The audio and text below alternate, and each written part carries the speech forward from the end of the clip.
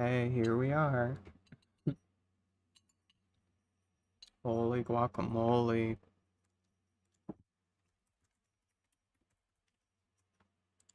Oh my god, Corny is going fucking nuts tonight. Nuts. What a nutty dude. Damn, this guy's APM is off the charts right now. Reason why we have become so incredibly weak. It's what we consume and feed our brains. Just like if you eat really bad, your body's gonna be all like fat and sloppy and unhealthy and not sexy, right? Your brain, same thing, except you can't see it. What's happening? I don't know, man. I've got a pretty sexy brain. I agree with that one. As a result of the trash that we are consuming in terms My of brain's thick and wrinkly. Pretty hot, if you ask me. social media, in terms of, pornography. And here's the deal. I'm not saying that porn is bad or anything like that. And I'm not saying that that is the reason why men have become so incredibly weak. I'm watching a little bit of porn. He's bringing that up because there's a lot of other videos that he has that I haven't watched them. I've only seen the thumbnail and title, but it's something about like stop watching so much porn, like porn addiction. I would hope the way he engages with it is that porn addiction is real. You gotta moderate that and not let it control you, which, if that is his take, then obviously I agree with that. Porn addiction is a real thing. You like it, Pink? I'm so happy you like it. I spent 25 minutes on that. That was a passion project of mine. I had to get it out of me. I had the idea and I'm just like, this is the most turbo AIDS thumbnail I could possibly create, so If it gets to the point where like you can't live your life and make positive changes to your life because you're so addicted to cooming, then you should probably get some help about that and try to address it in a serious way. But I've not seen his prescriptions for that, so I'm just not entirely sure how he would go about it. What is porn addiction? So think of it this way. What if there's a person who like literally... Hi Zorian, how are you doing today? You'll be joining me very soon? Cool. I don't know how long I'm gonna keep superheating. This might be my last inventory, and then I'll go smith some steel bodies and alch them. I do want to like mine S or just big net fish or something, and just listen to brain rot on the side. So really calls off of work because they want to fucking masturbate, What if there's a person who like misses a job interview because they wanted to masturbate? What if there's a person oh, just in general, I got you. Well, hey, we can do something together if you want. Exercise when they otherwise might be able to because they would prefer to just masturbate and watch porn. You can be addicted. You're okay? Well, I'm glad to hear that. I'm glad you're not feeling like dumpy. Almost anything can be habit forming. It's not the reason why men have become weak, all right? Porn has been there for like forever, right? Back like cavemen like had like porn like hieroglyphics, right? And then like even if they didn't, like you're thinking of porn hieroglyphics is crazy. Things that you find attractive in your brain, right? Like if you've never had like an imagination wank, then maybe you haven't experienced this, but like if you need porn to get off, it could be a sign of porn addiction, by the way. If you can't Hi viewer 200. Hi there. How are you tonight? Off without watching porn. That actually is a problem that some people have. Growing up, there were magazines, a little bit of tape, right? It hasn't changed, all right? The access, the ability to watch it all the time has changed. It's all of it. It's not just the movies, it's all of the shit food you're feeding your brain. It has gotten so unbelievably crazy. The things that I hear said, it's so sad. And the reason why it's sad, it's not me. I'm gonna be fine because I have a good... I'm crashing out because no Pete hat yet. I mean, I'm going insane. I'm going legitimately insane not having a rare yet. Like, I've witnessed people get rares. My friends have gotten rares. Nothing for me. Oh my lord. You might have some gin. Yo, look what I got. Look what I got right now. I got a sandbagger. It is a boysenberry seltzer. It is so fucking good. Oh my god. It is so good. It's one of the best, like, alcoholic drinks I've ever had. It's so yummy. Shiloh's getting 2 pumpkins tonight. I'll fucking blow it up. I'll blow up everything. I'll blow up the entire world. Oh my god. Oh. I would die if I got a pumpkin. I'm eating it on stream. Like, there's no way. Sandbag me boysenberry. Yes. See, that's what I'm talking about. I want to get sandbagged. Secure sense of self. Who I'm worried about are young men. I'm sorry. If you're worried about young men's sense of self, this is not the shit you should be delivering to them, man. I'm sorry. Like, all jokes aside, I know I've been pretty performative and exciting and hyperbolic for the sake of entertainment value, but like, if you're worried about the Oh, getting pretty close to a mining level, too. It wasn't that long ago that I got 62, so... esteem of young men, to promote them this idea that nobody else can help you in society. You have to do everything on your own. Society can't help you. Nobody's gonna help you. You are putting the burden that should be dealt with. Make sure you have the inf spot free or you'll miss the rare. I heard they just drop on the ground. Like, if you have a full inventory and you do some shit, it'll just go under you. I don't know if that's true, though. Like, I haven't seen it confirmed. I've never seen somebody get a rare like that, either. So, I don't know. I don't know what to think about that. Pizzazz said it's true. What, that it'll go on the ground, you mean? Dude, I don't know where people hear that stuff. I'm assuming on the Discord or a stream or whatever. They just got the message and gotten a rare. I've never even seen the message before. What does the message say? It says on the ground as yours for an hour. Oh, hell yeah. Wait, that's based. That's actually based. It's in the forum post. Oh, okay. Good, good. I'm glad that that's confirmed, because I thought we were still in the dark about that kind of shit. By the massive operation that is the government and the collection of people. I believe the frog. I mean, how could you not believe a pink frog? Run it and make society function onto a single person. You think that's going to be good for their self-esteem? You think that's going to be good for their confidence? The idea that, oh, you're in such a bad way because you fucked up, okay? The fact that, you know, food insecurity exists in the richest country the face of the world's ever seen because homelessness exists in that country. You're homeless. Oh my god, I'm wearing the most classy shirt possible for this stream. I mean, it doesn't get any better than that. Holy fuck. Fault, that's gonna make them feel better. The idea that the government being negligent to the needs of the people it's supposed to serve, putting that on a single person is gonna make them more confident? No, the fuck it's not. Anybody who's a fan of Alpha M watching this, don't let this man's weakness cloud your fucking mind into thinking that the problems of society could be fixed if only you ate a little bit better, and your life could be better as a result. If you have to work 60-hour weeks just to keep the lights on, if you struggle to put food on the plate for your fucking kids, don't let this weak motherfucker cloud your judgment into thinking that that's your fucking problem. When we live in a society— I have lived for 28 years. For this moment it needs to happen. I don't know what I'll do if I don't get anything. Like, that'll just be so disappointing, really. I'll be very disappointed if I don't get anything at all, but you know, what can you do? That literally takes money from us through taxes and is supposed to reinvest that. Like, I literally have a 5-leaf and a 4-leaf clover above the computer, so I better get lucky. I better get lucky. Come on now. I have a backup plan to buy one, maybe just stack the bread in case. Well, that's the thing, I don't know, like, I can't even estimate how much the rares are going to be worth. I haven't seen anybody try to sell it seriously, or I've never seen, I haven't heard anybody talking about prices floating around or anything, so, man, I'm thinking they're going to be really expensive for 04, and I think it'll be really hard to find anybody that's like willing to part with it, you know. A white sold for 85 mil. Yeah, I ain't making 85 fucking mil on this game. You know, I'm unemployed. I'm never gonna make that amount of money. What the fuck? That ain't happening. Holy shit. Oh my god. Yeah, but it's like if I get a cracker, I could probably sell it for crazy money, but I'll probably just pop it if I get one of those. Fucking help us, and then doesn't. Blame the weak leadership in our fucking government who has decided— Yeah, 85 mil is about right. That's what I would assume for a party hat in this game.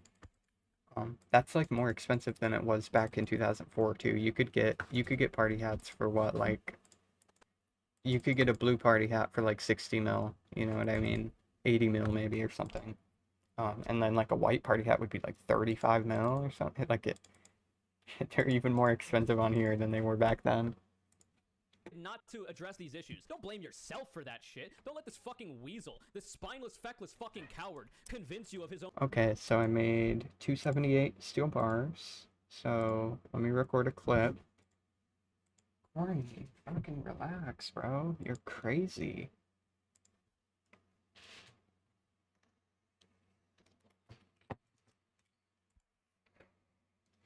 Alrighty, so I've been superheating some steel bars. I got 278 right now. I could sell this for like fucking almost 400k or something, but I'm just gonna go make a bunch of steel plate bodies right now, and then I'm probably gonna go big nut fishing again, because I actually enjoyed it. It's very chill, and it seems like it's a pretty good chance at getting rares. And actually, I might as well open these all while while we're here. Hey, I got a tooth half. Very nice. And a cosmic tally for Carly. Oh, hell yeah. Wait, and I have a loop half in here too. Ooh, money. Holy moly. Big net is kind of fun. Well, yeah, I mean, the caskets. I just got a crystal key from the caskets, so that's nice. And some gems. So, let me cut these real quick. I also, I really have to go buy some feathers because I have a shit ton of dart tips that I never made.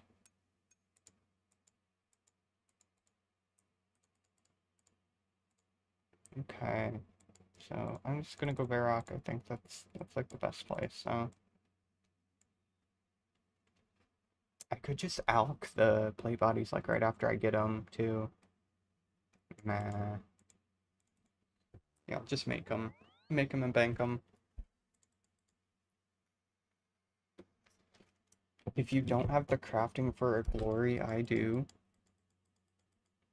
I don't, and like 40 of each key have. Oh my god. For some reason, it seems like teeth are harder to come by. I thought they were the same rate, but I guess not. Something about it. I just see people always buying teeth half, you know? Own delusion. Come on. I'm worried about young dudes who aren't sure who to be or what to be, or they're worried about doing or saying something wrong because they don't want to get canceled, or they're not sure because they don't have a good positive male role model. They don't want to get canceled. Ooh, guys, don't get canceled. One wrong move, one slip up, and you'll get canceled. It's so hard for men out here. This is not that role model you want. Do not allow society to decide where you are going in life and who you are going to become. It is. What? Don't let society dictate where you're gonna go in life? That's literally what it does. If you live in a society, it literally dictates where the fuck your life is gonna go. What are you talking about? That's the point. The point of a just society would be so that everybody has equal opportunity to succeed in life. The fictionalized version of reality that this man lives in could actually be real one day. Because if we were actually able to achieve equality of opportunity in society, then yeah, maybe individual changes would be all that it takes in order to lift yourself up and have a higher probability of success. But we don't live in that reality yet, man. This is the same shit for like people that don't understand material conditions as a leftist, being like, we just need to do proletarian revolution now. We need to march on the Capitol now. We don't live in that reality where that would actually be successful yet. Okay? Much the same way, we don't live in a reality where we have equality of opportunity. We don't live in that reality. I'd like to get to the point in this country, but hopefully the entire world, where we do have men, am I right? Yeah, it's the worst. Oh, hi, Silver. Oh my god. I recognize the pink hair immediately. I'm like, that's Silver. Holy crud, let's go. And all it takes to determine whether you're going to do well or not is obviously some elements of luck, but most of it being individual changes. That's just not the world we live in yet. And the fact that you've deluded yourself into thinking this is just a product of your own weakness. If you want to be successful, if you want to be a tough, accomplished... Silverheart says hi, everybody. What a sweet pea. I have enough money to be able to buy her some battle saves, because she's been doing a lot of that battle staff grind. Dude, you've got to be mentally strong. Being feminine doesn't make you weak. True. Being a dude that has a big beard, big biceps, doesn't make you strong. At least there's that, okay? That's actually correct. There are incredibly strong feminine people out there. There's incredibly weak masculine people out there. We're looking at one of them right here. All things aside, maybe I'm too charitable, maybe I'm too hopeful for the betterment of my fellow man. I don't think that, at least for the 2 videos that I've watched, this could change when I watch more videos, so I don't know that Alpha M is malicious malicious in any way. I don't think he's grifting either. I feel like he actually genuinely believes this shit. It's just that a charitable interpretation, he's been fed propaganda by the wealthy, by the powerful of this country that want to keep men down and all people down because it's better for them that way. The way that people like Jordan P. Peterson and Ben Shapiro weaponize this idea of individual self-discipline, they use it as a smokescreen to hide and mask the fact that they like the status quo. They like it that there are men out there that have become weaker. They like it that there are men out there that are not successful. Oh, I'm literally 6 XP off. Hold on. Let me make some dart tips so I can get a clip. Alrighty, I was 6 XP off, so I'm just making some dart tips. There we go. Wait. Yeah, there it is. Smithing is so funky. Oh my god. I was waiting for the congrats screen to come up. I'm like, where the fuck is it?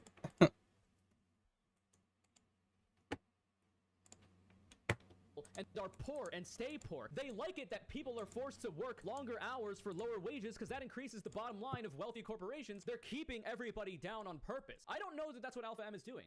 Maybe I have too much hope for the man because he's got some decent takes. Like the idea that femininity doesn't make you weak and just because you're like macho doesn't make you strong. The idea that he at least isn't overtly transphobic, which is a really easy bar to clear. But at least he's like, yeah, trans men can be alpha. I don't care how you identify, you can be alpha. Like that's good in my book, okay, for somebody who makes the kind of content that he does. So like, I feel like if you looked at the data when it comes to countries with stronger leadership, more alpha leadership, who have understood that making investments into the system through the form of a better health insurance system, like a single payer system, investments in education, building public housing, taking even mental health more seriously, you can see that these things literally increase the amount of prosperity in the overall population. Obviously, it's not the silver bullet to fix the issue, but if you see this and you...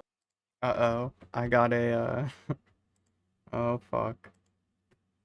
What is this? YouTube is what now? What now? Hold on.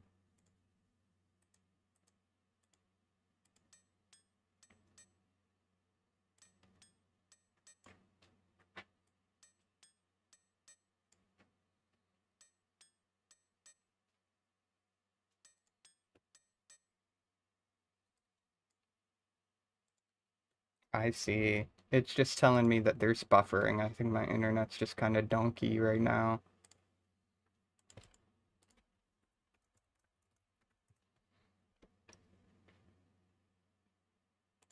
Let me close some shit. Discord is a chugger too, so I gotta close that. No lag on your end? Oh, okay. Yeah, it gave me an error, and it's like, oh, we're not getting enough video to maintain a smooth experience, or whatever the fuck. I'm like, huh?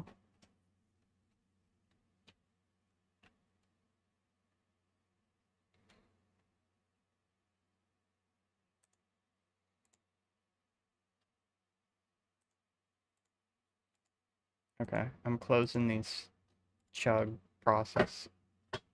You good, no lag for me? You're good now, though? Oh, it lagged a little? Okay. Cool. Yeah, sometimes Discord, if I have Discord and a browser open at the same time, it just fucking lags everything out.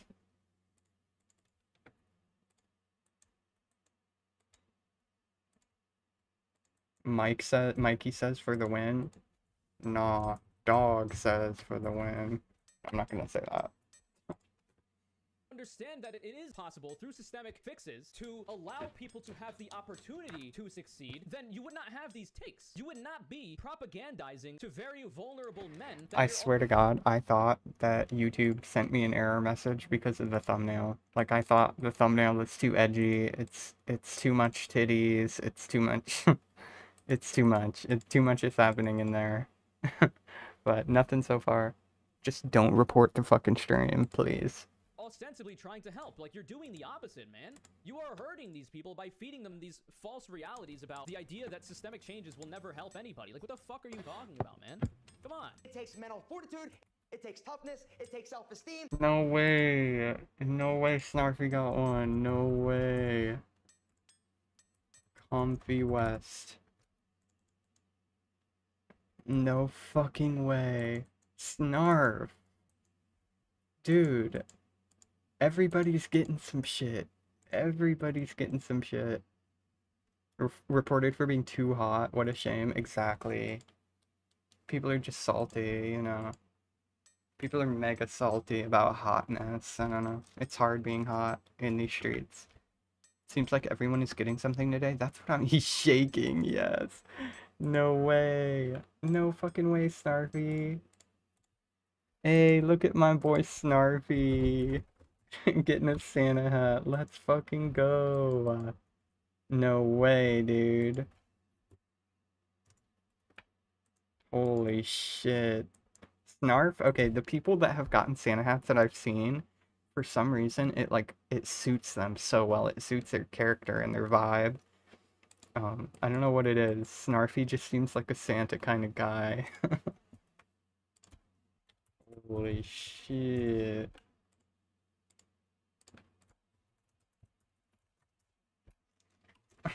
Shaking. Oh yeah. I'd poop myself.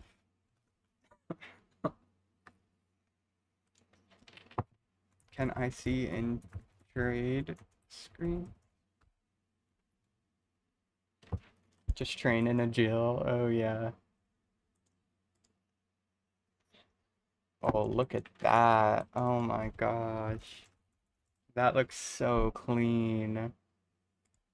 Interview them, put them on the spot. Very nice. Oh my god.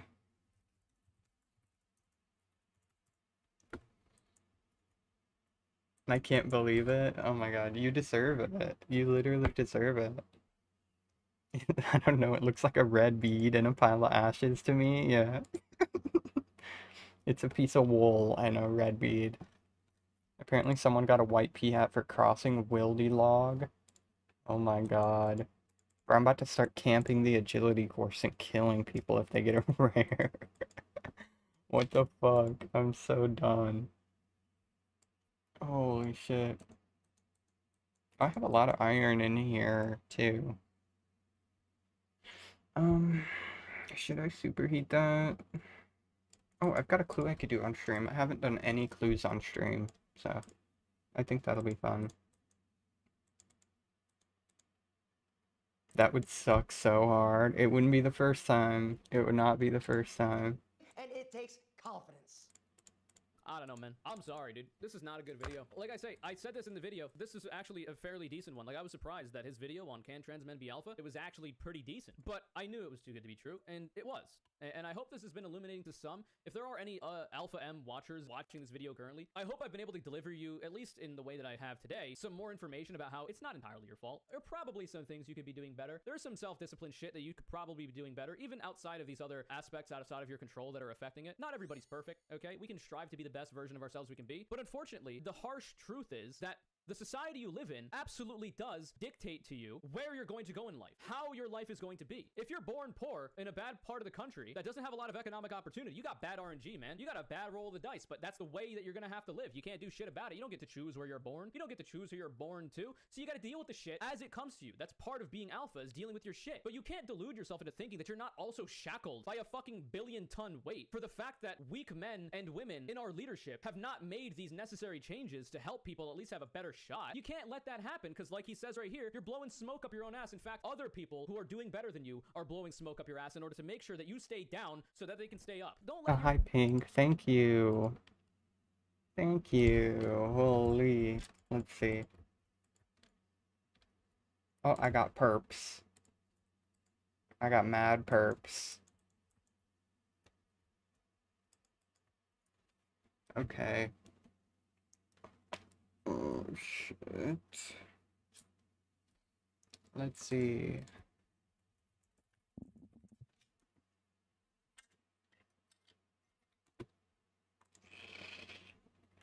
Gonna get these coordinates going. Oh, this is a chord clue. Purple looks great with the shield. Oh, yeah. Pretty much everything looks good with the elemental shield, too. It's just a cool fucking item. Is that where it is? No. It's this one. Okay. Yep. I have to bank this. Corny.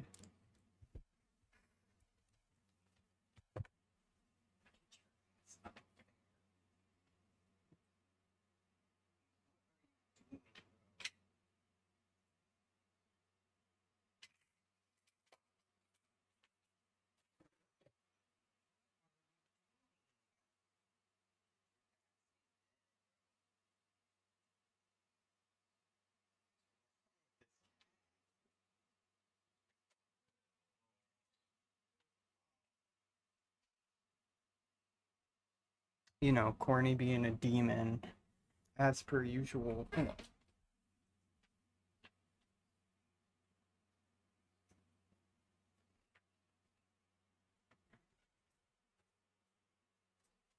Since he keeps causing so much trouble, clearly he wants some attention, so boom, cat stream.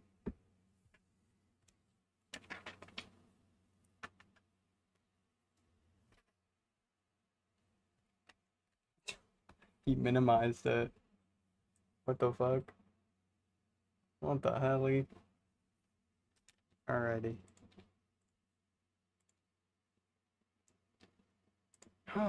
Whoa, that like messed up my camera lighting. It's so yellow now. She didn't even show us his toe beans. Here. Look at that. That's some real beanage right there. Look at that. He got some beans on him. No pause. No more RuneScape all cat. That's exactly what I knew this stream would become when I went live.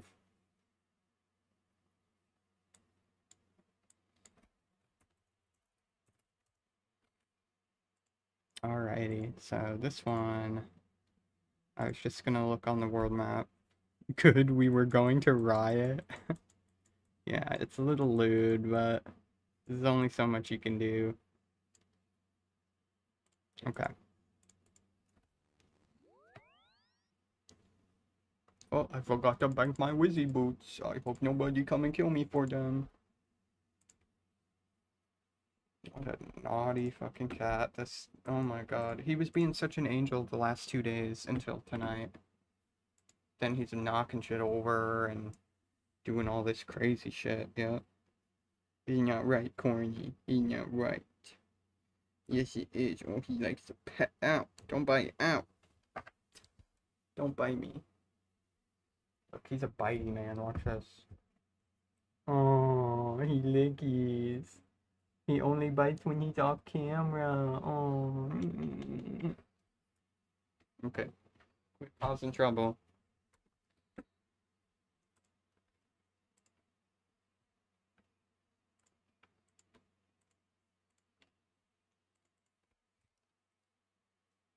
Imagine you could get rares from doing a clue, like a clue reward. I feel like that would still be such a good idea. Because I love clues. I just want to do clues, but it's so few actions in the game compared to anything else that it's not really worth it during the weekend. Self be taken advantage of, okay? I have too much faith in you guys if you're watching me, man. And for people that aren't Alpha M watchers that are just watching me in general. Like, if you have other people in your life that have had such a problem with their self-discipline and they aren't aware of the fact that society also contributes to those problems, maybe show them this video. Maybe show them the other videos that I've done on the topic. Maybe even try to take some of my talking points and the way that I talk about it in your conversations with them to try to make them realize that living in this false reality where individual changes are going to be more than enough to fix your problems and even the problems of society, don't let them live in that delusion. Just Alp or Fletch while you do clues. Yeah, I mean, I could do that. The only problem is that I feel like darts, I could do so many darts in like 2 hours. I could do like 25k darts in 2 hours. That I would just run out of darts to do. Yeah, Elk in the Wildy, yeah, I'll just bring my entire cash stack and all of my nature runes and like 1,000 magic longs just to boost the APM. Oh my god, PKers are rock hard right now. rock hard clues are all wild, so I wouldn't want to bring too much. Yeah, I mean, I was thinking of doing medium clues for ranger boots because I still want to get some ranger boots. That would be cool. Alk in the Wildy with all those valuables on stream. You got it, girl. Holy.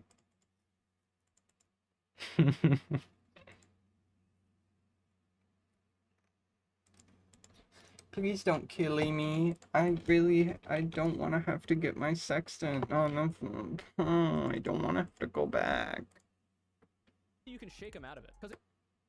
The schools, that would be the government institutions, should not know more about a child than his own parents do. Yeah, that's the problem with a parent, you f***ing moron.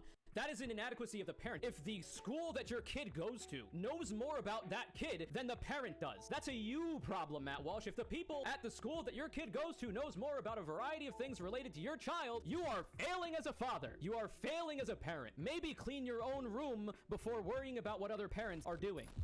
Oh, she lagging? I'm not lagging on my end. I got like 15 sextants and such. Oh my god. You're so smart. Zorian, you're actually a fucking genius, dude. People have been respectful. Oh yeah. Okay, where the hell do I dig? I dig like here? Yeah. Don't eat me up. Don't eat me up, please. What do you mean I'm already under attack? It's multi-combat. Oh my lord, what the fuck? Bro, they have so much health.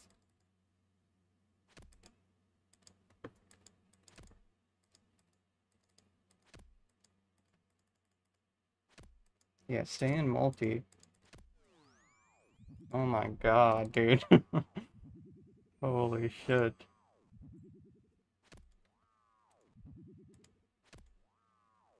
Okay, I'm killing his ass. Killing his ass.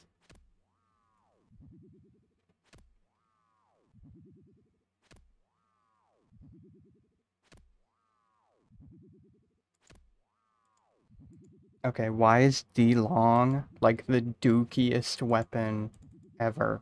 It is atrocious. I'm not even gonna lie.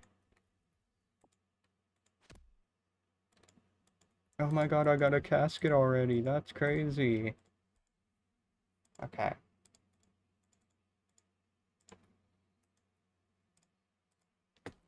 Let's check these. Up to the top. Up to the top.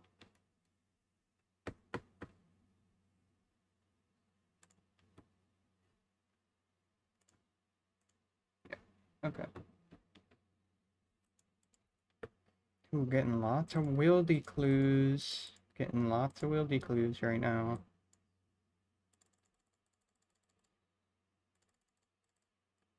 You know what?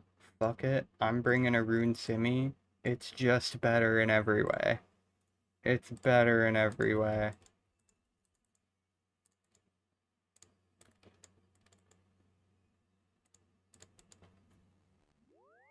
P-hat in 2 minutes. I'm gonna freak out if I get anything, to be honest. I will freak the fuck out.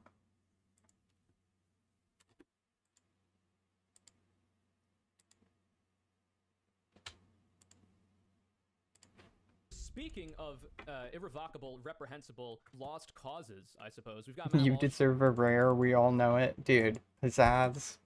Pizzazz, if you're watching the stream, please, we only have 3 viewers.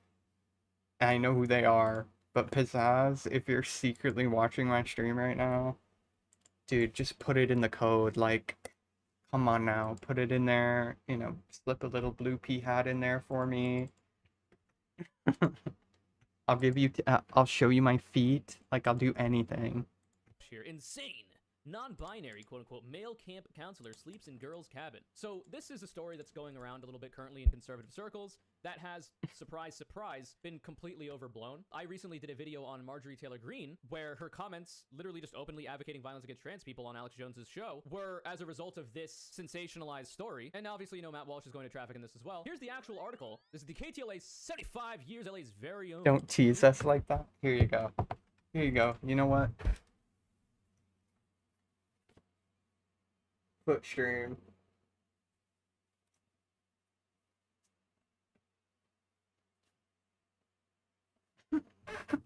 There you go. You got the good bits.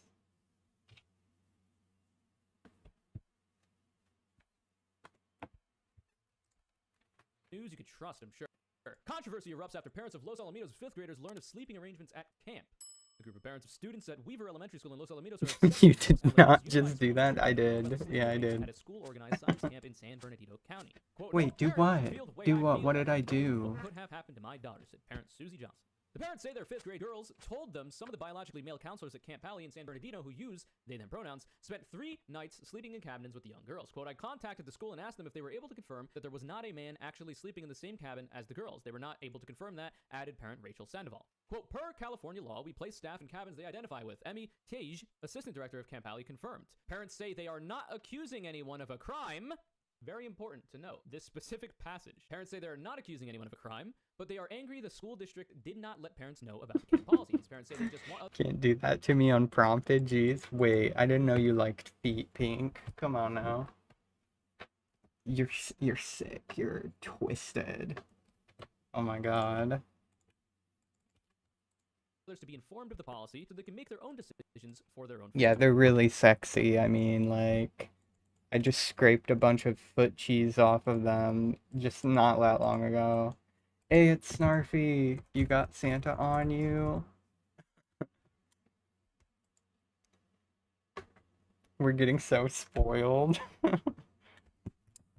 Damn, I would kill you. Okay. Holy shit. Quote, "It's awful that children had to even experience this in 5th grade camp," Johnson said. "If I was aware of it and I had initialed something saying this was going to be done at this outdoor science camp, I would have kept my children home." A spokesperson for the district told KTLA the district takes all complaints and concerns seriously and is currently investigating. Then on Monday, a spokesperson sent KTLA a statement indicating there had been no biologically male counselors in shared cabins with female students at the camp that they are aware of. Quote, "While counselors may have used the pronouns they/them, the use of these pronouns is not restricted to biological males. Biological females also..." No nudity on stream, miss. Oh my god.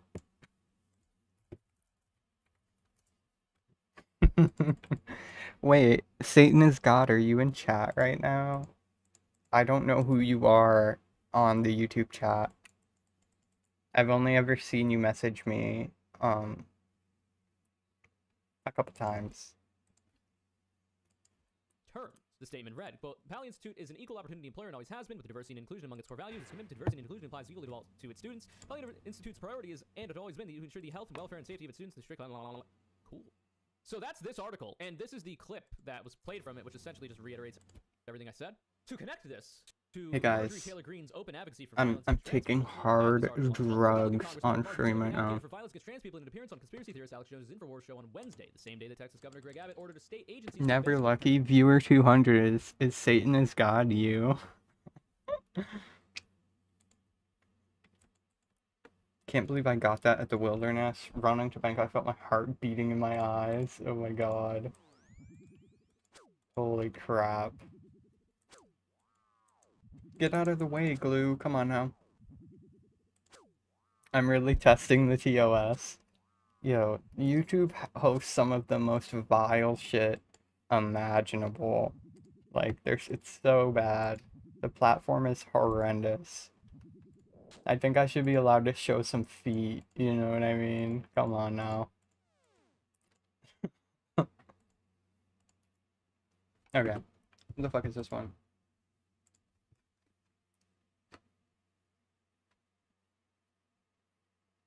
Oh, that's easy.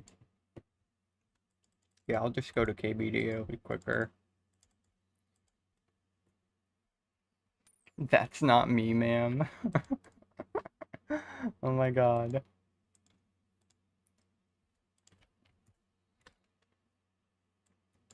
Ground knockers. Are you talking about my feet? Ground knockers?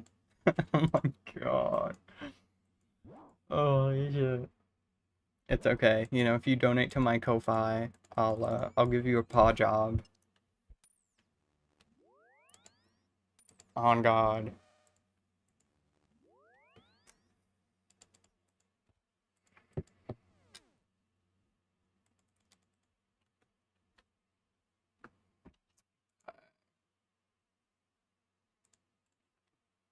parents of transitioning children for child abuse. This is the major charge that is made from a lot of anti-trans people out there.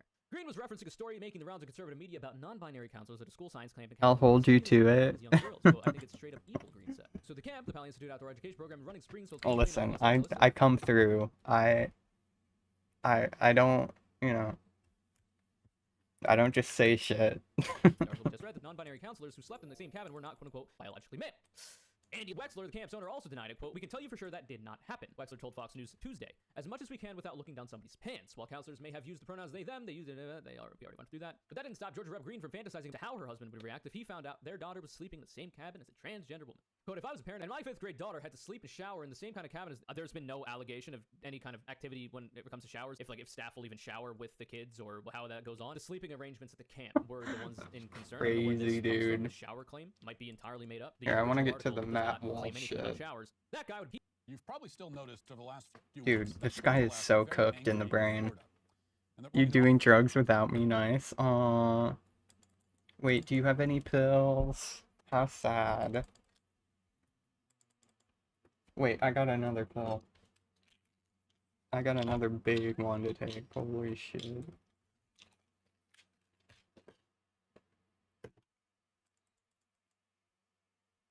I guess I'll take my tiny Spiro pill too. The tiniest Spiro dose imaginable. It's literally like, what is it? It's like 6 milligrams in this quarter pill. Holy shit. That's like nothing. I might as well just not even take it, to be honest. But I'm going to anyway. No, don't kill me. Oh my god, it's Godric. I've never seen that guy before.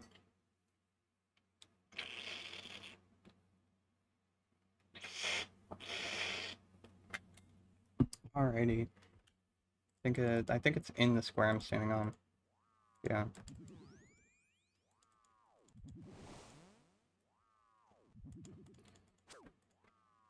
Also Texas. No. Angry at Florida. They're angry mostly that Florida is thriving while they live in gray, dreary cities covered in human feces and used heroin needles. You can hardly blame them for being a bit envious. But the professed Yo, reason that's for what all he this thinks envy is Democrat-run cities look Literally like. nobody's envious of Florida. Just has been feces. consistently the laughingstock of the country, There's doo-doo feces everywhere. especially over the COVID pandemic, but also just in general. Like there's kind of this Oh like my mythology God, of Florida dude. man, and that Florida is just like a backwards, insane place where who knows what can happen. Man bites dog type shit, but nobody cares. The So anger many towards coordinates. time in recent days has been a particular piece of legislation called the Parental Rights in Education Bill.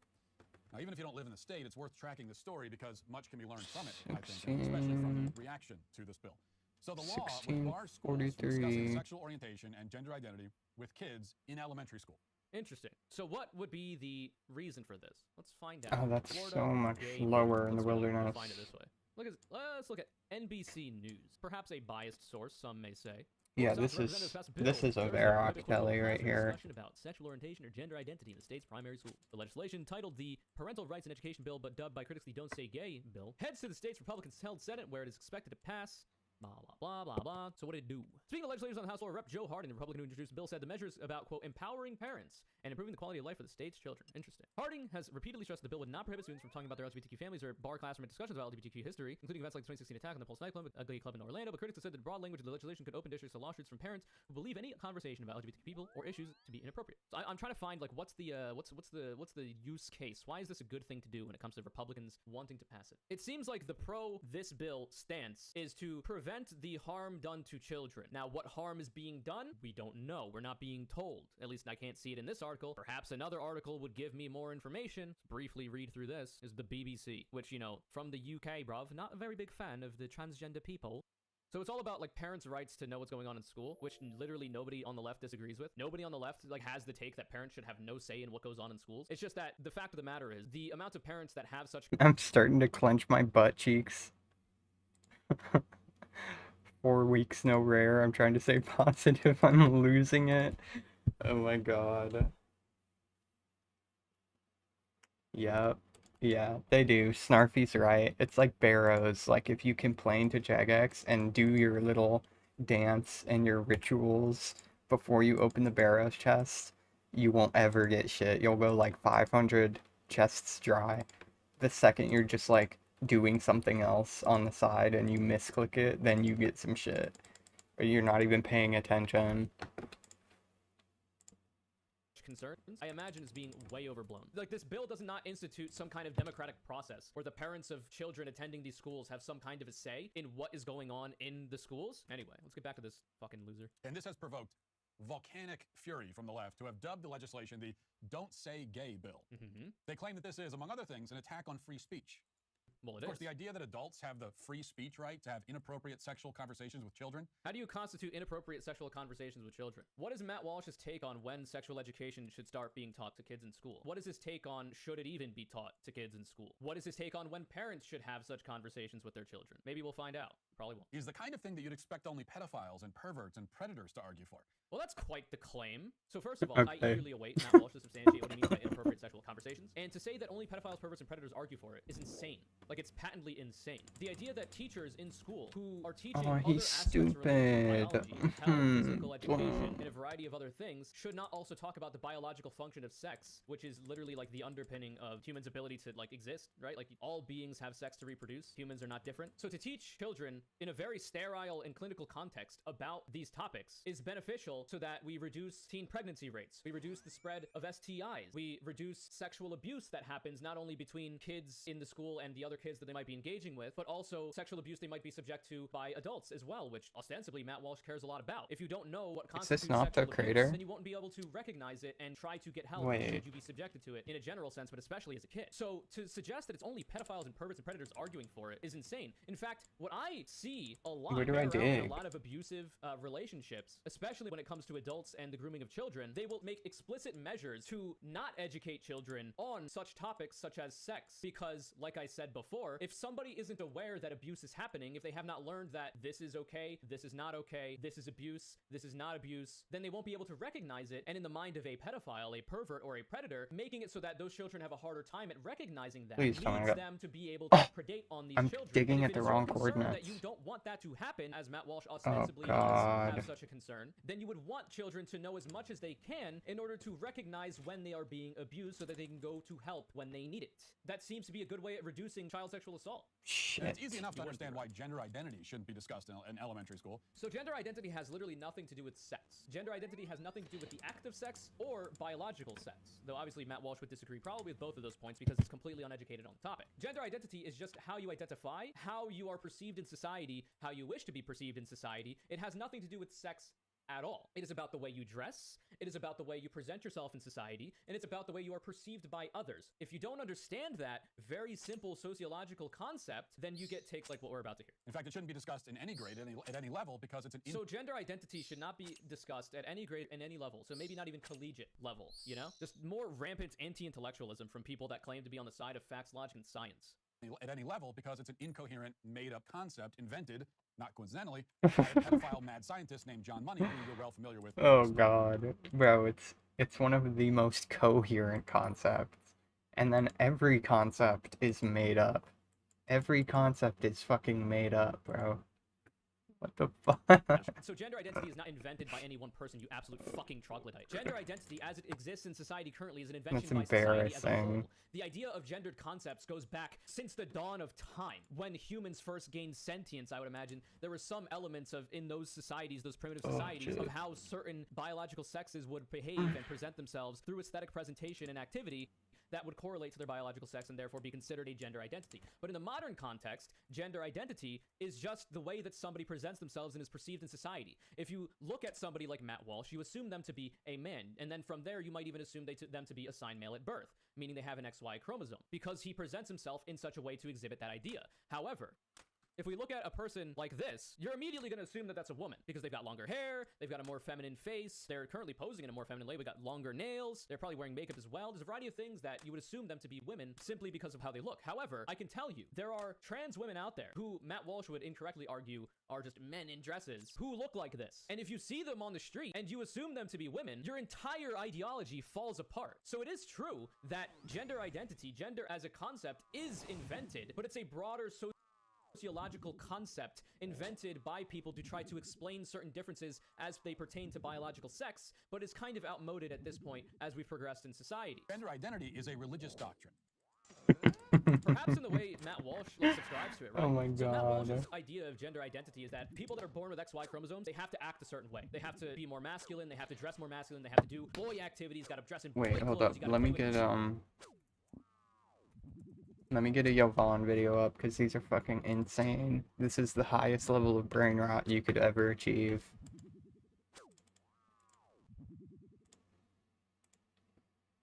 Oh, okay. Here we go.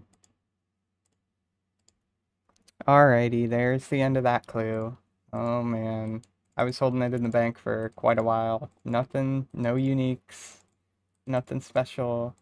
Never lucky, never get a rare, never anything good happened to me. Fuck.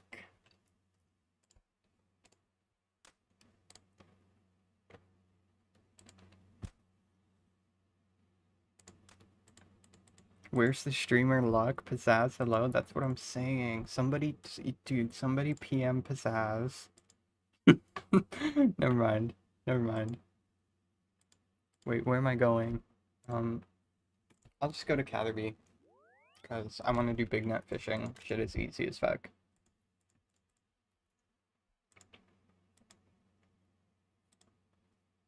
Oh, I do need feathers.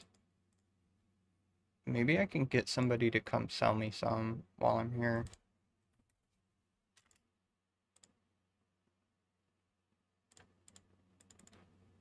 Oh, people are selling them for mad money. Hold up.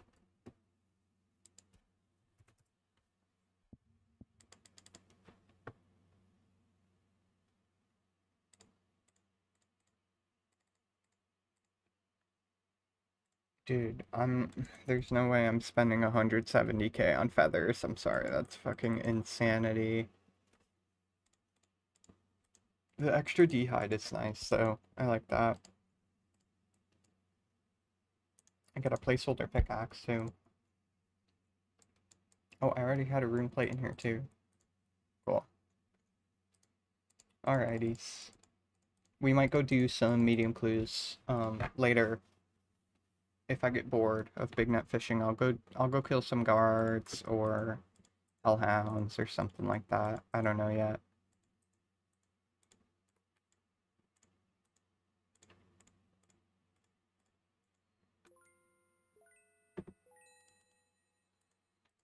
Alrighty, get my big ass net out. Big motherfucking net. Get this. You know, I gotta pull out the drip. Oh, I can alp these too, I totally forgot.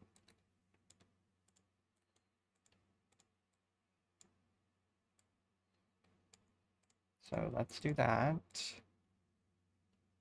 And get that.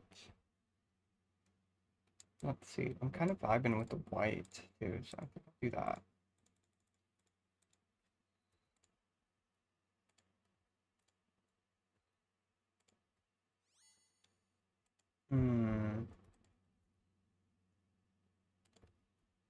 Yeah, I like the bunny ears. Serikite, that's cute. Alrighty, wish us luck. Apparently a bunch of people have gotten rares, big net fishing, so please Lord, please Lord. If Riot gets a party hat, I'm gonna blow. Dude, I'm gonna goon. I can't do it anymore.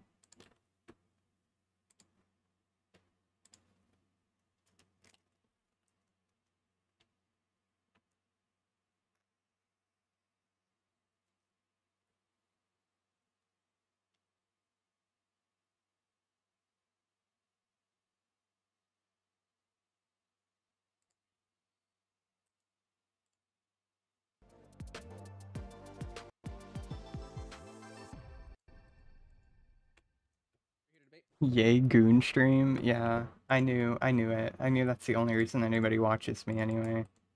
They just want to see me goon. It's so... Man.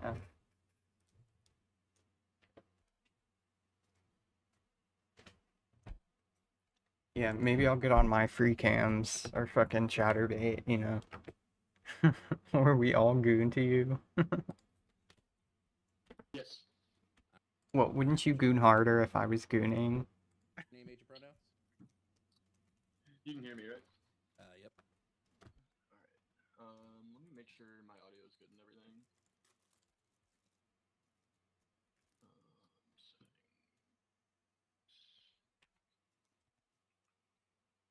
Yeah, I just made a Google Voice so that I could be at my computer and talk. Okay. I went.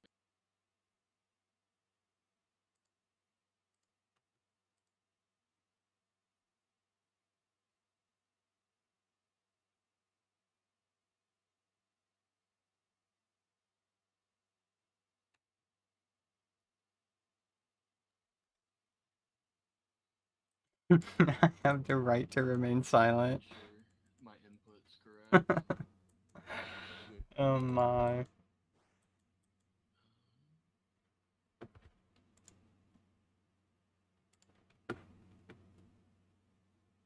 I don't know. Does it sound like? I think. What is happening? Hold on. There's some. Under Biden I gotta fix some shit specifically. real quick, cause I can't even play this video. 1 second. I have too many tabs open and shit. Close that. Close that.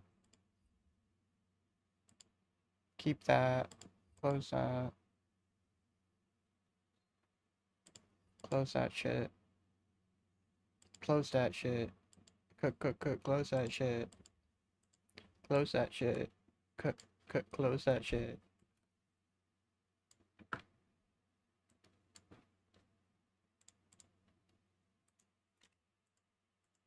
Never lucky. Typical. First inventory, I don't get a rare. Never lucky.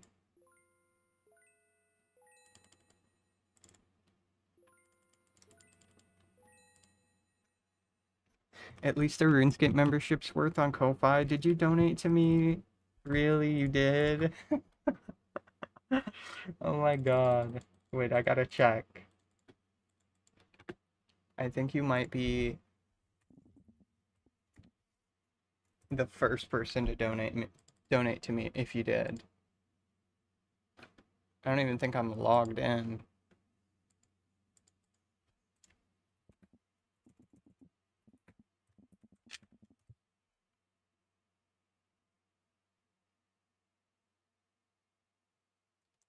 Wrong email. Fuck.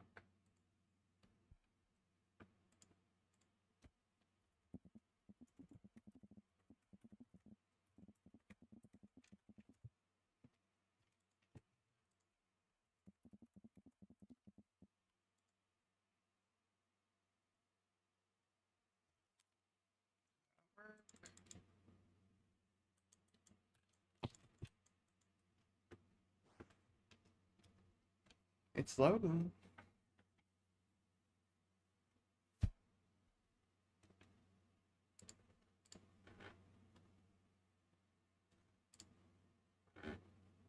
Let me just log in with Google.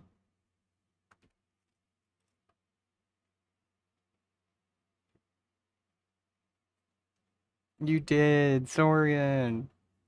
I just got my first Ko-Fi support. Holy shit. You're a fucking legend, Sorian. Thank you very much.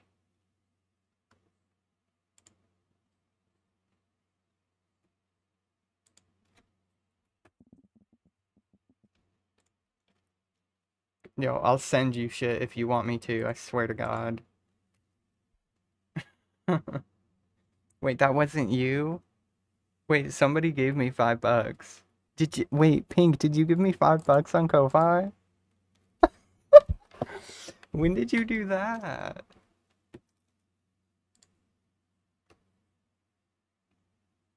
August 3rd? Wait. Yep, it was Sorian. I see your name. I see purple pies. Sure, it was me. More dog pics? Oh my god. Oh my god.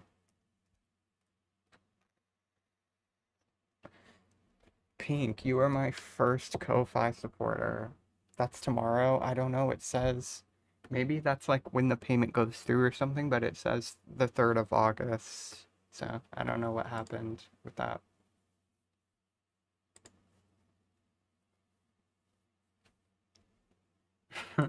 It's very fitting that Pink is my first supporter because she fucking hypes me up all the time.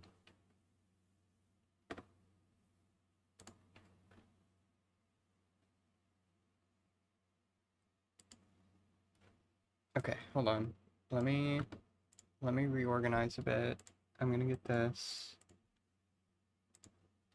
going. Where the fuck? Okay.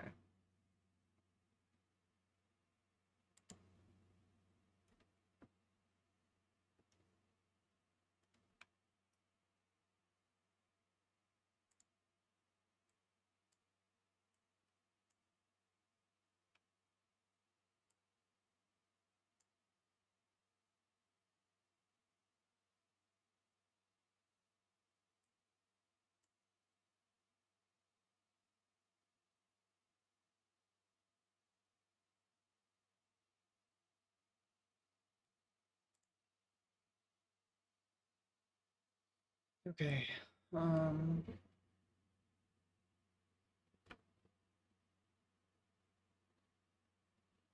Let's just do that. That's fine.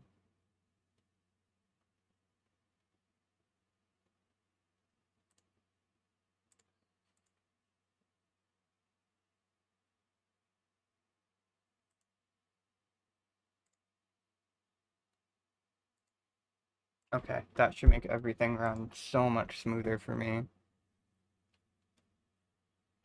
We're all here for the same thing, rares, that is. Oh, really? Hold on.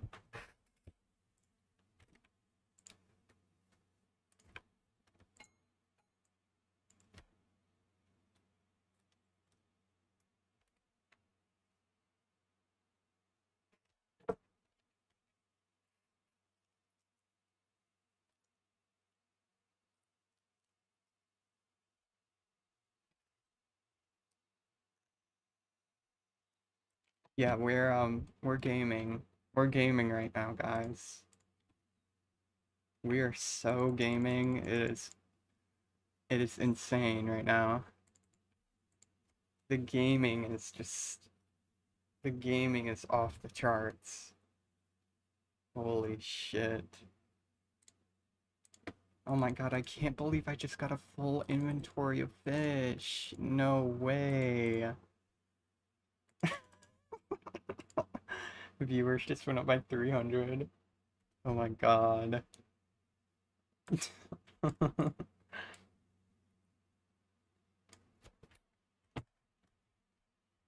Okay, but what if I just like keep it this big? There we go.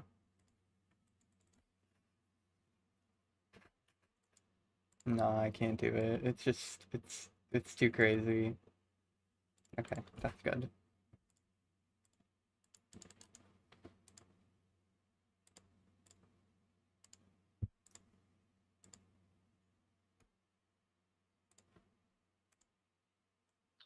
Um, I would just say he didn't.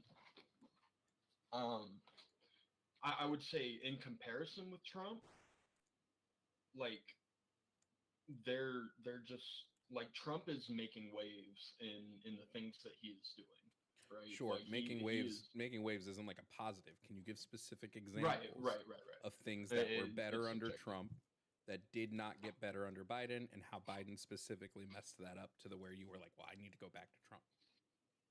Right. I think the deportation of illegal immigrants, personally, for me, is I think it's a positive because objectively it's going to be better for the economy, and we can debate about that if you want. Well, it's objectively worse for the economy. It's going to lower our GDP. It removes tax Okay. dollars. I don't know what, like, it costs more to deport them than we're going to lose more in revenue than we're going to generate, which would Okay, make talk it about a trans socially people. thing Oh, here we go. that are taken by undocumented migrants. And while I agree that there is inhumane treatment. We should definitely look at like Get to the trans topic. Let's go. Come on now. My Nobody main gives a question is, fuck if about US this citizens shit. for those jobs in the first place, where does the harm to the middle class come in? I would continue to stand on, especially like service wages that when it comes to like restaurants and things like that. Honestly, like I'm not super well versed in this topic, but Well, this was the topic you picked. yeah, I just like I said, I kind of want to go down the line. Okay. We can move to a different topic if you prefer. Yeah, You so, had me checking move on Discord. Oh my to god, what dude. I would start off with saying that like XY chromosomes. Am I looking forward to any new shows? So the thing is, I don't have a TV, and I haven't watched like actual TV since I was like 11. Yeah, since I was like 11, 12 years old. But my wife just did recently buy a Hulu subscription, so I started watching this show called The Act, which is about Gypsy Rose, Rose Blanchard, and I actually kind of liked it. There's some weird parts and some funky acting in it, but for the most part, it's entertaining. It was very enjoyable. And normally we don't pay for subscription services either because we're fucking poor. So, having Hulu is nice. We get to watch some shit on there. I was actually gonna check it tonight when I chill off stream. I'm just gonna watch something and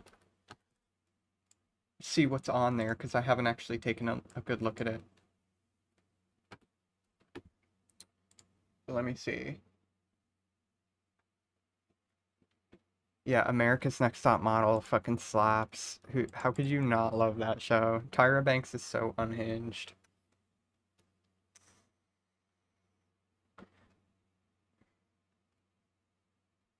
Yeah, we got some cartoons on here, Adventure Time's on there. We got Inuyasha, we got Gurren Lagann. You should watch Trailer Park Boys. I love Trailer Park Boys, Satan. Like, Trailer Park Boys is one of my favorite shows of all time. Wait, is it on here? Please be on Hulu. No, it's not even on there. Oh, they got the Boondocks, though. Hold up.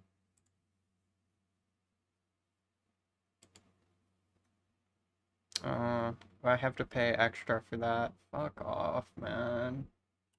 Yeah, I love Trailer Park Boys. I watched that a super long time ago. Knew you were a real one, babes. Yo, who are you, Satan? Who are you? I feel like I know you. I can't believe that. As a Canadian, that makes me feel validated. Oh my god, yeah. Dude, I grew up homeless and in trailer parks, so, in the South, Southern trailer park living is very relatable to Canadian trailer park living. Let's just say that. Shit is fucking hilarious. I don't think I've ever laughed at a show harder than Trailer Park Boys. That shit gets me. Fucking Leahy. Oh my god, dude. Leahy just stumbling over always gets me. He's such a good actor, dude. You saw them live in 2014 before Leahy died? Damn. What a pleasure that would be. It's a classic here in Canada. I think it's fairly well known in the United States, but it's probably not nearly as common as Canada. Dude, the Sam Squanch, dude, I love that episode so much. Oh my god, Pink. That is such a good show. Rep to all the Canadians out there living in trailer parks. Oh my god. Oh, I love the weed driveway or like the hash driveway episode where Ricky makes his whole driveway fucking hash. That is so good. Yeah. Oh my god. That is hilarious. Means that you're a man, and XX means you're a woman. I am the liquor, Randy. Yeah, the shithawks got him. Okay, so anything with XX chromosomes is a man? Sure. What's I'm sorry, the- XX is a woman. Anything with XX chromosomes is a woman. Sorry. Yes. Okay. Kenny versus Spenny. Yeah, I've watched Kenny versus Spenny as well. Kenny versus Spenny was a really funny show as well. I haven't seen that in so long. Kenny versus Spenny is one of those shows where I remember it vividly, but I always forget the title of it. So thank you for reminding me what the title is because yeah, I was looking for it before, like without knowing the title. Imagine trying to look for a show like that without knowing the title. It was impossible. Shiloh, a secret Canadian. Hey, I do love me some poutine. Holy shit. I mean, Michigan too. Michigan is like it's like a melting pot in the unromanticized way. So you've got Canadian culture like in there in Michigan, but you've also got Southern culture and there's large immigrant communities there as well. So it's kind of just everything, but you get like a Canadian twang if you live in Michigan long enough. Because it just, there's people who think that I sound Canadian in the United States. People I've met that are like, oh, are you from Canada? Just because of the way I talk. I don't even think I talk Canadian or whatever. Raw TV, oh my god. Kenny versus Penny is all on YouTube now? Oh, fuck yeah. I should watch that with my wife. My wife has also never seen Trailer Park Boys, and I'm like, I don't know where the fuck to watch it. Is it on HBO or something? It's on Netflix, Apple TV. Ew, I don't want Netflix. Oh my god. Gross.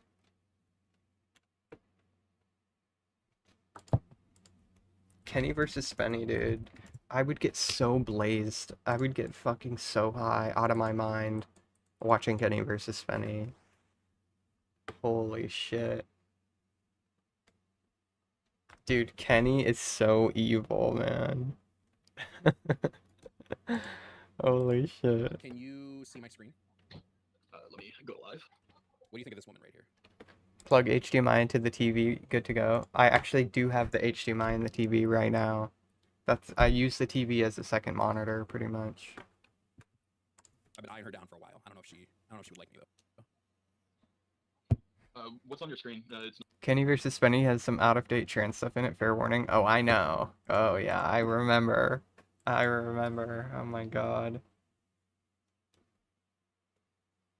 So does Always Sunny? Yes, Always Sunny does as well. Try Movies Droid, it has everything. I will. I'm gonna look that up right now.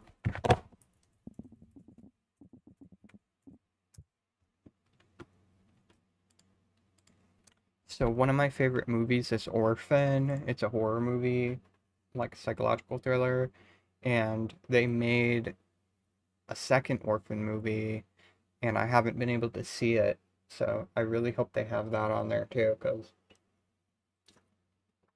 Orphan just aesthetically, I love that fucking movie to death. It's not a perfect movie, but I really love it. I think it's a great movie. I gotta put my cat in the bank. I love Orphan, the scene with her arm. Oh my god. Fuck yeah. Are you kidding me?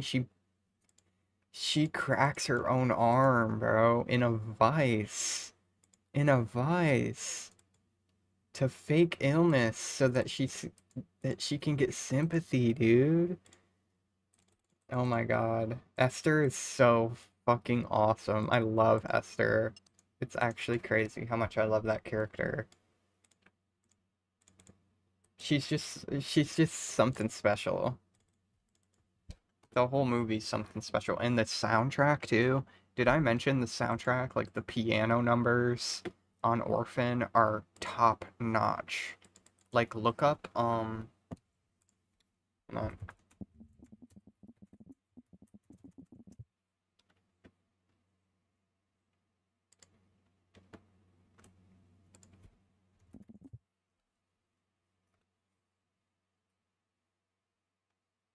I have it in my playlist.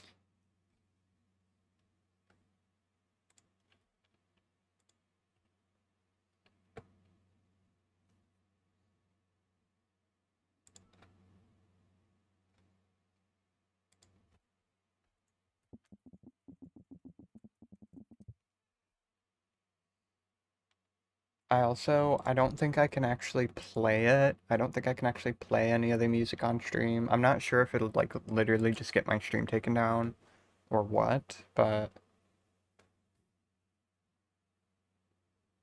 let's see. Yeah, The Glory of Love, that's a great track. Snooping, Wet the Bed. Painting a Story. Oh my god, the painting scene too. I can't with that movie. No, it's none of these.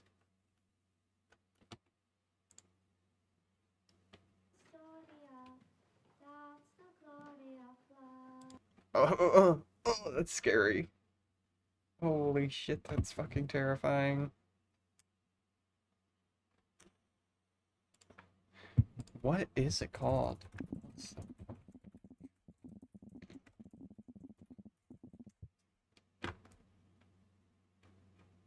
Okay.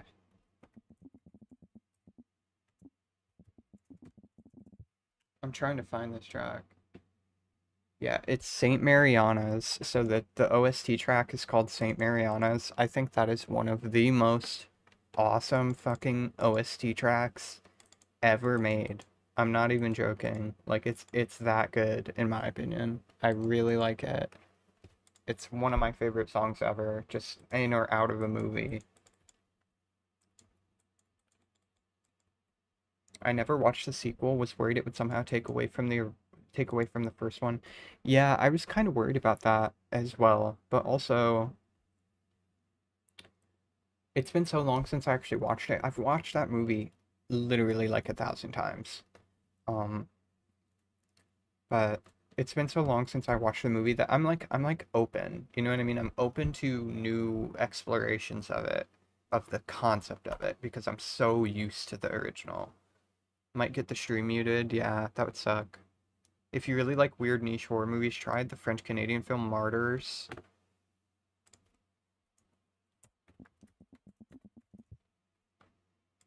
Is it from 2008? Oh, hell yeah. Pink, have you ever seen the movie Dogtooth? That's a fucked up movie, man.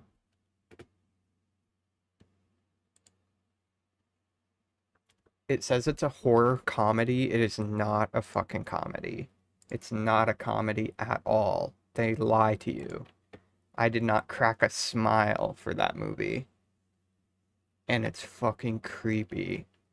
Um, it's basically these kids, they're like adult children that live with their parents on this house where it's like they're allowed to go outside, but they're never allowed to leave their house. They're like never allowed to leave the confines of their house, and they have never done that. They don't go to the doctor, they don't go to the store, they don't. The only person that goes out of the house is the dad, I think. And they're basically being just like so super sheltered, and it's like there's incest in it and a bunch of fucked up shit. Um like sibling incest. It's called Dogtooth. Like this. Yeah, it's from 2009. It's a 2009 Greek absurdist psychological drama art film. It's really good though. I actually really like it. It's one of those movies that like just makes you super uncomfortable and gives you some really interesting cinematography, and the concept is just so weird, and it's like it's almost believable too in a way. Like it's supposed to be absurdist, but in reality it's not that unbelievable. The way that the psychology behind the adult kids of like being that level of sheltered, they act like they're 10 years old pretty much. Like they just don't know anything about the world. They get scared when a plane flies over the house, like they think it's the world is ending and shit. Yeah, it's fucking it, but it's nasty. There's some nasty scenes in that, so just just be aware that it is a nasty movie. If you're not, it could make you queasy if you're, you know, totally. What's some other movies you really like? I'm jolting them down. I'm jotting them down. If you've never seen Paul, I actually really like Paul. I think that one's from 2009 as well. No, it's 2011. Yeah, Paul from 2011. I don't know why I like that movie so much, but I do like it. He's just a weed smoking alien, like voiced by Seth Rogen. It's good. It's a dumb movie, but it makes me laugh. Too bad, too bad Nick Frost fucking took so long to come out against the transphobia from J.K. Rowling and the new Harry Potter bullshit. That was pretty cringe.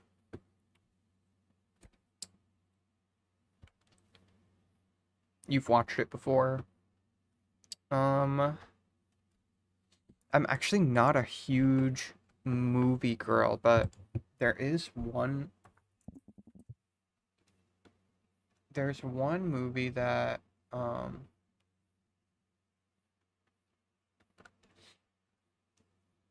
I mean Princess Mononoke is a great movie if you've never seen that. What's it called? Yeah, it's called Mommy. Dude, this movie is so fucking good. It's a 2014 drama fiction film called Mommy. So just look up Mommy 2014. It is so fucking good. Like the acting is exquisite. It is very good. And then also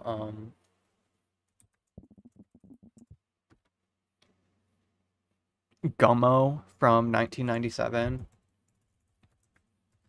Gummo 1997 is like it's like exemplary of what it's like to it has the aesthetic of like hyper realistic poverty in the south of the United States.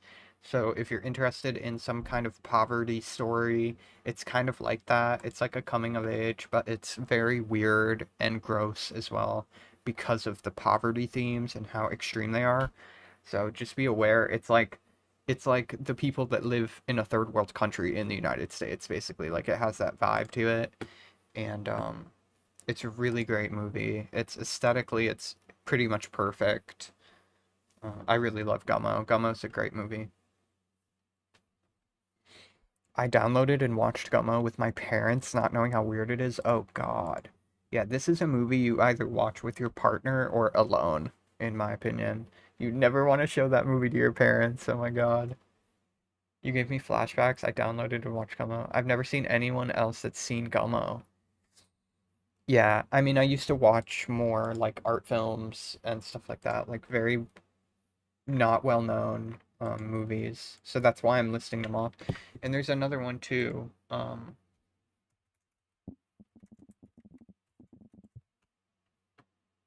Yeah, it's another one called Goodnight Mommy. So there's the Mommy from 2011 or whatever, the drama one, and then there's Goodnight Mommy, which is like just a horror film.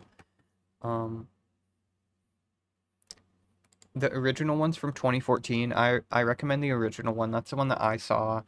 It's basically the concept of it is the mom goes and gets plastic surgery or gets facial surgery, and then she comes home with a bunch of bandages and shit, and the twin boys find these like photo albums of her twin sister, and they look like identical, and they start to convince themselves that their mom who has the bandages on her face isn't their real mom, and that this is like a fake mom or her sister to replace her other mom.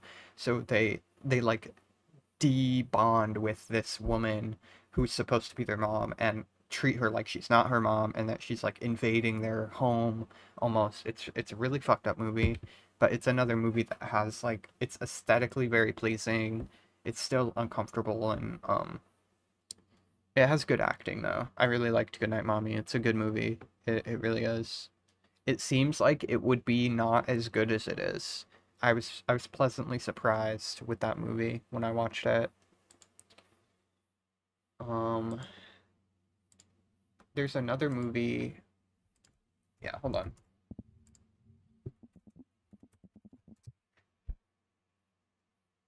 There's another movie called Audition from 1999. It's a Japanese thriller, and It's 2 hours long. It's an amazing movie as well. If you've never seen Audition, it's a classic like art film movie it's pretty popular. It's a more well-known one. Um, yeah, Audition from 1999, peak movie. There was another movie too that was let me see if I can find it through these ones. Cure, what's this one? Yeah, Ginger Snaps. That's another one of my favorite movies. If you've never seen Ginger Snaps, you have to see Ginger Snaps, especially if you're queer or you have any kind of weird sexuality thing going on. Ginger Snaps, that's the way to go. It is so fucking good. It's amazing. It's a great movie. It's funny too. That's a real horror comedy film in my eyes. Um, let's see.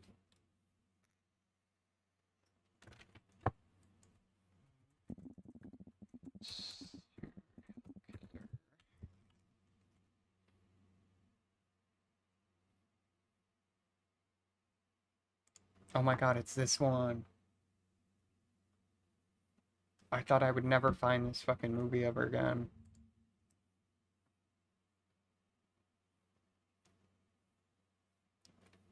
There's another movie called I Saw the Devil. It is from 2011, I believe. No, it's 2010. I Saw the Devil. That is an amazing movie too. It's a Korean movie. Um, it is so fucking good. Like I cannot stress how good of a serial killer movie it is. It's incredible. It is such a good fucking movie. I'm surprised I remembered so many of them. Normally I can't remember shit for movies, but yeah, those are my recommendations. If you've never seen any of those, watch those fucking things. They are good. Crumb. I've never heard of Crumb.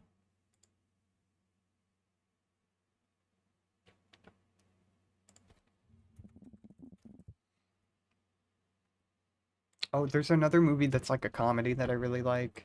I'm blanking on the name though.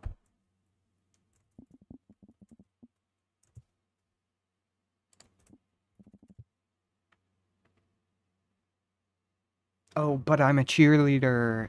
If you've never seen this movie, it is so fucking funny. It's basically it's a comedy about this girl that is like a Catholic, prissy, pure, innocent girl that, you know, does everything that she's supposed to, and then she's a fucking lesbian and she doesn't realize that she's a lesbian, but everyone else around her knows that she's a lesbian. It is hilarious.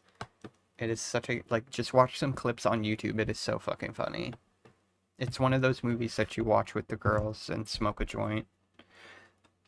Crumb was a controversial artist that did the Keep on Trucking thing, but it was just a weird biopic.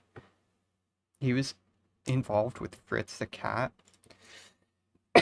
Doesn't sound familiar to me. Yeah, I don't know. I don't know what that is. Crumb. Yeah, I've never heard of this movie. I will check this out. I got the IMDb up.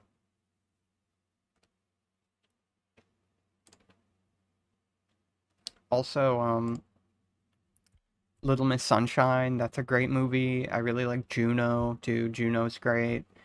Eternal Sunshine of the Spotless Mind is a great movie.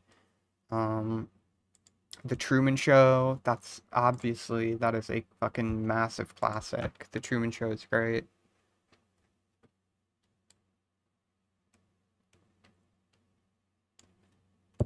What is that one? Yeah, Enter the Void from 2009. That's a great movie too. It's real fucked up, but it is a good movie as well.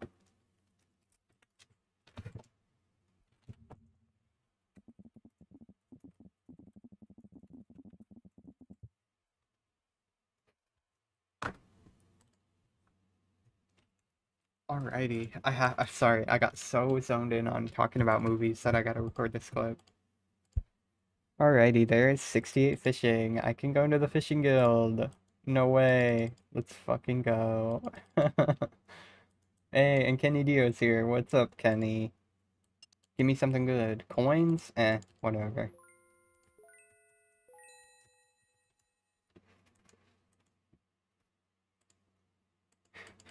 Who's just got 68 fishing these days? Oh my god.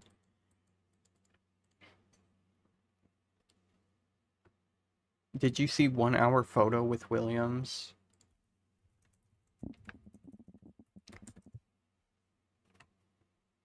No, I have not. I have never seen that. There was a Robin Williams movie that I watched somewhat recently that I had no idea he was in. I didn't even know it existed. It's an older movie, but it was also really good. I can't remember the title though. Always cool seeing comedians do dramatic roles. I know. Wait, Jim Carrey though? Jim Carrey is such a good drama actor. Like he is an incredible actor. I think he's a better drama actor than he is a comedian, and I love him as a comedian. But he's just a really good actor. 1 hour photo. I grew up on I grew up like rewatching Bruce Almighty like 500 times too. That that movie is so fucking good.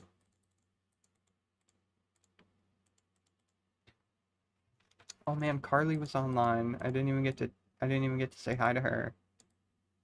Shit. Well, I hope she gets on again.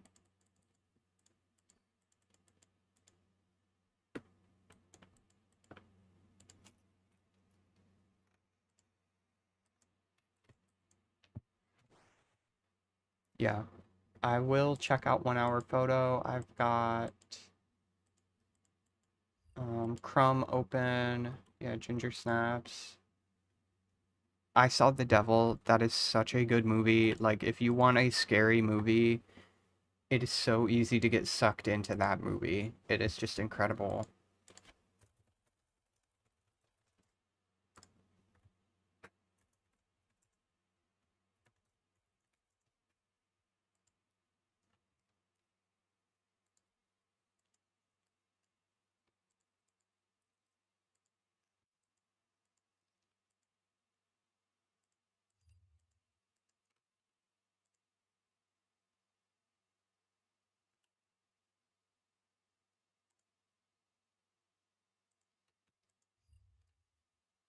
Yeah, the first Mommy movie that I recommended, the 2011 one or whatever, that one it's a tearjerker for sure because it's just sad, man. It's sad and it's very emotionally intense. It's a super emotionally intense movie. And it has the same kind of vibe as Gummo, not as extreme like in an absurd way, but you know, she's like a single mom that is just they're super poor and the kid is fucking acting a fool and super angry at everything and yeah, it's fucked up. But yeah, it is just masterfully done. I watched that with the girlfriend but was way too tired to pay attention. I've never heard of Sinister. Sinners? Sinister? Slither? Slither, Sinister, Sinisters? Sinister Sisters. I'm fucking drunk. Oh my god.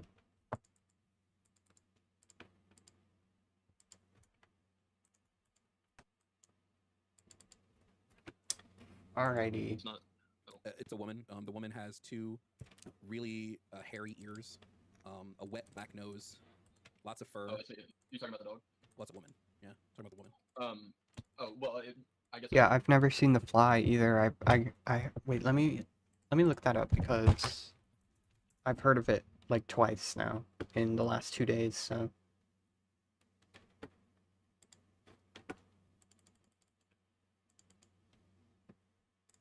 Didn't add human. Okay, so it's not the case that every female is a woman. Well, every XX human is a woman. This is an XX female. XX human. Okay, it has to be human, or okay, wait. just one Why man- does it have to be man, human? Why does it have to be human? If we're Yeah. it seems like what you're telling me is gender and sex are synonymous, right? So when we say that something is female, we're saying it's woman. So if gender and sex are synonymous, this would be a sexed creature that I'm now applying gender to because gender and sex are synonymous. do I have a letterbox? I have no idea what that is. No, I do not have one of these. Is it like a My Anime list for regular movies? Is that what that is?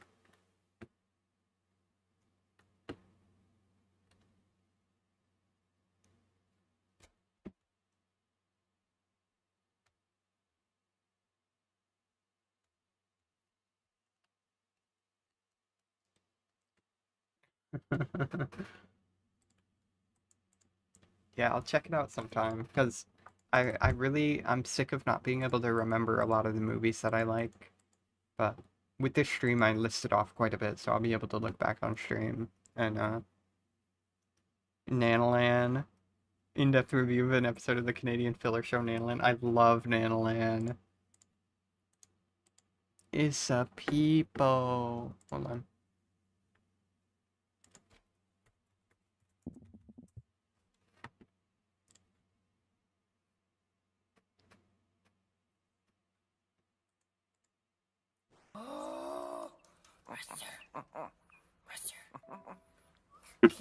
Ruster. Eat a thing to dinner. No! Richter is an version cartoon.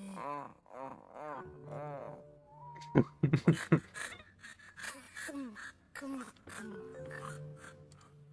That's Smato. Snuttermato. Cushy.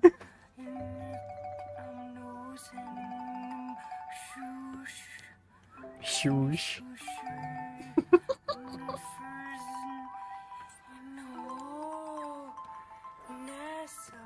People.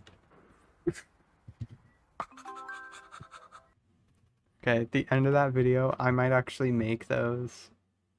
I might make that my outro on my regular YouTube videos. Holy shit. That is insane. Are we saying that there's a aspect of gender that only applies to human beings? I would say no. I would say it's still a female dog, but a woman is a human. Okay, so that would mean that gender is specific to humans, which would make it a socially constructed thing because it's not something that exists in nature. It's something that only exists amongst human beings. I would just say a woman is what you call a female human being. Sure. Why do we call female human beings women? Well, we don't call we don't call all female human beings women, right? What would you? Well, oh yeah, you have man and woman. XX. Who's that? Ew. All female humans. Ew, dude. Ew. Stink alert. Stink alert. Stink alert.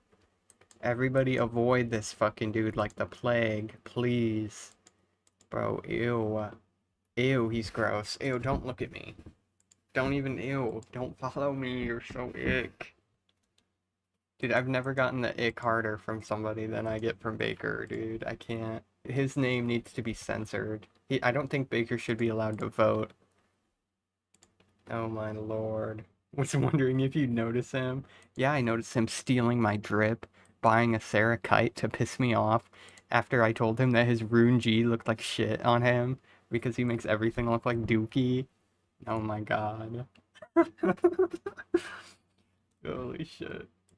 I'm gonna say, come get Baker, he's being stinky.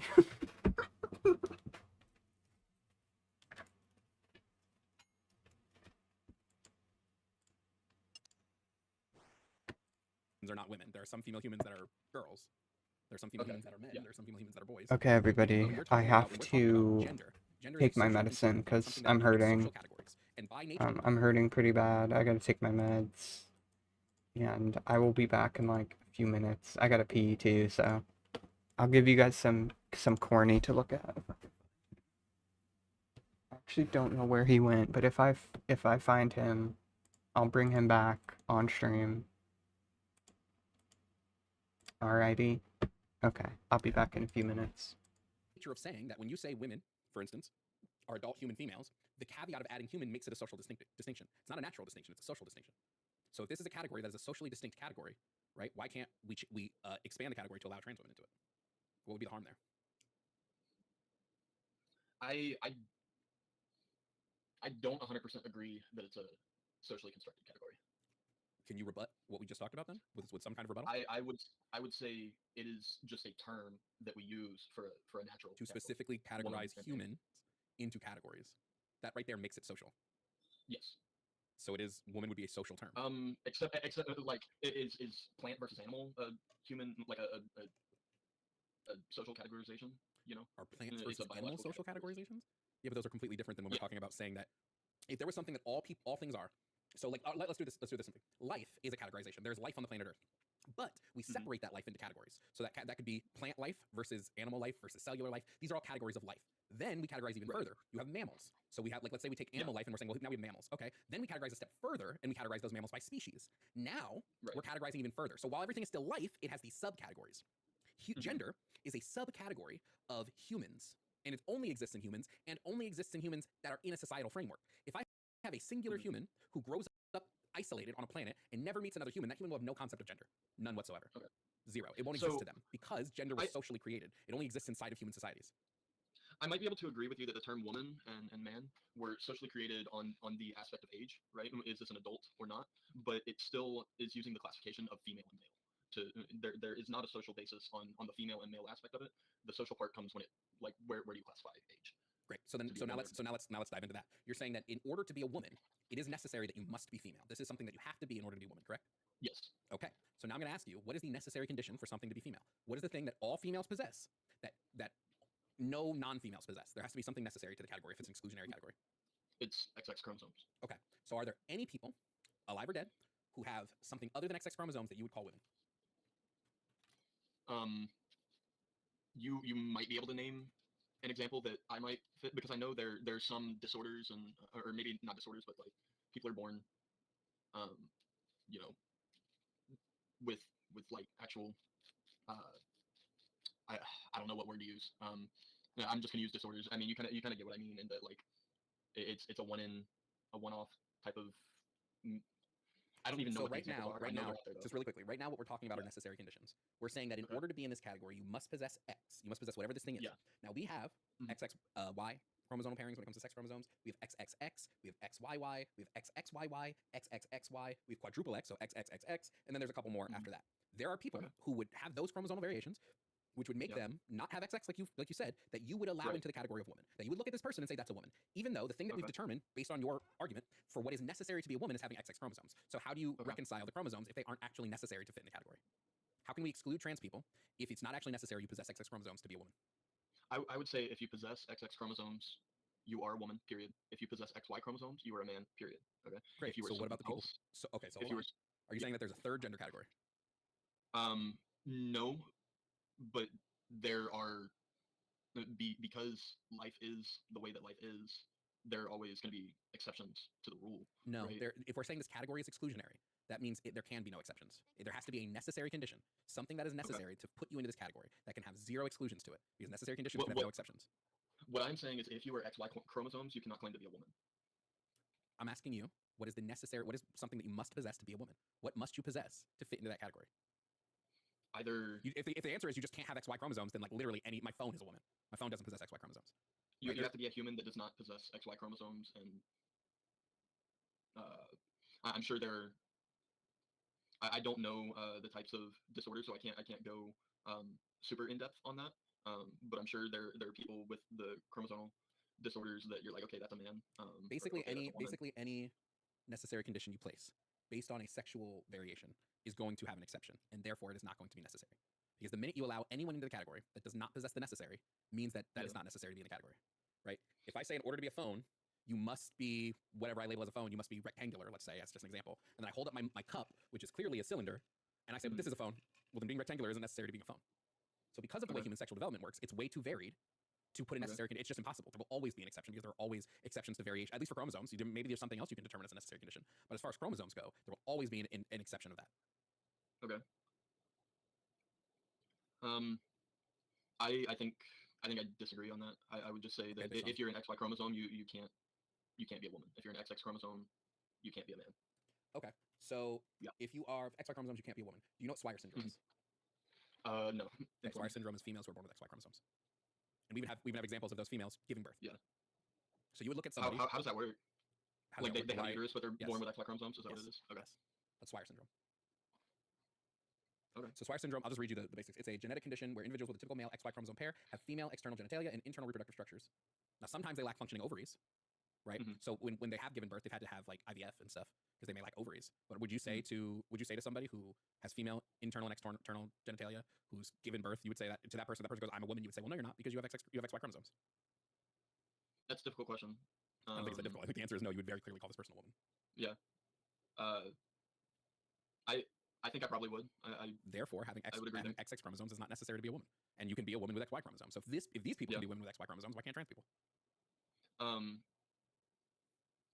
Again, my whole point is human sexuality, like human sexual development, is too varied and too inconsistent to try to use that to place rules on gender, because you're never going to be able to find a necessary condition. I think there are valid exceptions to the rule, and I think I would have to maybe go back on what I said and that it's not social because this is a social thing. This is a social stipulation on what I'm saying. Maybe you've changed my mind on that.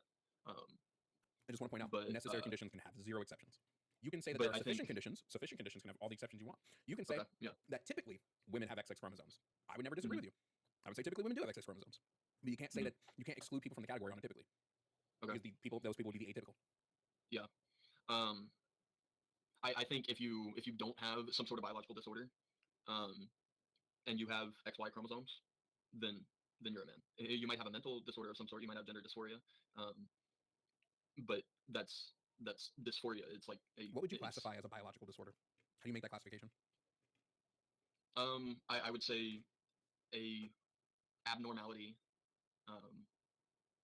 with your that is of your physical body, not mental.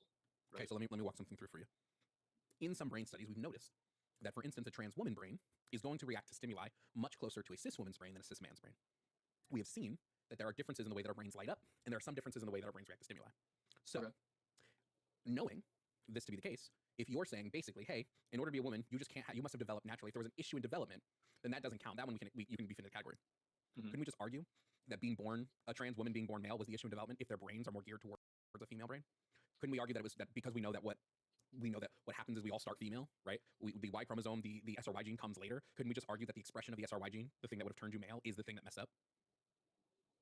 Say that again. I kind of lost you. We could argue that when we're saying, hey, when it comes to gender, when it comes to trans people specifically, we can see that in the brain, trans women, their brains respond to stimuli more similar to a cis woman's brain, right? Right. I got that part. So couldn't it just be said that you getting the Y chromosome, the thing that turned you male, couldn't it just be said that was the thing that was messed up in development? Your body was actually supposed to be geared more towards a female body, but in development somewhere, the SRY gene expressed itself? So you're saying what is the SRY gene? The SRY gene is what gives us male features. The SRY gene expressing itself on the Y chromosome is what gives us like penises and male gonads and things like that. It's basically what makes us male. So you're saying that like this person was like that they were supposed to develop into a female, but their body expressed the SRY gene incorrectly, and so they developed into a male. But they still have XY chromosomes, just like the females that have XY chromosomes because of a biological incorrection, according to you. Okay. I would say that.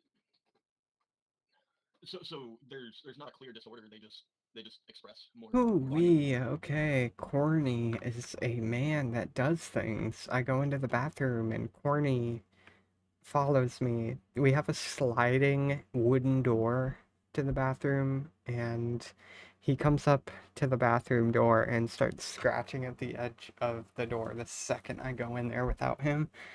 And then, so I just let him make noise until he opens it himself. I'm like, okay, whatever, you can come in.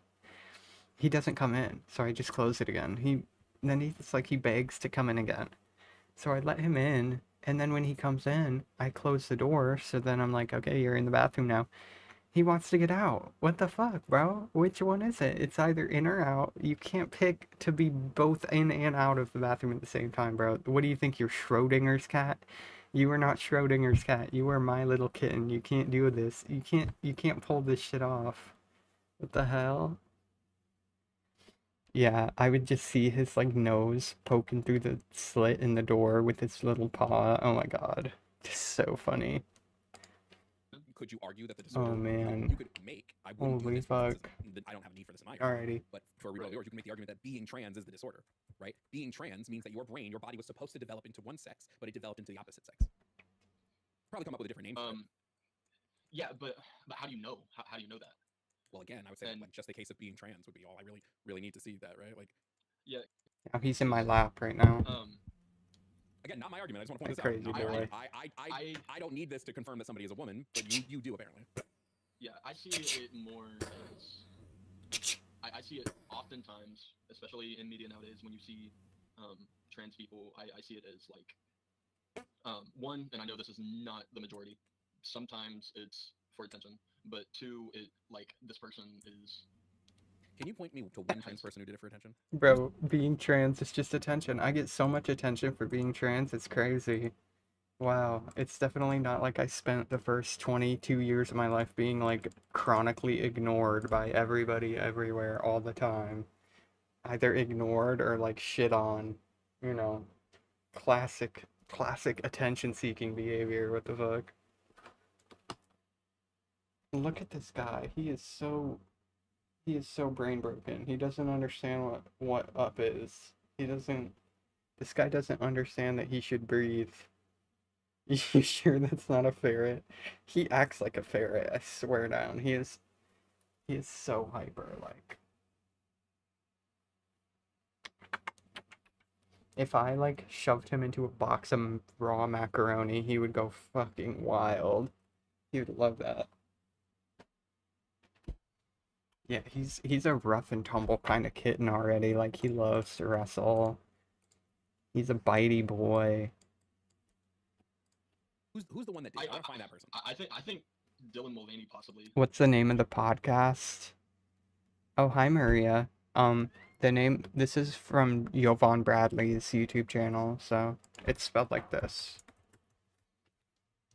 Possibly. Here, I gotta let him out of the room now. Got, like the biggest hate campaign pushed against them. They did it for attention. And when the world stopped talking about Dylan Mulvaney, did she detransition or is she still a woman? He still identifies as a woman. Okay, so it must not have been for attention then, right? Because no one talks about Dylan Mulvaney anymore. I think they still make a ton of money. You think Dylan Mulvaney is doing it because they're making money off of being trans? Well, they got the attention and now they have the money, right? How much money does Dylan Mulvaney make? I mean, how much views on TikTok like right now?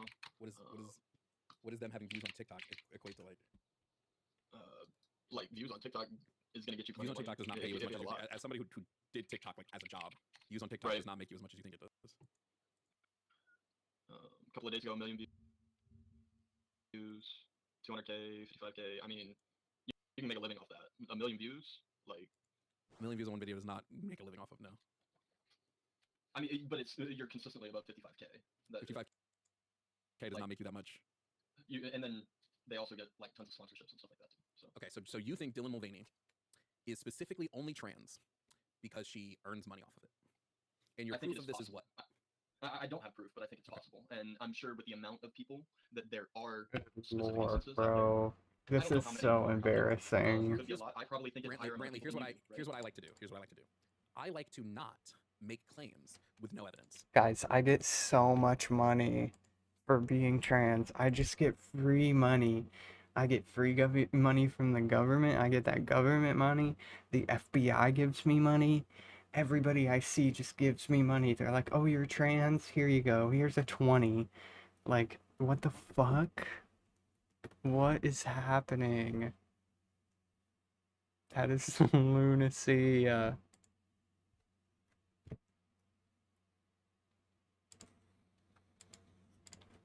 don't like doing the Tucker Carlson way of, well, I'm just asking questions. We don't know for sure. We don't know because I could just sit here and go, well, Brantley, you love little kids. I don't have evidence of this. I just think, there are so many people that like, I talk to so many people, some of them must like little kids and you're the one. Oh right? my god. I think it's counterproductive to anything to just make assumptions on somebody, especially when like, oh my god, dude. Mulvaney isn't the one who makes trans being their whole identity. Everybody else says. Dylan Mulvaney is also a performer who likes to put on shows. Other people make her life about her being trans. Yeah. So like if you're gonna say someone's doing it for attention, you need like solid proof that that's actually happening. Okay. Then we'll make that a mute point. Then that's my opinion. That's not evidence of anything, right? My what was the question? Where did that come from? That claim come from? I don't even remember. Because there was a second thing I had. I don't remember. Bro, what- it were was telling me your claim. It was, what do you mean, where did the claim come from? It came from your brain, bro. And you have nothing to back it up with. How deranged. Yeah. I think God, these number videos one, are like, just fucking insane, males man. have like an excess amount of estrogen, and you might say that's a biological disorder. I would not say that that's a biological disorder. Well, I don't know what males having excess estrogen has to do with trans people. Most trans women I know want estrogen because their bodies don't produce the amounts of estrogen that they would prefer. Right. Right. So like, it's not about having if it was about them having excess estrogen, what would they need HRT for? Well, not to the extent that they would want, right? But they have more than like what other men have, and so they recognize differences in the way they act, the way they think. Wait, things you like think that. That is so not true. Dude, does this guy think if you force fem some, like, cis dude, if you just started injecting a cis dude with estrogen, that suddenly that guy would turn trans? Wow. Yeah, that's how identity works, right? think Oh my estrogen god. and testosterone production in the body affects our cognition to the point where we may think we're a different Kenny, gender? Do you have evidence of this? you're dying.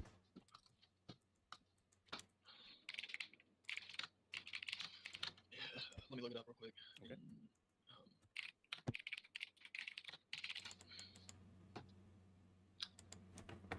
I think I'm gonna put on, this guy's just so dumb, I can't believe it. 23 years old. Oh my god.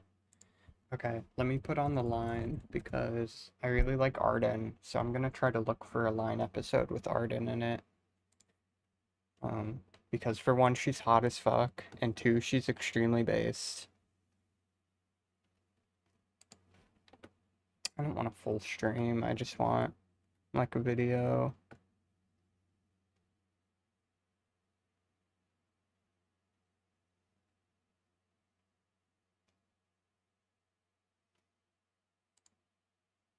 Let's talk to Jeremy, him in Alabama, who wants to know if transitioning could instill societal gender norms. So, super interesting conversation.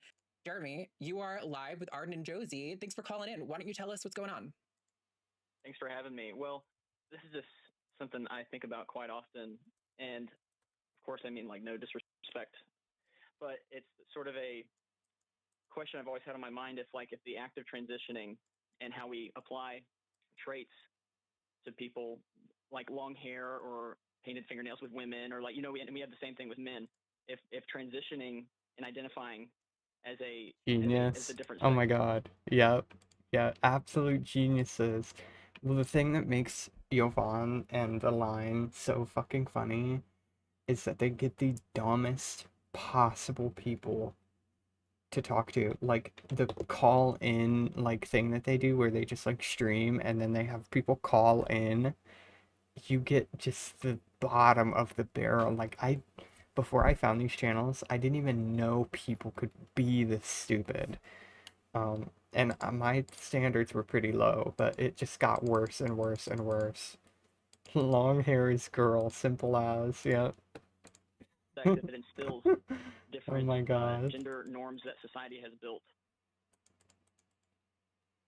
Yeah. What do you mean by instills different society norms? Do you mean the ones that are already in place? So, for example, like a trans woman who is binary decides to, go through the transition and be like societally, the way society sees women as, or are you talking about something different? I'm talking like I just feel like it almost strengthens the societal norms that we put on people in the beginning when we're children. And I just wonder what your thoughts are on that. And it's not like some kind of gotcha. I mean, that's already stupid because trans people specifically are given the gender roles that they don't want. Like, you're being constantly reinforced with gender roles that you don't want, that don't align with anything that's happening with you.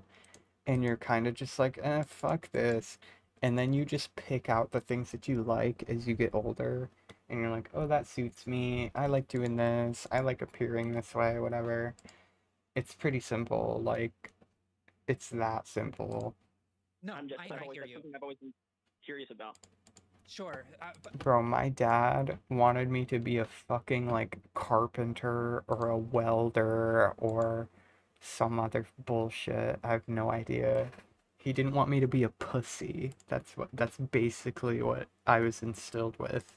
A Before God-fearing Christian man, before I jump yeah. into that, I have a question for you in this to kind of better clarify how That I'm Ceradomin cat is thick. I know. I painted him with Ceradomin paint. And this is Glue. This is like my favorite cat. Her name is Glue. Elmer's Glue. Was there something that made it obvious to you? I would say the most obvious like experience that I had was, how old was I?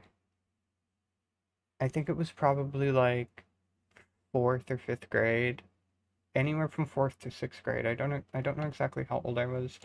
I know that we were homeless and we lived in motels for a large portion of it. So at the motel that we were at, I would go to the front desk occasionally to like get a soda out of the vending machine. And I would just walk around the motel on my own a lot, which caused its own set of problems.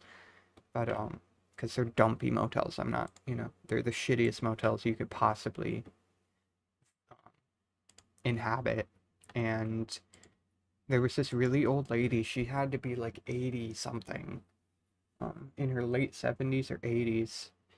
And she was the only other person in the room, in the lobby, besides the clerk and me. So I got my soda, and she like turned around after paying or whatever, talking to the front desk person. And she said, "Aren't you the prettiest little girl I've ever seen?" And that just did something to my brain where I'm like, I've never felt that way before. Like, getting called handsome or like whatever, or having girls like swoon for me being strong or whatever. I didn't give a fuck about any of that. It didn't hit. But when she said that, it hit. And I'm like, oh yeah, that's what I want. And also, I always had long hair. Like, I just loved my long hair. I didn't ever want to get rid of it. When I was forced to get rid of it, I was super depressed. Um, you've never heard this story, really? I figured I would have told you by now. But yeah, it was some old lady that told me that I was a super pretty girl. That I was the prettiest little girl she'd ever seen. That was just so cute. I love that. That's one of my favorite memories. Um, from when I was a kid, which there's very few of those, mind you. But other than that, like I figured out that I was trans when I was like 14, so that it couldn't have been any longer than like 3 or 4 years after that event happened that I was like, I was on Tumblr just like photo blogging, and I started seeing long ass text posts about trans rights, and I'm like, oh, this is cool. So I just learned about it, and I'm like, oh, that's me. Like, I was like, oh, that's exactly me. Um, I wish I was born a girl. Like, I wish I was a girl. What the fuck? Why is this so relatable? It was just obvious. Like, once I learned what it was obvious. Just no doubt in my mind, and that never changed either. But, yeah, I mean, I didn't transition until I was like 23, so, or 22. Yeah, it's my 4-year HRT anniversary this September, so next month I'll have been on HRT for 4 years. So, pretty long time. Pretty long time now. Time flies. I was only misgendered on a trip to South Dakota because I didn't cut my hair. Oh my gosh. Yeah, I mean, I've been misgendered my whole life, pretty much. But the few moments where people are just like, they just call me miss or call me ma'am in person, I'm like, oh yeah. You know what I mean? It just feels right. And everything about that class of, I don't know, experiences just always made me feel better about myself. It made me feel like they're actually seeing the real me, if that makes sense. I only had to wait a year between when I figured it out to when I got to start HRT. Yeah. I mean, I was like, I don't know. I was fucked up from a bunch of other trauma that I was going to therapy for PTSD basically. So PTSD and anxiety and OCD and self-harm and stuff like that. So the trans stuff didn't really come up until I was like 16. I started really reconciling with that because yeah, it just took a while to get to the point where I'm like, I'm ready to face this, you know what I mean? And even then, it took like 6, 7 years from when I started talking about it in therapy to when I actually was like, okay, I need to transition because I can't fucking take this anymore. Like I almost died because I prolonged transitioning for so long. And the second I got on hormones, my life, like my health just turned around. It did a 180. Like it was like this, you know, I was plummeting. My health was plummeting. I was super skinny. And yeah, I started gaining weight back again, and it was so much better. I felt so much better about everything.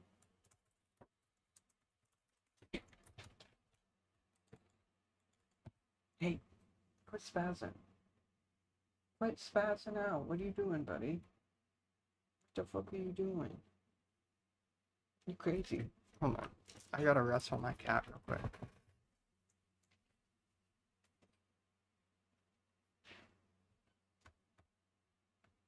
Want to approach this. So when you're saying, so would the opposite be that the gender norms that we have right now are arbitrary and we shouldn't have them? Is that where your position, where is the position you're starting? So you're starting from like a gender liberationist point of view. I guess I'd say that, yeah. So you think that gender norms are arbitrary and shouldn't be reinforced? Is your position of where you're standing? Okay. Yeah. Sorry to put you in, I didn't mean to put you in a box, but it allows me to kind of have a better argument. Yeah. So it's a good question. I get this a lot. I'm sure we've got a couple times on the show as well. And so one of the things that has to be understood from the premise is that unfortunately or fortunately, however you take a look at it, we do live in a society where strict gender norms are usually the Oh yeah, Pink. I mean, I was lucky to realize it so early, but like I still didn't take the leap of faith, you know what I mean? Like there was something about it that I was scared to do. It's like the social conditioning of society making you feel like you're throwing your life in the trash can if you transition, but like my life was already in the fucking trash can, so it didn't make any difference, and it made my life way better. Way better. But yeah, there was a lot of fear getting to that point. the default position of our society, at least here in America and most of the world. Would you agree with that statement? Yes, I would agree. Okay, so when we are living in such a rigid society at the moment, the only way to be accepted by certain people in society, unfortunately, and I'll say unfortunately, is to take these steps to be seen as a woman, for example. So for me, for example, I am a binary trans woman. And for me, when I had my, quote unquote transition goals, they say it as the kids say these days, the for me, it was very similar to the presentation of my mother, my family, my aunts, my sister, and the people that I Also, one of the things that made it really hard to figure out for myself was the fact that the only like representation of trans people that I ever saw growing up was like Maury and those types of shows like Jerry Springer and Cops. Like I would watch a lot of Cops growing up, and they would literally just harass trans prostitutes and just shit on them and like make them out to be the worst things in existence and like dehumanize you fucker. Make them out to be like the worst types of people ever and bully them, and yeah, it was just not good. I never saw real trans people in person that I knew of, at least. And Yeah, I had no idea what the fuck was going on behind the scenes, like in queer communities. I was just never exposed to that. I lived in Missouri. You know, you live in a spot that is just so conservative and so nothingness, you know, to do with any of that. So, oh, my wife is calling me. Hold on. Respected in my life that put in that strength and femininity in the way that they presented really resonated with me deeply because, you know, as somebody that is a binary trans woman, I wanted to be seen as a woman in society at large because my gender dysphoria really comes from a social place. So for me, being seen as a woman by the people around me gives me a lot of gender euphoria in a sense, or just no gender Yeah, I can dysphoria, if you want to understand. say. Yeah. So the reason that I chose that route was because I was dealing with my own identities. So the best way that I knew how to do it was to say, I am a woman and I want my everything that my expression is to align with a societal standard, quote unquote, of what is femininity. And you know, I like the trappings of femininity. I enjoy them. So coming from the place of where we start in society of it being rigid gender norms, for me to alleviate my gender dysphoria, or not alleviate or lessen, or however you want to say it, I had to kind of go down the path that society said was what a woman essentially is presentation expressed in our society. So I didn't have the ability, regardless if I agree or disagree, to kind of say, I buck the gender norms. I don't care. I'm a woman. I'm going to say I'm a woman in this way because that doesn't change the reality that the society will never agree with me. And I've had a lot of conversations with a lot of non-binary people about this as well, where it's like, I wish that we had more of a gender fluid society that allowed us to be more expressive in the way that we feel comfortable rather than the expressions that society has assigned to us. And so that's the reasoning my transition was so traditionally, you know, societally, I guess, accepted in a sense. And like I have, you know, quote unquote passing privilege because I chose to go down that path for myself. And so regardless if I agree or disagree, if I want to be seen as a woman in this society by the general public, I kind of had to do this thing. And that's kind of the locked in mode that I had to go into for me to feel comfortable in our modern day society. Does that make sense? Yes, it does, and I appreciate you telling me that because I fully agree. I think when I ask that question, I sort of like in my mind I have like sort of a utopian vision where it's all just where we start off as, you know, just as people, you know, the cliche that we often talk about. Um, and I'm curious on like what like I also kind of feel that like I don't think women should wear makeup. I think I think clothes should just be clothes. Um, and this is something I've believed for a long time, and it's funny coming from me because I am a straight white male, funny enough, but it's just something that's been on my mind for a long time, and I wonder. I don't think it's doing harm, but I understand that we're just kind of working with what we have, and it alleviates people's uh, feeling of displacement in society, and so I can understand your position. Could I ask you a few questions, Jeremy? Sure. So is the concern that transition like uniquely reinforces gender roles in a way that cis people don't? No. Okay. So then I think my question is, if not, now I appreciate this is a trans call-in show. You're calling trans people, but so I'm not necessarily talking about you necessarily here because I think this conversation happens a lot and this question gets lodged towards trans people a lot.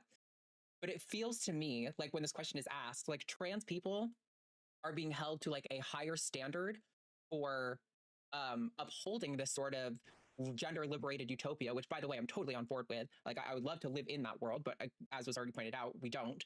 And it just kind of feels to me like there's an expectation that trans people have to be busting down these doors all the time, but that it's totally like, you know, but that burden isn't put on cis people. And I mean, I don't know if you've seen cis people, but like gender reveal parties, have you seen weddings? Hello, watch The Bachelor or The Bachelorette. Oh my God, the performance of gender from cis people is insane. The reinforcement of gender roles is insane.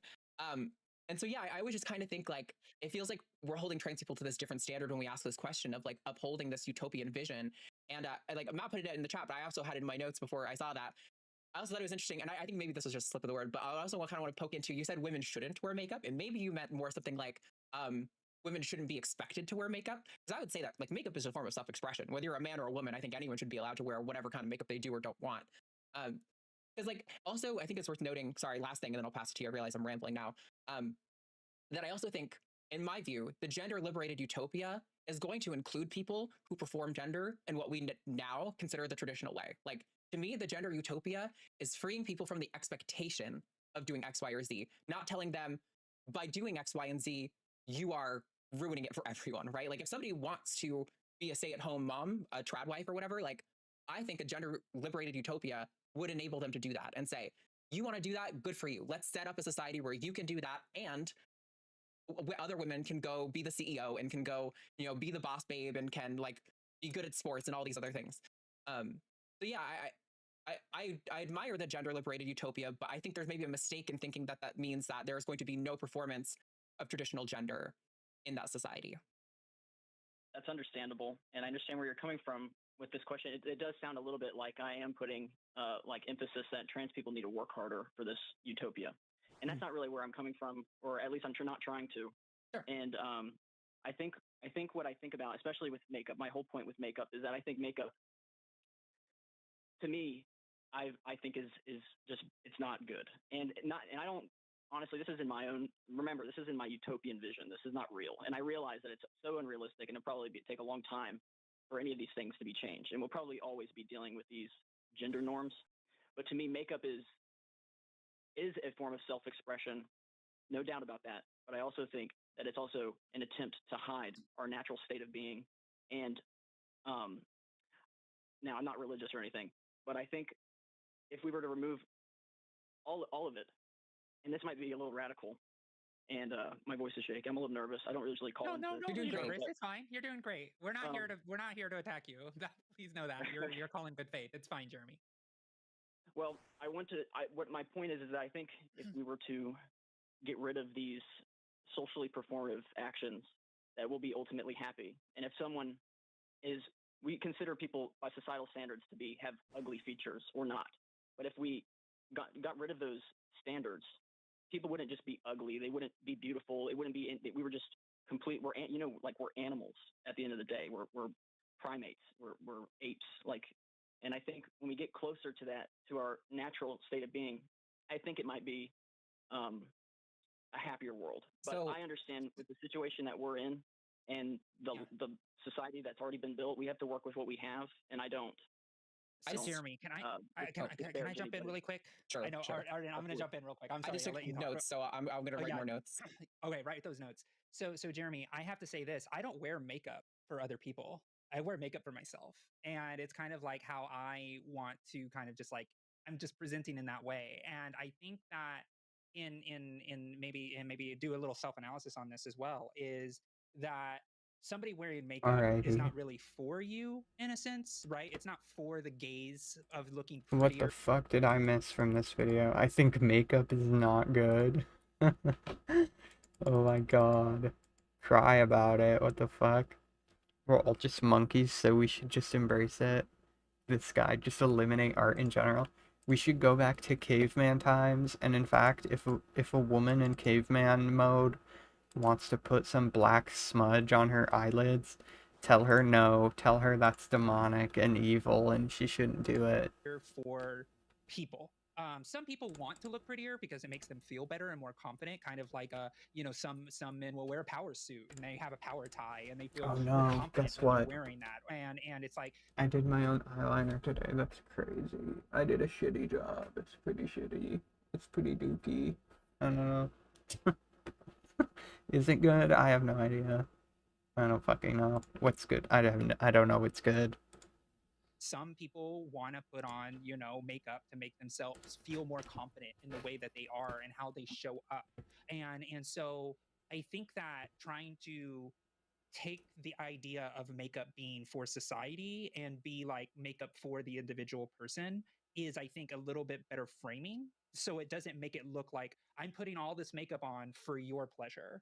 And I know in society, it's like it's seen that way a lot of times. But in fact, the way makeup has been weaponized against women, hell, makeup used to have heavy metals and lead in it. right? Like in the days when women started to become part of the workforce, women were required to wear makeup to be able to go into work, were required to wear a skirt Thank to you, be able to Pink. work as Thank you very well. much. Or if you even I take actually tried the tape method. Basically, I put a piece of tape like right there because I have so many tremors and like spasms and shit from fucking brain damage that it's very hard to do eyeliner without fucking it up. Unless I'm having like a really good day with that stuff where it's not affecting me much. 95% of the time I'm busted. Like it's so hard to get it right.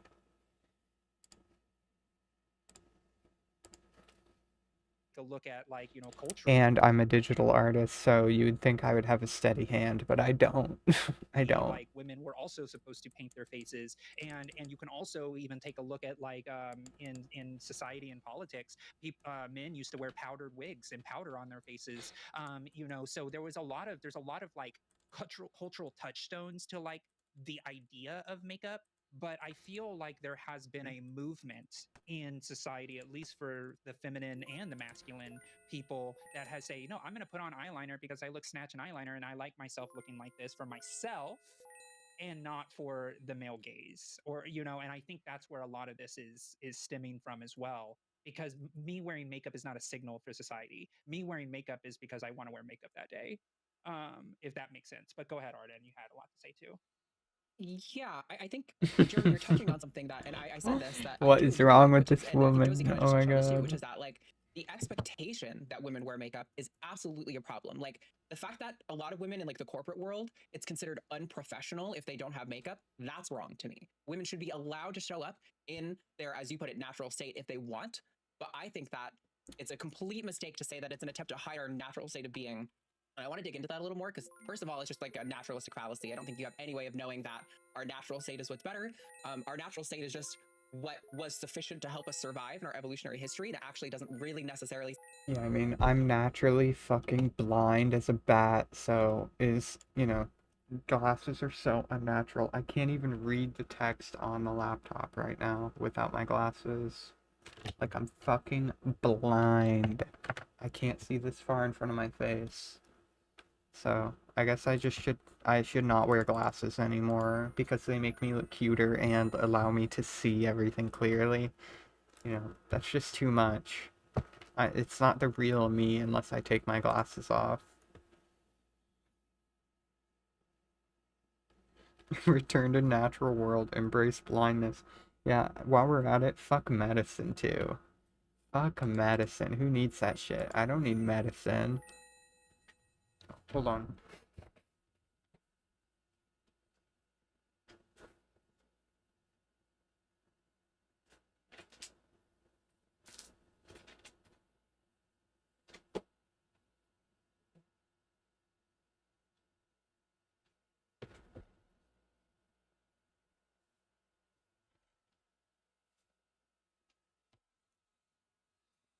Yeah, my wife left her glasses here, like her primary glasses, and took some prescription sunglasses to Florida.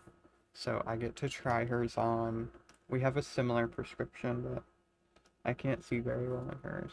But this is what I'd look like in my wife's glasses. How's that? Good or not? Shitty, dookie, poopy?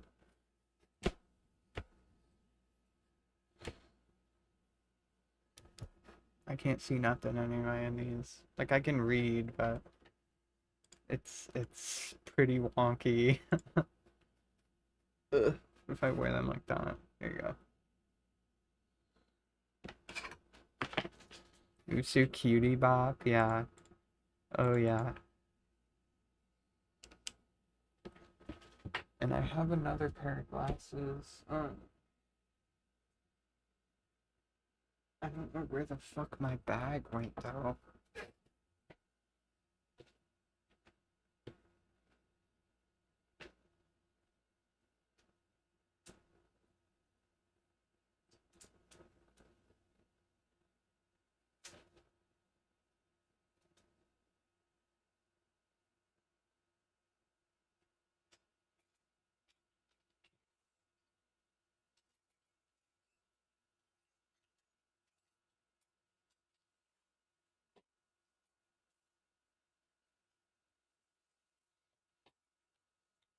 I think I know where they are. They're right here.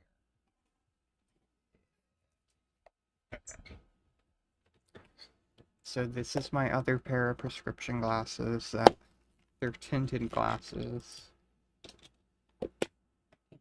They're also super fucking cute. They're basically the same like frame model as my normal ones, just in a different color. That's these ones. But I actually really like the frame on it, like the purple. I think is really cool. I was thinking of getting another pair of these that just has clear lenses like this. Because I just like the purple. I don't know what about it.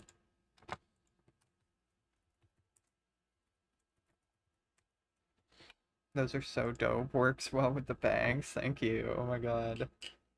Yeah, I really like these ones. Anytime it's like sunny and I'm feeling colorful, you know, or I want to look like a hippie, you know, boom, easy clap. Just instant hippie vibes. They say anything about what is best for us? Because like, you could. Also, by the way, these make everything like look gorgeous. Like everything just looks so pretty through these. If you go outside, especially. If you want to like add reductio ad absurdum, that principle, like, are you allowed to cut your hair? Should we be allowed to have clothes? Should we be allowed to have houses? Because none of that is our natural state either. Our natural state is, you know, sleeping by the riverside and chasing down prey on the savannah with tools. Like, and personally, I don't want to go back to that. So like, I do think what you're touching on, which is accurate again, is that notion of like, Yeah, literally rose tinted. I mean, when you're a person like me, sometimes you gotta see everything with rose tinted glasses. Otherwise, you'll fucking, I don't know, you'll explode from the immense amount of suffering. the expectation. The burden for women to wear makeup is a problem. But makeup itself, I don't think is actually problematic at all. It is just an artistic expression, no different than what clothes you wear, how you like to decorate the front of your house, like what kind of bumper stickers you like to put on your car. It's just a way of expressing yourself. And I don't think there's anything wrong with that necessarily. I can understand that. I might be coming at this from a little too harsh of a view, and you're right. It does kind of make it sound like that I am like it's almost like I'm compensating. It's like I'm almost going so far the other way, but I really do still hold that view that, and it's not like I can understand how the word natural state. I just think that like if society accepted us for the way we are born immediately, and there was no standards on the way we were supposed to act, I think that would be a utopia. But I understand what you're saying, and I promise I'm not a transphobe. I swear to God. I'm not getting that. I'm not getting that from you, Jeremy. Listen, we're not I agree with you. I would love to see a world where people are just That across the too. board. You are a part of the human population. We care about you, and we're going to do our best to raise you and give you the best chance you have at life. But in my view, a society that is gender liberated from expectations isn't going to have less makeup, isn't going to have more naturalistic presentations. That's going to be one that is like transhumanist, where there's way more people wearing way more dramatic kinds of and expressive kinds of makeup, where you're going to see people, you know, getting the cut forked tongue thing more often, or like I just saw like researchers developed like a second. Oh, by the way, my cash is looking so fleek right now. My cash stack is looking nice, and ooh, I've got a lot of stuff to do. Psst. Get out of there. Quit making so much noise. Damn, this cat is crazy. What the f... What do you do?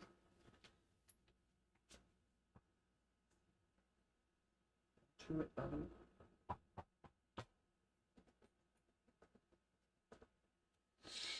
I don't have any toys on hand, sadly. Gay boots. Yeah, white boots. Come on now. Baker thinks he can steal my trademark Sarakite drip. I'm sending a cease and desist. Thumb appendage for people who only have like one hand, so they can have two thumbs on one hand. from like amputees and things like that. Like, I think we're going to see transhumanist future is going to be the truly liberated of expectations, where people can be whatever they want to be, that it is that we are capable of providing to them in this lifetime. Expeditiously. And that, I think that's exciting to me. Like, that is like the Star Trek, like people call it the like what is it, like space communism or whatever. Yeah. Like that. Dude, this cat, this cat's heart is like. Listen to this. I wonder if you can hear it. No, my microphone is too dookie.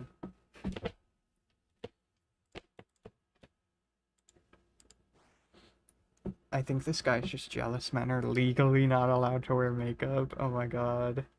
No, he wants to wear makeup, he just can't admit it to himself. Ow, don't bite my face. You're such a dick. Ow.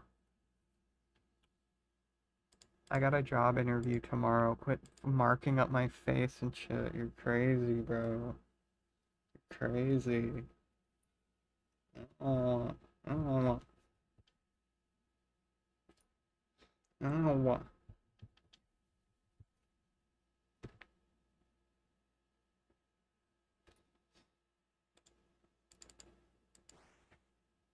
Butternut brother. Dude, you're insane right now. What the fuck are you doing?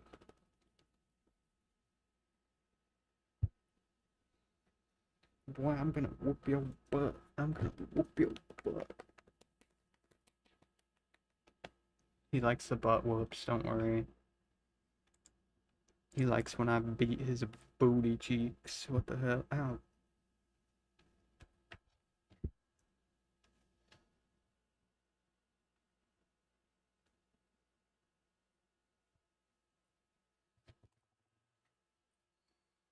Damn, he is like so hyper tonight, I don't understand. That sounds really cool to me, like where people are able to, whatever is within the bounds of our capabilities, to like scrape together from the world that we're in to give you the best life that you want for yourself, regardless of whether that is natural or if it's artificial. You should be allowed to make those decisions for yourself and to not be judged for them. I think that is a truly liberated society. I think it's such a mistake to assume that everyone's going to want to be, and lots of people are going to want to be natural, by the way. Lots of people are going to be like, I do have a can't wait to stop cutting laser my hair and though. to grow out my armpit hair. Like, women are going to be hairy all over again, and we're going to be working the farm. Like, cool, if people want that, that's great. They should be allowed to do that. I just think that liberation means free to make decisions about yourself, not like, I think the second we start putting moral weight on things like makeup that are really like morally neutral, you are building expectations back in. Like, you're not doing natural liberated womanhood right because you're wearing makeup. It's like we're redoing the whole thing all over again. Redoing it differently. And you know, I would want to add this as well, is like, we know through anthropology that humans are social creatures. Humans we're tribalistic. You know, you can go to, you know, the most remote places on the planet that have very little or zero interaction with the other parts of the world, and guess what? They have culture too. They may have tattoos that they feel is traditional for them, and they choose to make that part of their society. They may have different clothing situations and how they express themselves in different ways. Just like whales will hunt differently, just like, you know, chimpanzees will have different cultural standards of how they want to, you know, use their tools that they have available to them. It's societally how humans culturally kind of interact with each other, because 1,000 years from now, maybe we're supposed to put stripes on our face again, right? Like, maybe we're supposed to do that type of stuff, and if you know, this many stripes means this many things, right? And it's like I think that that's what makes humanity beautiful, is that humanity has this rich tapestry of everybody's self-expression has their own Oh, mark. you're having hot chocolate? Oh my god. Let's fucking go. Yo, Carly's just like, what the hell? Kenny, and then just logs out. What a legend. The way they feel that being a human is for them. And I think that With marshmallows? Okay, it is extremely based to drink your hot chalky with those tiny little marshmallows. I love those. I'm about to swaddle this cat because he is so cracked out. Like, what is happening? He just won't calm down. Like, it's been like 5 hours of this, by the way.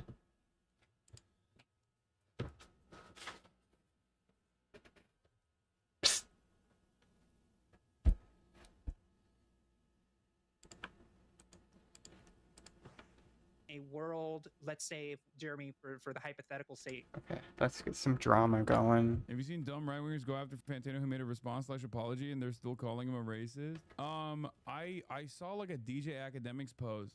Apparently Anthony Fantano back in his like real edgy days said the N-word with a hard R or something, which is, you know, incredibly f***ed up. He was quoting as a quote. I mean, I'm not gonna sit here and be like, oh, it's appropriate. It's not. But let's watch the video.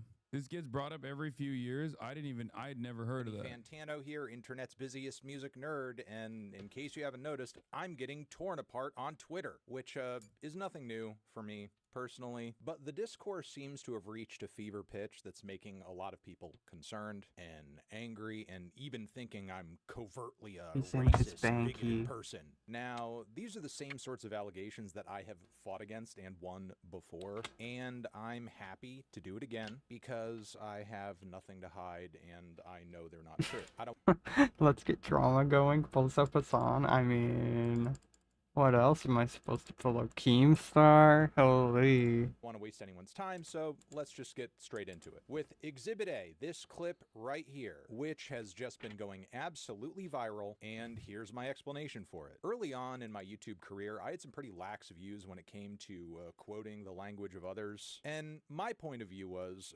what does it matter? It's not me saying it. I'm relaying a lyric or a sentiment or a point of view expressed by someone else. I'm even embarrassed to say that I don't think it was until like a few years ago that I actually changed and censored the text of this 2014 Death Grips review title. And as you can see in the comments of this video, there's even a lot of discourse and jokes flying around about me not saying the title. And at the time, this sort of thing left me feeling like this is more or less a moral gray area. I extended this attitude into other pieces of content I've made, like this one, where it is also clear I am quoting someone even in the tightly edited state this clip has been presented in. And the reason I'm doing so... Yeah, I love Anthony Fantano. I think he's a great dude. And I knew that he, like, I didn't know the extent of it, but I knew that he was like an edgy guy, right? Initially. And that's, by the way, not a defense of people being racist. Before people just like slam words into my mouth and just be like, white guy defending another white guy being racist. None of that. And he is now exactly the type of dude who would never allow that either. I don't think he would defend himself using these words and anything like that. Yeah, he's great. A white telling the black community who's allowed in the culture and who isn't. I don't care. Dude. That's on you, man. If you think that he's like a cultural gatekeeper for black culture as a white guy, I don't know what to tell you. No, he's just a music critic, man. He's a music critic. He's a music critic. He's a music critic. He's a music critic. What he did was inappropriate. That's it. And I'm sure he'll explain how he also, this does not reflect who he is now. Is to voice disagreement with calling people racial and homophobic slurs as a bit, which is what the original content creator I was quoting was doing. And he himself has since apologized for this whole era of his career, but I'm not getting deeper into... I guess he's talking about like iDubbbz. Is that what you guys were saying? I'm piecing it together.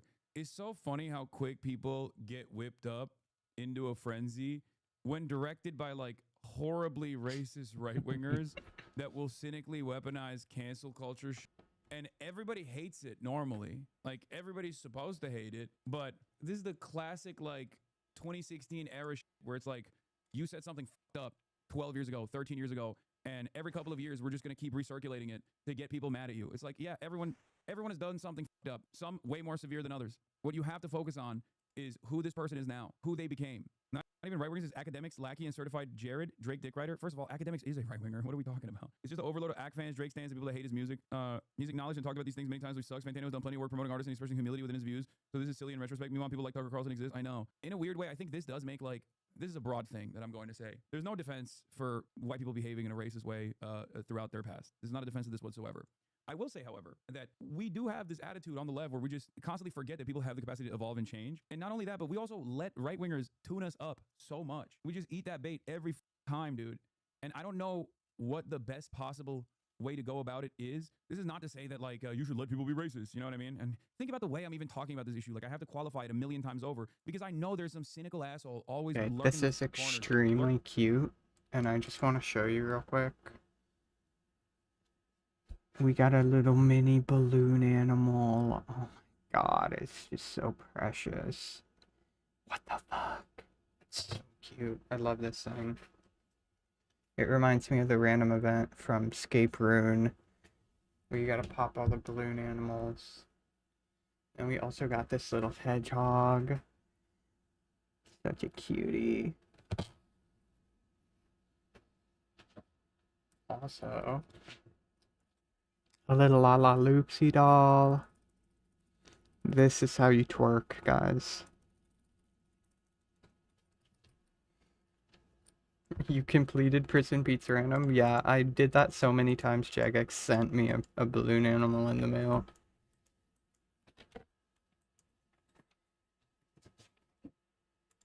Lurking in the shadows, waiting for me to say something that they can like cut in half so they can just post it and be like, this guy's a racist piece of shit. And then the person posting that half the time is like the most racist person you've ever seen. But then leftists with no fucking like critical analysis skills get tuned up by a guy whose name is like Groiper Himmler, who's like spamming the N-word over and over and over again on all the other tweets, and they just recirculate that shit. I don't know. Look, no matter what happens, I'm a white guy talking about another white dude who has done fucked up things in the past, things that he has learned from, things that he's grown out of. I care about what a person represents now far more than what they've done. Dude, Hassan is literally the brownest white guy imaginable. I'm not gonna lie. Like, dude, come on now. Come on now. In the past. Yeah, I know I'm gonna get accused of making this a dangerous space for black people. I know, but the reason why I try to push this a little bit is because like it does. See, look, this is what I mean. This is what Sean was talking about. I just want the frog random. I know. That would be so cool. You're too charitable. You really just need to talk to him. Do you think Anthony Fantano's a racist? Do you? Like, what are you talking Hank about? Pecker. Any sort of productive conversation from being had whatsoever around this issue. This is a major problem for the left. 100%. This is not to say like we should make excuses for racists, okay? Or oh well, they apologize. If you don't want to forgive someone for not checking themselves, not recognizing their privilege early on, and behaving in a way that is racist and harmful, then that's on you. But if you want to think about like any sort of broader shift, broader ideological shift that we can bring people on board to, you have to be, no matter what happens, you have to be a little bit more open-minded about people's capacity to change. Listen to POC on POC issues. Is that simple? No, it's not that simple. It's not. It's literally not that simple. We have to find a way, and I don't know how, but we have to find a way. Guys, listen to Blair White on trans issues. That is such a good idea. We should do that for everybody. Everybody. Yeah, that definitely works. Just because you're part of a demographic, we should listen to you as if you're an expert on that demographic. PogChamp. That's how it works now, guys. To like overcome this tendency that we all have for substituting self-defense for purity. Because the interest, I think... Blair White. Blair White. Damn, I hate that cunt. I'm not gonna lie. I cannot stand her at all. Is reasonable. It's not always coming from a place where it's like entirely about ideological purity and maintaining it. I think it comes from a place of self-defense. But the issue is when we're so ready to just be like everyone that has done something that's fucked up in the past, who have acknowledged it long ago, who have apologized for it and have tried to make amends for it, they're still bad and wrong because I just found out about what they had done in the past and now I'm pissed off. Well, okay, we're just never going to be able to... Crazy, we look repulsive to normal people. Leftists understand that social conditioning plays a formative role in people's development, and it's directed off of the material conditions that we exist under. We live in a white supremacist society. If you live in a racist country, then yeah, most people, especially white people, and even black people, will exhibit racist tendencies, anti-black tendencies. Anti-blackness is fundamental to the development of America, okay? It's foundational to this country. And therefore, it's in every orifice of this goddamn nation to this day. What is the byproduct of that? The byproduct of that is that people are obviously going to reflect those values. People are going to be careless. People are going to say fucked up shit. You're going to experience microaggressions. This isn't to say that it's appropriate, good, and you should just suck it the fuck up. That's not what I'm saying at all. What I'm simply saying is we have to approach the issue with that recognition. And as long as someone overcomes that social conditioning, be a little bit more charitable to people that we understand have made mistakes in the past and are no longer repeating said mistakes. And as a matter of fact, my friendship ended with Blair White. We got Wear Blight. There we go. they become active defenders against those unjustifiable hierarchies, you know? Because from the outside, I think there's a lot of people in the margins that look at stuff like this and they go, oh, well, I mean, look at this guy. He apologized profusely and people are still eating their ass alive. Like, it comes across as, it's not only unproductive, but it also comes across as like repulsive to normies in general.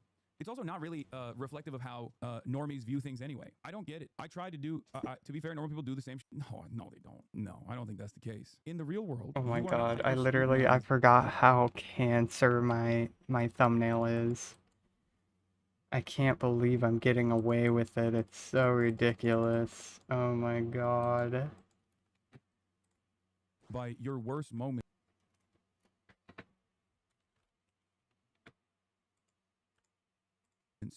In the past by cynical actors with regular frequency. In the real world, when you're around other people, they judge you by who you are at that very moment. They judge you by your worldview and whatever you signal. What about people that have Nazi tattoos and say they're no longer racist? Do you think people should have understanding for them? Serious question. I mean, there's literal programs that are dedicated to lasering that shit off of people. And yes, some of those people like Derek Black are great examples of people who have literally worked tirelessly after being born into. Okay, I don't care about this. I'm so dumb. I can't. Back again with us because we're just obsessed with her, and so we were like, why not? Want to talk again? Be our friend. And I feel like last time we talked to Bridget and Holly, so we only got like some of their stories. Yeah. But this time we spoke with Bridget, who has a podcast called Ghost Bunny, all about the paranormal. And my goodness, does she have so many stories? Yeah, it was really great to deep dive into a lot of her experiences and just talk about like her history of her lore. Her lore. It's Bridget's lore, and she finds a way to attract spirits no matter what she does and where she goes. We hope you enjoy.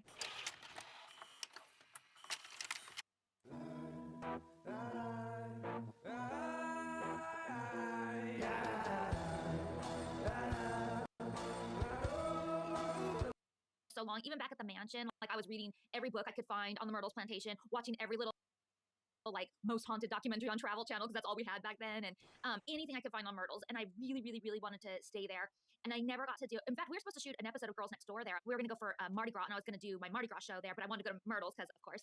And it was all set in stone, and the last second it got pulled.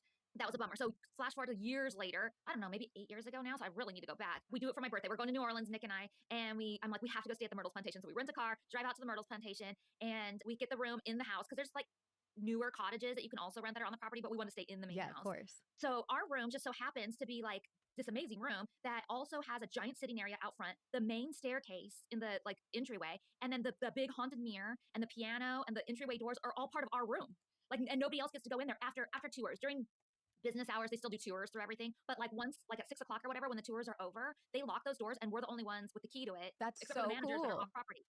Yeah, and they ask you not to let other people in the area, which is kind of a bummer. So, but you have it all to yourself. So it's kind of good in one way, but kind of sad in another way. Sure. You know. So anyway, we get out all the equipment, and Nick is not really a big believer, but he's a good sport. So I give him like a K2 meter, and I'm like, go check out the mirror. I'm going to sit on the 17th step because supposedly this man was shot at the front door and he made it to the 17th step and died in his wife's arms there. So I'm like, I'm going to sit on the 17th step and with my recorder and see if I can get like any EVPs or whatever. And so we're sitting there doing that, and we're getting nothing. Yeah, I've watched some Wendigoon on occasion. I don't watch him very much though. The Jesus people, oh geez. Apparently he's Christian or something. That's what I heard. I mean, to the point where I thought maybe all my batteries dead. Did I even turn the stuff on? Because you know how the K2 meter, it usually just sort of like moves a little bit, like goes from green to darker green at least, just to let you know that it's working. It was doing nothing.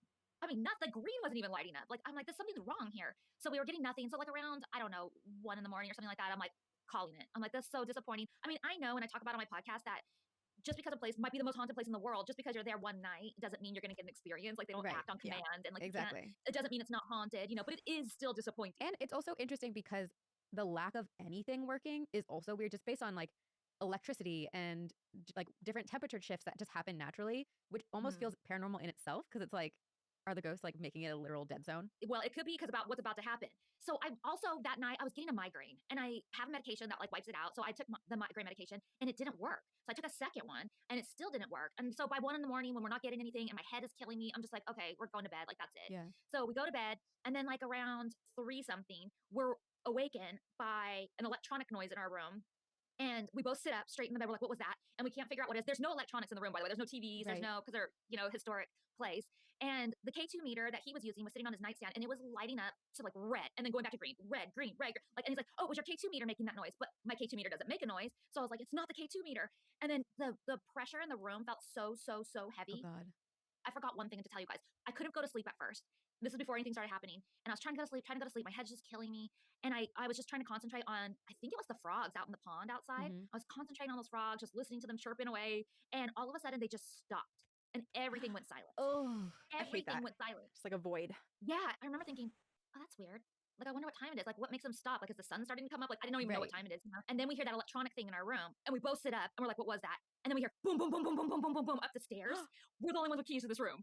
And I was like, oh my God. And I open up the door, and there's nobody there. And I shut it, and we're like, oh my God, you heard that, right? He's like, yeah, of course I heard that. And then we're sitting there just like, holy shit. And I asked him to look at what time it was, and it was like, I don't know, 3:17 or something weird like that, you know? And I'm like, oh my God, the last thing I want to do is get up and start investigating right now because I'm in like that, like half Right. awake, half asleep thing. My head is killing me, and like now I'm scared. Yeah. And then we hear like furniture moving above us, but we're on the top floor. And we hear like kids running around and like playing and stuff. And we're like, oh my God, what is happening right now? And he's like, they have to be setting this up, right? They have to be doing this. There's no way there's this much going on. They are doing this. And I'm like, they're not doing it. How are they doing Right. that? Like the noise above us, you could, I don't know how to describe it other than you could, it's not just a noise, you could feel I didn't get any dog whistles in his content, but I'd eat my words. Well, that's actually kind of the reason I stopped watching him was because of, I can't remember what he said, but it was just not, it just wasn't in line with me, and I don't know. He did something that gave me iffy vibes. It wasn't like bad, right? I don't hate Christians because they're Christian, but it was something about it. Like some of his content, he kept putting in more and more religious themes in his content and mentioning that he's a Christian. And I'm like, bro, I'm here for the cryptids, bro. Like, I'm here for the spooky shit. I do not care about any of this. I'm sorry. But, you know, his videos are good, though. Like, a lot of the videos I've seen from him are good, with the exception of that one video that he did where I think it was like a cryptid rank video. Like, it was ranking cryptids based on how scary they are or something. And he put the dog man all the way down. I'm like, no, that is such a bad opinion. Horrible take on the dog man. Holy shit, dude. Vibration of it too, a little bit. Oh And my I'm like, there's no gosh. way. Like, how are they making that up? How are they making up the pounding on the stairs and nobody's there? Right. Like, it's coming from all directions and stuff. The heaviness, like every muscle in my body felt tense. Like, I just felt like I was like this the whole time. And we're like, Yeah, I think Meat Canyon is pretty weird as well, to be honest. It's not my style of content anyway, so it wouldn't surprise me if I just feel weird because I don't like it very much, but yeah, I just, I steer clear. I trust my gut, so my gut told me not to engage with it anymore. in bed, like holding on to each other, and we're trying to like pretend nothing's happening. And then every time we hear something, he's like, "Did you hear that?" And I'm like, "I heard it." And then like a few minutes later, I'd be like, "Oh my God, did you just hear that?" I'm terrified in bed, and I have to pee so bad, but ain't no way I'm going to the bathroom, which is like it's in our room, but our room is laid out to where it's a pretty big room, and then there's like this like kind of step down into like this creepy dark hallway that then goes into the bathroom. No way am I going to the bathroom by myself right now because I just knew if I even opened my eyes that something was standing there. I was confident of it. Oh my gosh. And this went on and on and on, which felt like forever. And I thought, we're never going to go to sleep tonight. This is not going to stop. And my body was starting to hurt for just being so tensed up. And then all of a sudden, it just stopped. The whole atmosphere changed. Everything just felt like it lightened up. My whole body just relaxed. I'm so Wait, curious. like, was it 4 a.m.? Because we talked about 4 a.m. I think that. Yeah, so I had him look at what time. I was like, oh my God, it's over. What time is it? And he looked at his phone and he's like, it's, I forget, 4:13 or something random like that. And I was like, oh my God, it's over. It's over. I'm also just so curious, like, why that block of time? Is that special or is it important in the history of the house? Like, did something happen then? Or is it just when they have the most energy? Yeah, I don't know. Like, I know that they have like the witching hour and then like the devil's hour and stuff like Yeah. that. And it's changed. Like, it used to be midnight and then it was like 3 a.m. and stuff. And I don't know all the differences and like what times are like certain portals or things like that. But I know that some people think they have some significance. I just feel like this was Kind of meant to be for cycle you. through creators now. If you still enjoy his videos and want to watch them, I watch plenty of shit that I disagree with and like from people I don't like, so it doesn't bog me or anything, but there's some people I don't know. It's something about them. It's just like incompatibility with what style of content I want or whatever. I'm just like, okay, I'm out, It was supposed to fall through your radio show because think about how different your experience might be had you gone with that team with like producers and film cameras and all of that. Like, you got such a rich experience riddled with ghosts. This was incredible. Yeah. Oh, and then the next morning, they do like biscuits in the gift shop, so we don't want to miss that for Yeah, of breakfast. course. You know, so when it's at like 7 in the morning, so we hadn't slept all night, but we're like we're getting up and going down there for that. And so we did, and we get in there, and the people that are working the biscuits section and stuff, they're like, "Oh, how was your night? What room were you guys in?" And I told them what room we were in, and they're like, "Oh, and you guys made it through the night." And we're like, "Wait, do people not usually?" And he's like, "The last 2 people to stay in there have left in the middle of the night." That makes me want to go stay in this room specifically so badly. Right? And then there was a table of like older people sitting there, and they were like, "Is it you guys making all that noise last night?" And we were like, "It wasn't us." So everyone was hearing it. Yes. That's Damn. interesting that everyone heard noises, but it sounds like whatever happens in the specific room that you were in is far worse than what other people experience. Because otherwise you would think like everyone would be running for the hills, right? Like if they're all hearing noises in the middle of the night. Well, I think different rooms have different types of activity that go on. I would love to go back. I would love to go back and see what happens. So does Nick believe after this? Yeah, he always tells me, stop telling people I don't believe, because he's had a couple of experiences now. And it's not that he doesn't believe. He just is very, very skeptical about like things that, you know, I'm like, "Oh, look, this is going off," or "They said this," or whatever. And he'll be like, "I don't know about that," which is good. It's good. Yeah. But like his very first experience, we were at the Stanley Hotel, and they were giving us this was a long time ago. I heard they don't embrace the paranormal right now, but they used to big time. And they were giving me a kind of like a private paranormal tour. And we were one of the first people to go into the carriage house. They had just opened it, like I think like that weekend or something. And they took us up to the like attic area of the carriage house, and we're on like a kind of a plank walkway, and you can't really walk on either side of it for whatever reason. I don't know if you're gonna fall through, or there just wasn't safety measures for it or whatever. But like we were walking single file on this plank. The guide was in front, I was in the middle, and Nick was behind me, and it was only us. And something pulled his hair, and he was like, "Something just pulled my hair."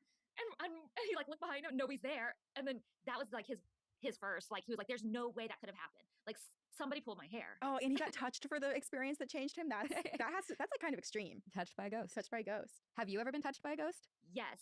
I've had a couple of them. One of them was at Holly's house. So it's actually her ex-husband's house now, but they have this beautiful house in Vegas, and the guest house is haunted. And she kept telling us, well, the whole house is haunted, but the guest house was especially haunted, and people didn't like staying in there, and worker people that were like fixing it up and stuff were like, "I'm out of here. Like that place is haunted." And she said, "Everyone has experience in there. You should bring your ghost hunting equipment one day and do a little investigation." So my friend and I drove to Vegas, and we met up with Holly, went to her house, and she had asked a psychic to come and also like come and hang out with us and do the investigations with us. And at the last minute, she had to cancel for whatever reason. And so when we got there, we were like, "Well, let's just do the ghost hunt first now, so that we don't have to wait for somebody, and then go to dinner after instead of the opposite way."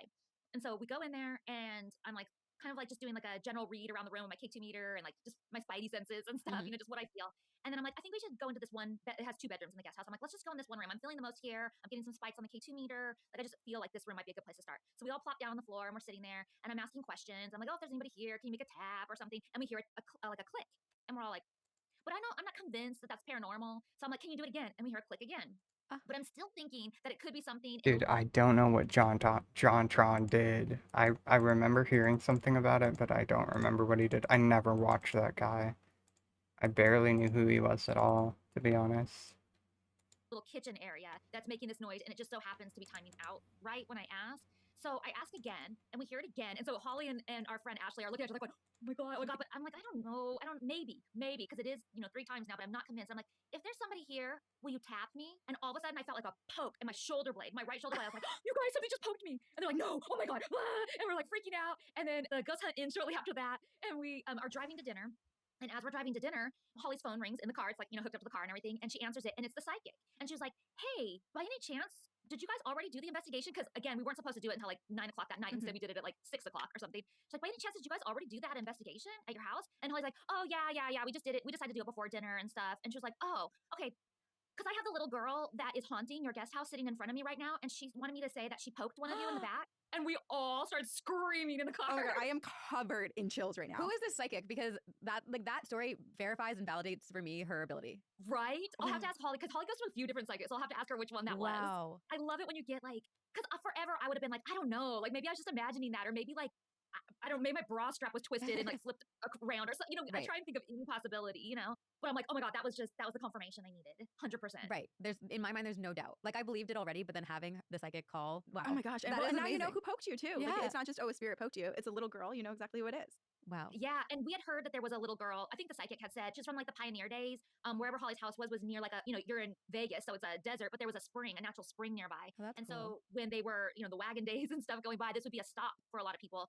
And they think that she died during one of those stops. Oh wow. And is probably buried somewhere. Well, at least died near the property, but possibly even buried near the property somewhere, or on the property somewhere, like unmarked type thing. Yeah. I mean, it sounds like not a terrible place to have been haunting as a ghost. Yeah, right. Especially if you like, I feel like that would be a pretty sweet place to haunt or live, because to see all of you guys doing your investigation, like I would love to eavesdrop Sounds on fun. you guys hanging out, right? Yeah. Like that's a great time. She picked a good spot. Yeah. Another time that I was touched is Holly and I were doing a pilot for a paranormal show, which didn't get picked up. But we were in the basement of the murder house from American Horror Story. It's the Rosenheim Mansion. Yeah. And that's where we were doing our pilot show and investigation. We had a psychic medium with us, Holly and myself, and then of course camera crews and stuff. And we were sitting in the basement on the floor, and I was like, I feel like there's something behind me. And Holly had like the SLS camera, and she turned it towards me. And the second she turned it towards me, the whole thing just powered down. Like it lost all its battery, and it had just been fully charged. Oh my God, were you shitting And yourself? Not yet, but I was like, okay, well, that's weird. And then I had my hand out. I'm trying to remember exactly how this happened. I said, if there's somebody here with us, will you touch my hand? And all of a sudden, I got this jolt through my finger, like an electric jolt, like a zap, like I touched something electric or something, or like when you have too much static in your bedding or whatever, you feel that zap on your finger. And I was like, oh my God, something just zapped my finger. It's so wild because every time Corinne and I have done a paranormal investigation, I've asked and like said out loud to the spirits, like, I'm open to being touched. Like, you can touch me. And I've never been touched, but twice now you've said, if there's a spirit, you can like tap me or touch me. And they do. That's amazing. Yeah. But I will say I've been on a million investigations and I ask for it a lot, and it usually does not happen. So I'm giving you the good stories of when it did. It's interesting too that like the 2 times that you were touched, that it felt so different, right? Like one felt like a physical person poking you, and then the other one was just this like shot of electricity. It is really interesting how it can kind of manifest and feel different, even though the act might be the same from the spirit like attempting to make contact. So fascinating. Where have you most recently investigated? Actually, just this past weekend, I was at Bethany's Haunted Suite. It's a haunted Airbnb in Jackson, California. It's like the gold rush, old mining town. I just had her on my podcast a few weeks ago, and she was like, oh, next time you're in town, you have to come and stay at He was a retro games reviewer, AVGN clone that did an interview with Destiny. Oh my God, dude. I fucking hate Destiny. He is so disgusting. He's one of the worst dudes ever. And I swear to God, he didn't used to be that bad until he took a mushroom trip where he had this one dude who's also a shitbag trips at him, and he did a bunch of fucking mushrooms. And ever since then, his brain has just fucking been mush. It is so bad. He got really bad really fast after that. So it just happened to be my grandma's 106th birthday this past weekend. Happy birthday. Crazy, right? So I went home for that, and my brother came from Michigan too, and I let Elsie know that I was coming into town and I would love to go and stay there. So I went with my whole family, my stepdad, my mom, my brother, and Elsie was there too. And we were investigating her house, and she also took me around like Jackson and to some of the businesses who also have had experiences and that she's friends with, and they told me all their stories. And the National Hotel, which is the historic hotel right in Jackson, the general manager like gave me a tour of the rooms and was telling me some of the stories there, and they're going to do my podcast coming up. That's so it was fun. it was a really amazing experience. But as far as something happening, it was a little quiet, I would say, although they did say my name on the recording. Like we were doing an EVP, we were in the National Hotel, and we were in the card room, which is where John Wayne used to play cards. It's down in the basement off the bar, and we were doing an EVP session in there really quick. We didn't really have permission. Well, I don't think they cared, but we didn't have permission really. So we were trying to be kind of sneaky, and we were in there doing it, and it said my name. And when people say they hear it, I've always been like, is it though? Like I guess I can hear how you could hear that, but I don't know if it is or not. It's like a prime example of how not to trip set. It was so bad. It was literally like they're trying everything to trigger Destiny. Like everything they did was to try to trigger him, piss him off, freak him out the entire trip. Like that's how you fuck up your brain chemistry forever, bro. I swear to God. But this one, I was like a second it happened, it was so clear, and it was clearly my name. And my name's not weird, but it's definitely not that common where it's not like, oh, Joe is here. It was a dude named Wreckful. I don't know if you know that. I think it was Wreckful that was his trip sitter. What a fucking dumbass, dude. Yeah. EVPs are so hard, and I feel like in the moment especially, they're really hard to hear. And then Destiny said that he did a bunch of research beforehand. Like, no, you fucking didn't. Don't lie. Don't lie. You would never do something like that if you did a bunch of research beforehand. There's no way. Just willingly going into a mushroom trip, your first one ever, trying to have a bad trip. It just doesn't make any fucking sense. Afterwards, when you like listen back, so many things you didn't hear in the moment come through. Yeah, have you ever done that? I only know about Destiny from the Only Use Me Blade doc I watched. Oh God. That's horrible, man.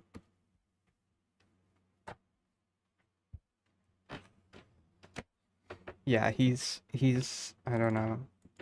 He's a chronic sex abuser, and he's a gooner. He's a weirdo. He's just, he's the classic aphebophile kind of guy. Actually, it's a femophilia. Well, he's literally like that. Estes method.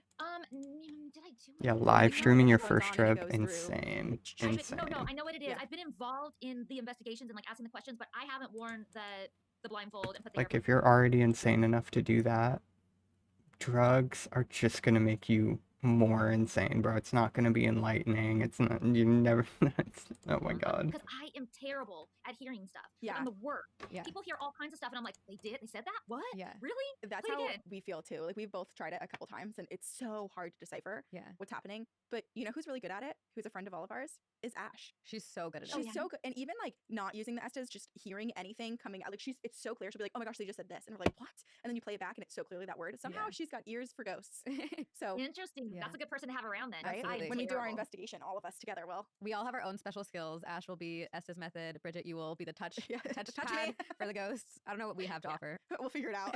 Be on the fly. Well, that's good. That's good to know. Yeah, I'm bad, and then I hate when people. I don't hate it. Like I don't hate on them when they tell me what it is, but I just hate it because I feel like, oh, now that's all I'm gonna hear. Yeah. And like when they show it on TV shows and they put down on the bottom what they heard, I'm like, well, now how am I supposed to judge for myself what I thought it Yeah. was? Yeah. Like, what if I heard something totally different? How did you hear that? I don't know. Right. That is tough. I'm curious. Okay, so I feel like you've had so many amazing opportunities just like within television and travel and everything like that. But there's one show I used to watch of yours. It was it Bridget's Sexiest Beaches? Is that what it was called? Yes. Okay, so obviously that wasn't a paranormal show, but I'm curious if on shows like that, if you've still, because you're so open and it seems like you also just like feel the vibe of places that other people might not peg as haunted. On shows like that, did you also find yourself still investigating the paranormal or interacting with the paranormal? I purposely incorporated paranormal in it as much as I could. Like when we were doing Key West, like we went and saw Robert the Doll. So I got to meet Robert the Doll for the first time. And in Hawaii, we did like this whole paranormal type thing where they were talking to me about the gods and the goddesses, and they took me on this paranormal hike, and they were telling me about the soldiers that marched through at night and like all their beliefs and stuff, and this rock formation that they believe has like a skull face in it, and like all kinds of things they were showing me on that. And then like it's not so much paranormal, but like we incorporated pirate type stuff and like going out to where they think like the pirate booty was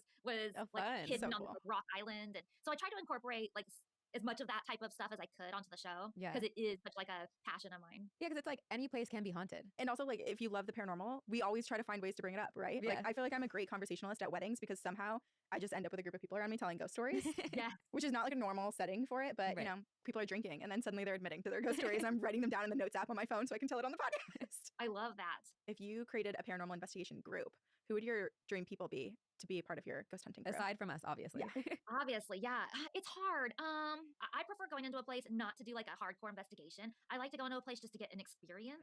And so I don't necessarily need like a specific group of people with me that bring different things to the table. I think it's kind of nice having a psychic medium with us because they can tap into things that maybe, you know, I'm not catching on to, or just get more information out of stuff. Yeah. But one person or a couple of people who have like a love for it too, or are super open-minded to having an experience. Knows because the I think age of people have consent in people every that state. aren't Yeah, open to it, or exactly. don't want to have an experience, or are Exactly. scared of it or whatever, that it will jeopardize the experience you have too. I also feel like there's some level of like intimacy and trust required. Meets a 15-year-old girl on Twitter who's a super fan, waits until she turns 16 to fly her out to a 16 age of consent state.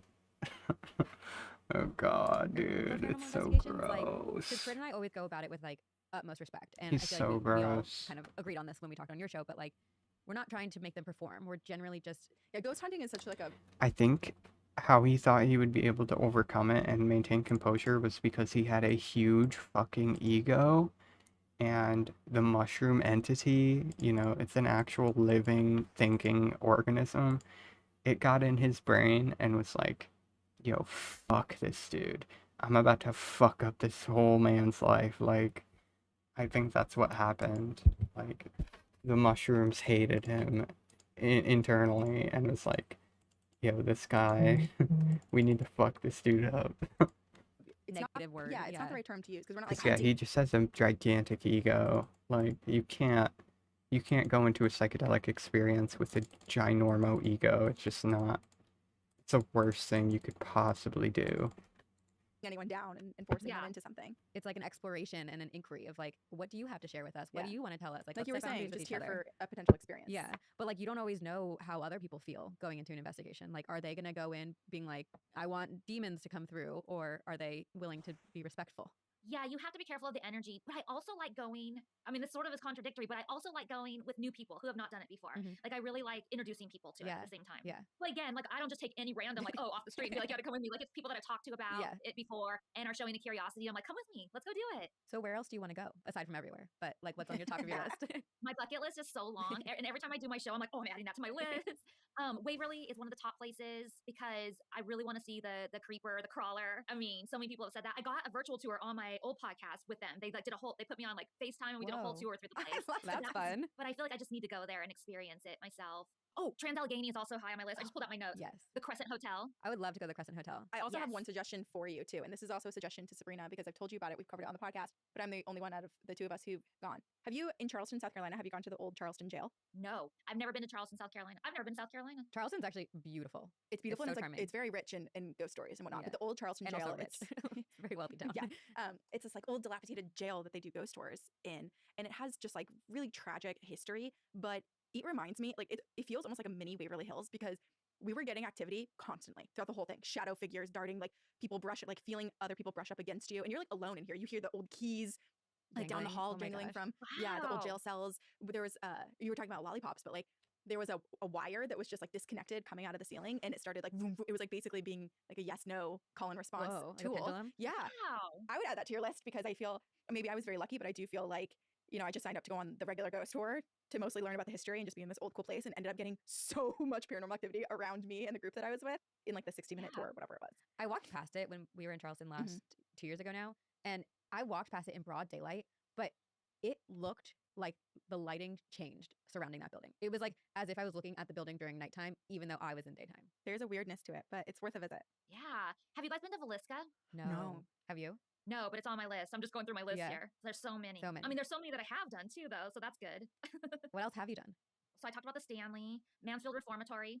They were so amazing there. You guys know Ohio State Reformatory, Yeah. right? Or Mansfield, and where they shot Shawshank Redemption. So a lot of people just call it the Shawshank Prison. But they waited up for me because I was there doing the Halloween convention, and they waited up for me until like 12:30 at night till I was done with all of the things that I had to do with that.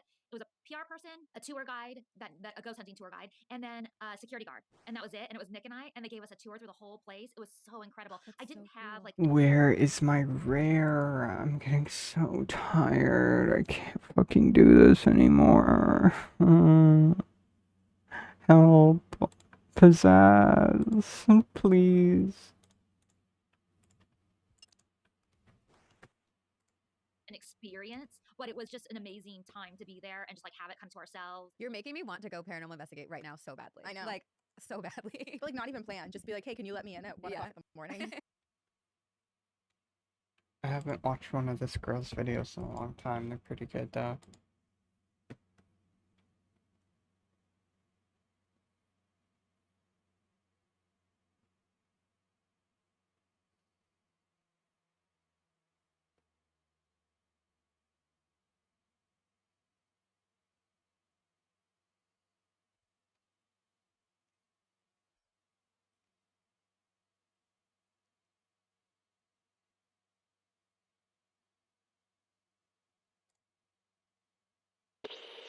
Bada bing, bada boom.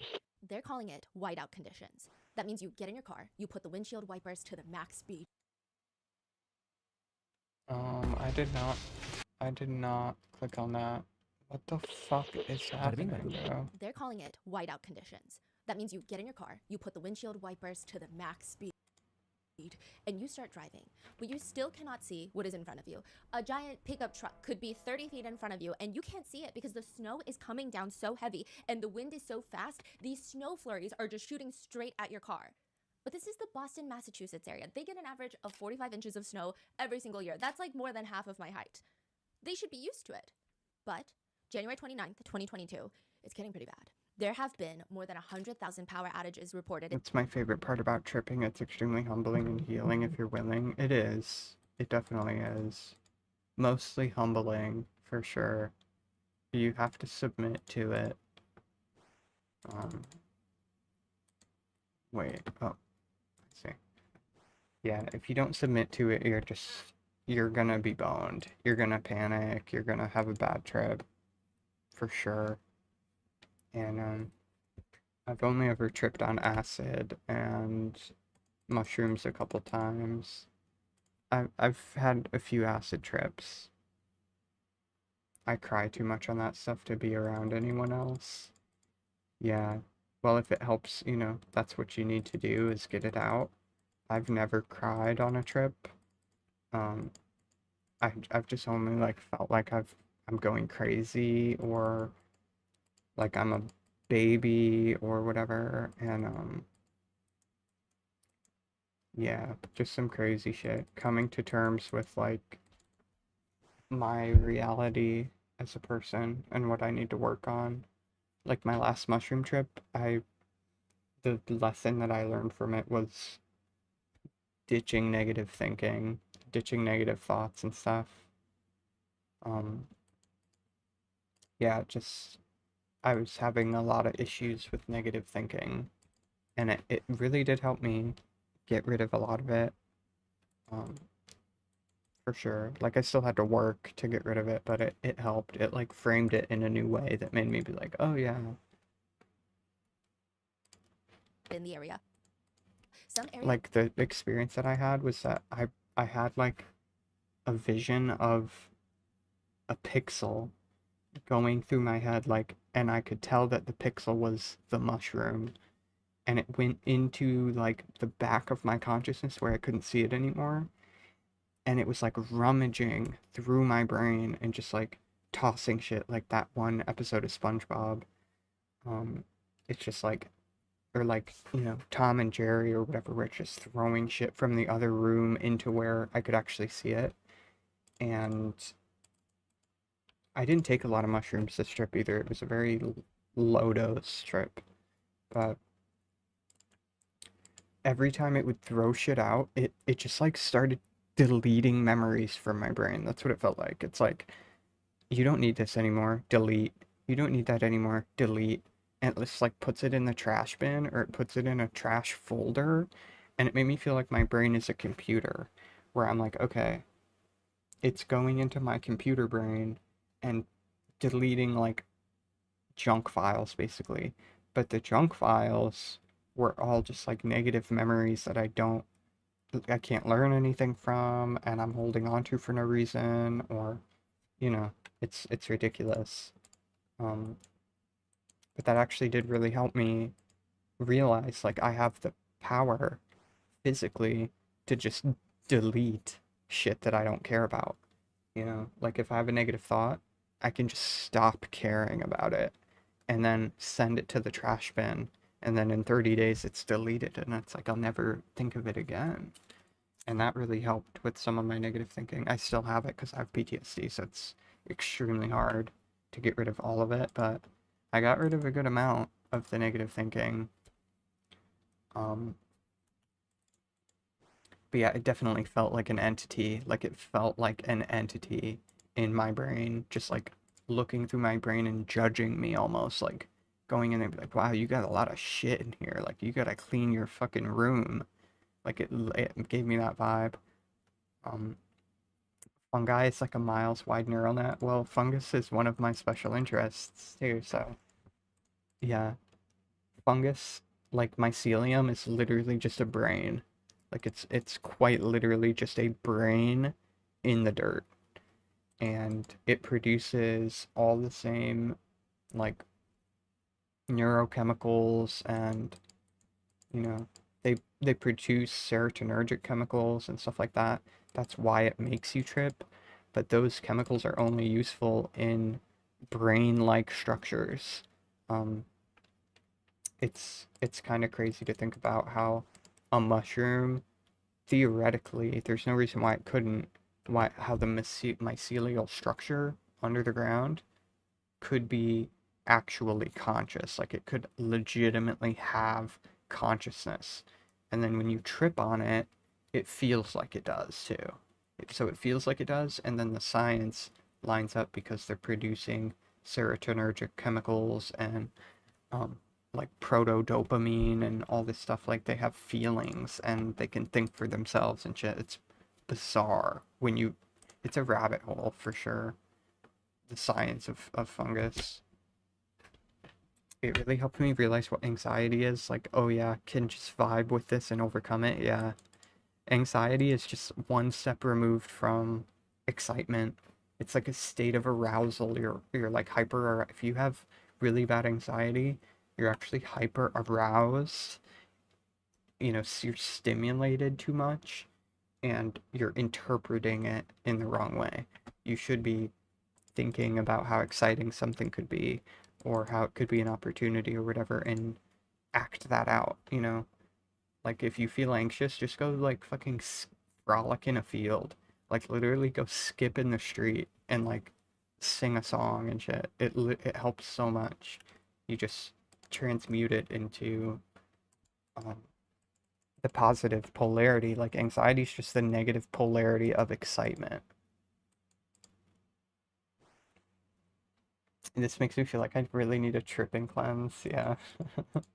A lot of people probably do nowadays, especially now. Areas are experiencing wind gusts of 90 miles per hour. I mean, thankfully, that's only a few spots, but just to give you an idea, an average person can be... Yeah, forget everything that isn't breathing or fine dining. Exactly. It's like it told me, forget anything that doesn't serve your highest good, right? Like, forget anything that isn't useful to you, that doesn't serve you, that isn't, like, doing anything positive for you. It made a huge difference. Knocked over, moved over by 67 mile per hour winds. 90 miles per hour, I mean, you're fighting against the wind as you're walking. Thankfully... That's hard to do when you're always surrounded by others. Well, that's the thing, is that you do it anyway, right? Fear, you have a fear of being judged by other people for being you and doing what you actually would want to do in a situation or what would be best for you. But ultimately, that's just another form of anxiety. It's like fear is an illusion. You can just do the thing, right? If you have fear for something, you can actually just do it. You're still gonna feel the fear, but the point is that you can feel the fear and still do the thing anyway, and you're still getting the positive effect of the thing, because either you think about doing it and you're still in a fear state, or you do it and you're still in a fear state, but then you actually did it and it did something positive, right? So it balances out, it balances itself out, it gives you a new experience and it helps you feel more confident. That's actually like how I started building that confidence back up in the last couple of years, was doing shit like that and just like having fun, letting myself have fun regardless. Like not doing my best to not give a fuck what other people think.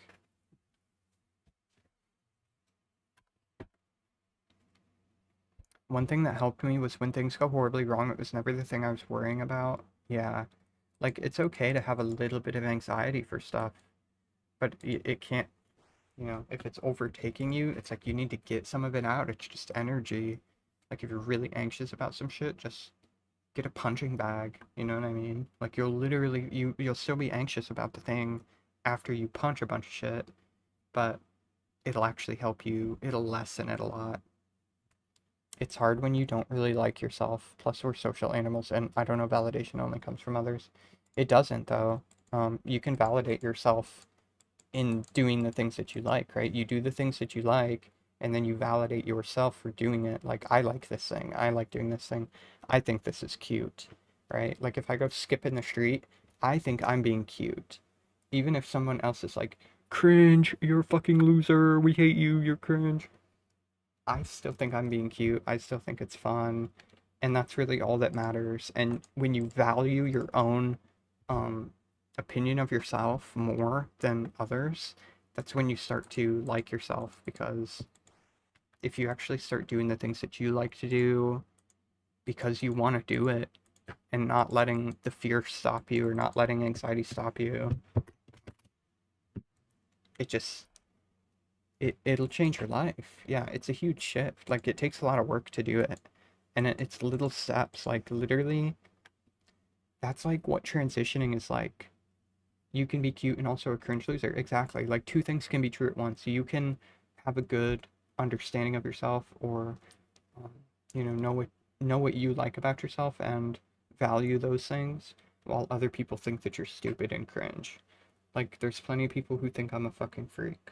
That doesn't stop me from being confident and like finding happiness within myself. It's just, it used to though, but it's like you let it happen. It's like if you value the validation of other people more than you do your own validation, or you don't even believe you can validate yourself, you are a people pleaser. And it's a toxic trait. It's a form of self-harm. It's like psychological self-harm, where you're basically just, you only care about pleasing others for that little sliver of validation that they'll give you, but they'll never give you enough validation. They'll never give you enough to where you actually love yourself or like yourself or enjoy your own company. Like, only you can do that. Everything that you want to feel, ideally, is inside of you already. Nothing external to you can make you love yourself. It won't happen. You could love yourself being a fucking bum on the side of the road. You know, you can still love yourself and value that. And it's hard. It took me, I used to hate myself so fucking much. I still fall back into that anyway. But the more you practice it, it gets easier and easier to just be like, okay, well, I value me. I value my opinions. I value my perspective. I value things that I like to do, things I like that are cute or whatever, or fun or enjoyable. And if somebody else doesn't like it, then you know, fuck them. If they want to shame me for it. Like, another thing that you should learn too is that shame in society is the most useless thing ever.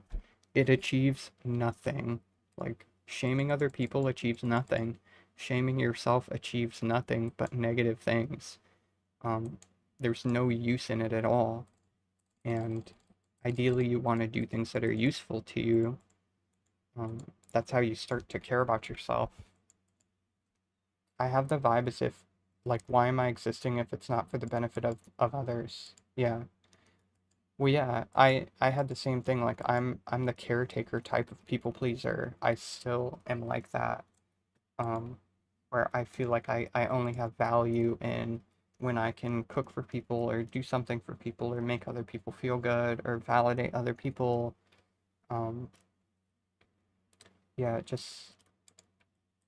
it's not actually helping you though. Like, those things you should do out of love, not, you shouldn't do those things for the validation. You should do it because you love that person or you love doing that thing. You know, so you change the intent behind why you're doing it consciously. Because a lot of that stuff is subconscious. Like, you just do those things. The fact you're aware about it is more than most people can say about it, you know. But yeah, it's a trauma response. Like, being a people pleaser is a trauma response. Feeling like there's no hope to love yourself is a trauma response too. And yeah. I'm a giver type of people pleaser, yeah. But yeah, people pleasing, you know, if you're a giver, that's good, right? Like, if you enjoy giving and you love giving to people who you love, then there's not much, you know, there's not much else to work on there. But people pleasing is like, you rely on it. You need it to feel, you need it to validate your existence. But you really don't, you know, it just feels like that. And if you don't know anything else, like, if you don't know any other way of existing, it's gonna feel like there's no way out of that, and there's no possible, like, pathway to healing it. But it really is just an open wound. Like, it takes a lot of work to heal that shit, and it's painful. It's not fun to heal it, right? Like, the first time, like, let's say you really think when people skip and they're like jolly and happy is so admirable and cool. You can do those things, but the thought of it just gives you anxiety. The thought of you doing it gives you anxiety. And makes you feel bad about yourself, or like, oh, there's no way I would do that, or people would think I'm fucking cringe and they would never talk to me again. You know, that's all like shit your brain is making up. That's like trauma brain, monkey trauma brain, just telling you you're not good enough to do the things that you actually want to do. But yeah, even if you do it just for a second, like, you just barely do it, like, you take a walk and you do it for just a second, that's one step, you know what I mean? And you keep trying. If you keep trying over and over again, you'll eventually just start doing it, like dancing in the rain type of thing, you know? People might judge you for it. Who gives a fuck what they think? It's irrelevant because you're already relying on your own validation. You're like, I want to do this. This is fun. I feel good right now. I feel pretty right now. I feel cool right now. That's how I stop like being affected from people being transphobic or being like misgendering me and shit.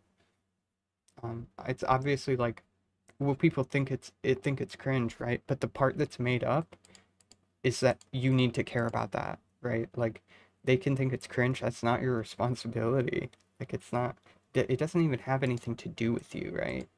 Like, and the people who thinks shit is cringe in and of itself are cringy. Like, the people who think other people are cringe and like focus on that and shame them for it, it's because they're projecting. Like, this is projection 101, where they feel cringe that they relate to you or they want to do that thing. You know, it's like they're in a denial phase. Like, imagine somebody sees you skipping in the road and they're like, that's cringe.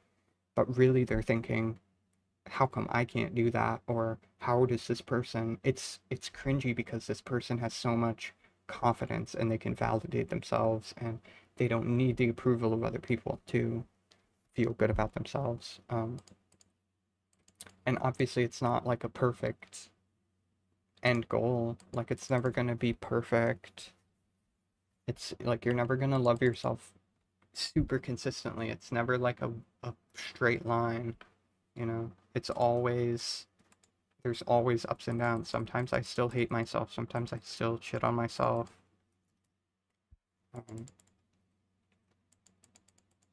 But there's so many reasons why you should try. Like, the benefit of being able to love yourself even a little bit, or being able to validate yourself without the help of anybody else, like, that's where you reach independence mentally and emotionally. I've had it briefly, but something always brings me down eventually. Yeah, you just keep trying, right? Like, and that's a glimmer of hope, where you experienced it already. You know it's real. You know it exists. It's obtainable, right? You got there. Even if you fall out of it for a second, or even if you slip, it's like climbing up a mountain and then you slip and fall back down a little bit. You know, now you have to do even more work to get back up to where you used to be. But eventually you'll figure out a way up, you know, and it'll work. Or you'll just get stronger and stronger and be able to deal with the problems, you know, that arise. Because it takes adapting.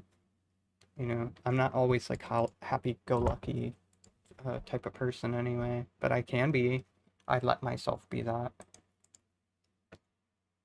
But yeah, the thing is too, is that I had to learn how to validate myself because no one else was doing it. Even with all the people pleasing, I would just try to people please, try to care for other people, try to only care about other people, and it's like they don't even validate you anyway.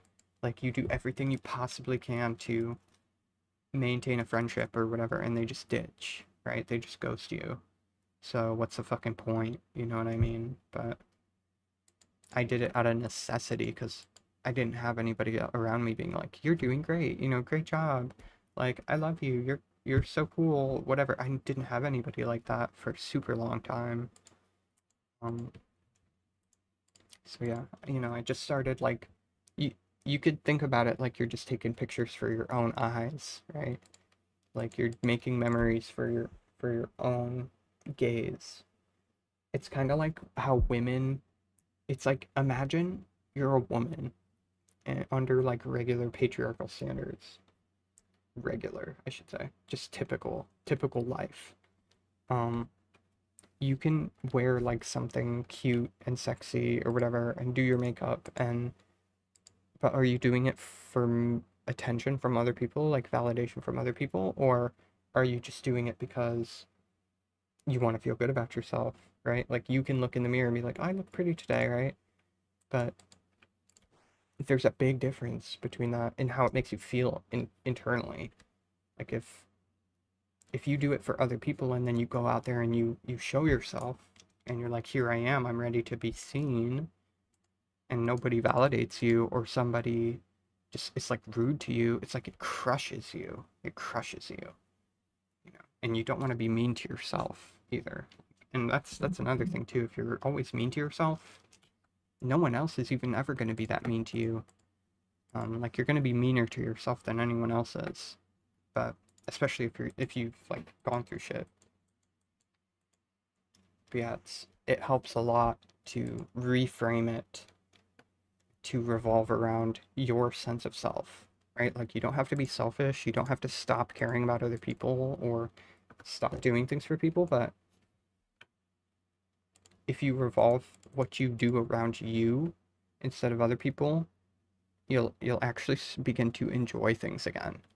Because yeah, I had anhedonia for like 10 years. I didn't enjoy anything. I couldn't enjoy shit. I couldn't play RuneScape. I hated it. Like I never had fun. Even though I loved the game, it's like I would play it and I just wouldn't enjoy it. Or I would, you know, go outside and try to enjoy nature and I would just like, you know what I mean? I just, there was like a wall between me enjoying something.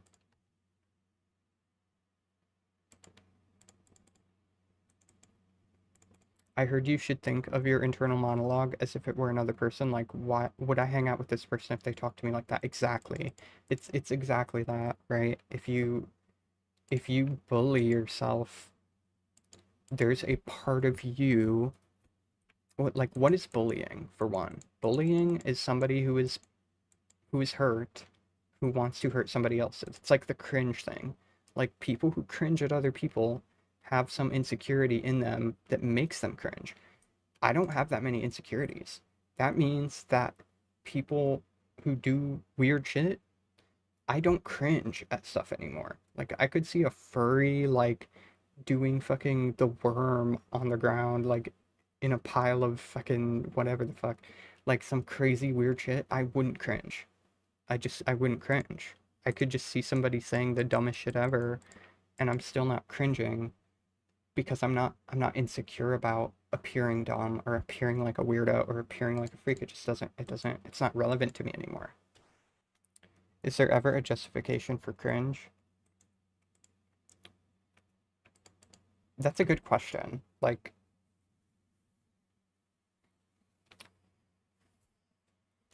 I think there is. Like, obviously, shame exists in society to, on a baseline level, the way that people justify shame is to kind of police human behavior and only allow certain behavior around other people. And if you do these behaviors around other people or you do something that's considered morally bad, then you should be shamed for it, right? Like most people agree on that. But how useful is it really to shame somebody for like picking their nose? You know what I mean? Everybody does that shit. Everybody does that. How useful is it to shame somebody for doing something that everyone else does, that it's just most people hide it, you know?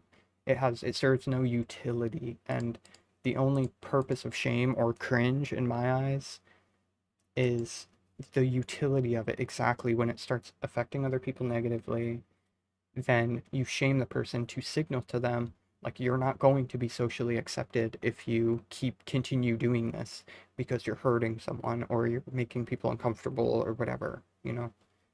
I do think some stuff should be done in private. Well, yeah, most people are of that opinion, right? And like I would never go to a nudist beach. I don't think I would enjoy it. I might watch, but like I wouldn't partake. For me, like being naked, I'm just so not, it's such another world for me to be naked in front of somebody that I don't know, that there's no way I would be able to do it. But yeah, the point is the more you let go of shame, the less you will cringe at things. The more you let go of insecurities, the less you'll cringe at other people. Because you're no longer like, cringing is a form of empathy. This is the thing that people really get wrong about it. when you cringe at somebody, it's like you're having empathy for them on a subconscious level, and you're mirroring what you think they should be feeling.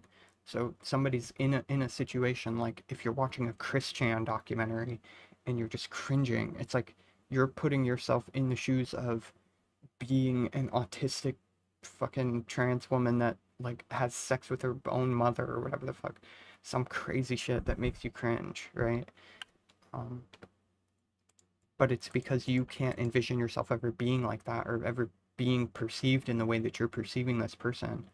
It's just not it doesn't have a whole lot of utility. You know, if there's something that you can learn out of a feeling of cringe or shame, then sure, you know, keep it around a little bit. But for the most part, it's a negative feeling. And you want to try to get yourself away from negative feelings if you hyperdrive negative feelings. You know, if you're always feeling negative and you don't feel positive an equal amount, like you want to balance it. People who are happy, like they're not happy 24/7. I still do cringe, right? I used to cringe so much before I started going to therapy and shit. I used to cringe at everything. Everything. I'd be like, ew, that guy's wearing khaki shorts. Like, ew. Like, cringe. But most of it wasn't serving me. It wasn't helping me feel better. And then I'm like, I'm being judgmental of somebody. And that makes me feel like if I do something different, everyone else is going to judge me too, right? But not everybody's like that. A lot of people are. A lot of people will judge you, but there is a certain level of like there's a certain level of advancement that you can get to with introspection that it's like you won't be understood by other people once you get there. By some people. But you don't want those people around anyway. It's like you'd have to babysit them through why you do the things that you do, and who wants to do that? You know, ideally you want people who understand you around you, and you definitely don't want to be people pleasing for people who don't understand you. You know, they don't get you, they don't want to be around you. Why would you people please for that? You know, fuck that. I'll people please for my damn self, thank you. I think judgment is worse when you're younger. Adults are much less likely to judge so harshly. I agree with that. Yeah. Well, and it's also a trauma thing, like you're stuck in that way where you feel judged when you're a kid. I was going to say that earlier, is that a lot of the whole thing is just like you have an inner child wound that is not being, you're not actually taking care of it. You're not looking at it. Like if you're bullying yourself, bullying is like an immature thing to do. If someone else bullies you, I see those people as like you're acting like a child and you're not mature in the slightest. You know, you're operating on such a childish level, it's insane. But if you're bullying yourself, it's the same thing, but it's just a part of you that feels that childish urge to bully is wounded in some way that isn't being addressed. So every time you bully yourself, it's like your brain is telling you you need to work on this part of yourself that makes you want to be mean to you, you know? Because ideally, logically as an adult, thinking about it, you'd be like, I don't want to be mean to myself. I don't want to make myself feel bad about myself for no reason just because I'm this or that. Like, nobody really wants to be like that. And if you consciously think about that, it makes it easier to kind of, you know, comfort the bully inside of you. You have to comfort it. You have to get it to come over to your side so that you stop being mean to yourself. At least that's what helped me doing that. But yeah, I still bully myself sometimes. I'm still shitty to myself on occasion.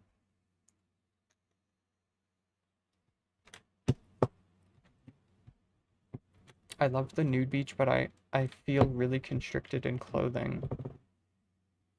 Yeah, I actually really like clothing. It makes me feel safe. It makes me feel protected. My old therapist always called me an empath. My therapist does too. He says that about me all the time.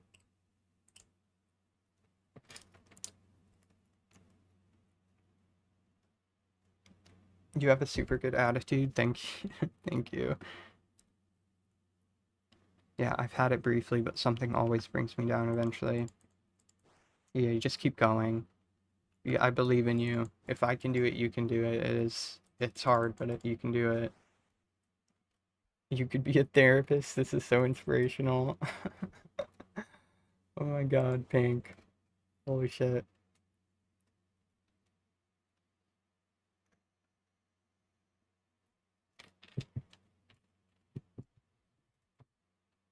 Yes, context does matter, right? But it's like, imagine somebody shits in public, right? Somebody just like, they choose to do that. They just choose to drop their drawers and take a dump on the train. Now everyone else is trapped in this space where they have to smell this person's shit and see the sight that they don't want to see. It's like you're inflicting psychological harm on them.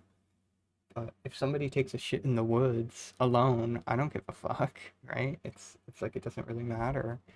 So yeah, shaming people in certain contexts, obviously you'd be like, what the fuck are you doing? You know what I mean?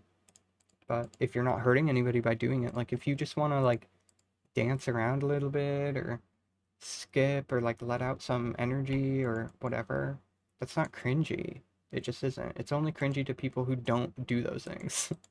Like they don't have fun. You know what I mean? If you frolicking in a field is cringy to somebody, they don't frolic in fields. What the fuck? They're not experiencing that. They don't know what they're missing. They don't know how good it is.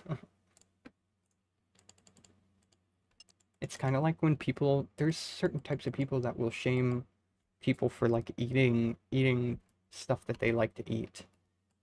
Like if you like something that you used to eat as a kid, like you really like milkshakes or brownies or whatever, there's people who will be like, quit eating that. That's for kids. You know what I mean? It's like, what? I can't have a fucking brownie and enjoy myself for a second? Like, come on now. What the fuck is that? Like, get off my dick. I'll eat what I want. What the fuck? Hard to have fun like that as an adult. Yeah, it is. It really is. No, it is so. But that's what people mean when they say healing your inner child. That's what it really is. There's a lot of bullshit about it online, but that's what it is. Like you have to let yourself do things that you would let yourself do when you were a kid and have fun with it as an adult. Especially if it doesn't hurt nobody. You know what I mean? There's nothing wrong with that.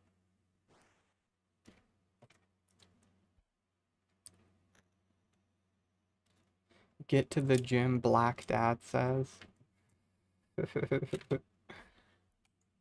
You're basically going to the gym if you go frolic in a field, to be honest. That's a fucking workout.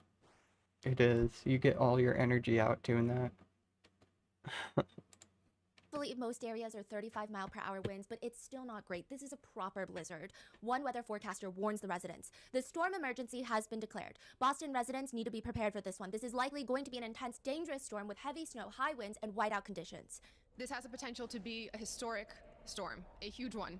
This is likely to be an intense, dangerous storm with heavy snow, high winds, and whiteout conditions. Temperatures will be dropping into the single-digit and below zero numbers. We are talking about treacherous conditions, dangerous, sometimes life-threatening conditions. Here in Boston, the best thing you can do is stay inside. That is why a group of friends decide they're gonna have a blizzard party. They're gonna hit up all the local bars, then come back to this guy named Brian's house, Brian the Blizzard guy, and they're gonna celebrate a little bit more. So they all end up at Brian the Blizzard guy's house at around midnight. And people from midnight to about 2:30 a.m., one by one, these party goers, they start heading back to their own house, driving in the middle of the blizzard to get back to their beds. By 2:30 in the morning, only the residents of the house are still there. All the party goers, all the guests have left and gone, except for one. On the front lawn, about 6 to 8 feet from the curb, from the street, is the dead body of John O'Keefe, one of the guests that were invited to the blizzard party. He will be found at 6 a.m. in the snow.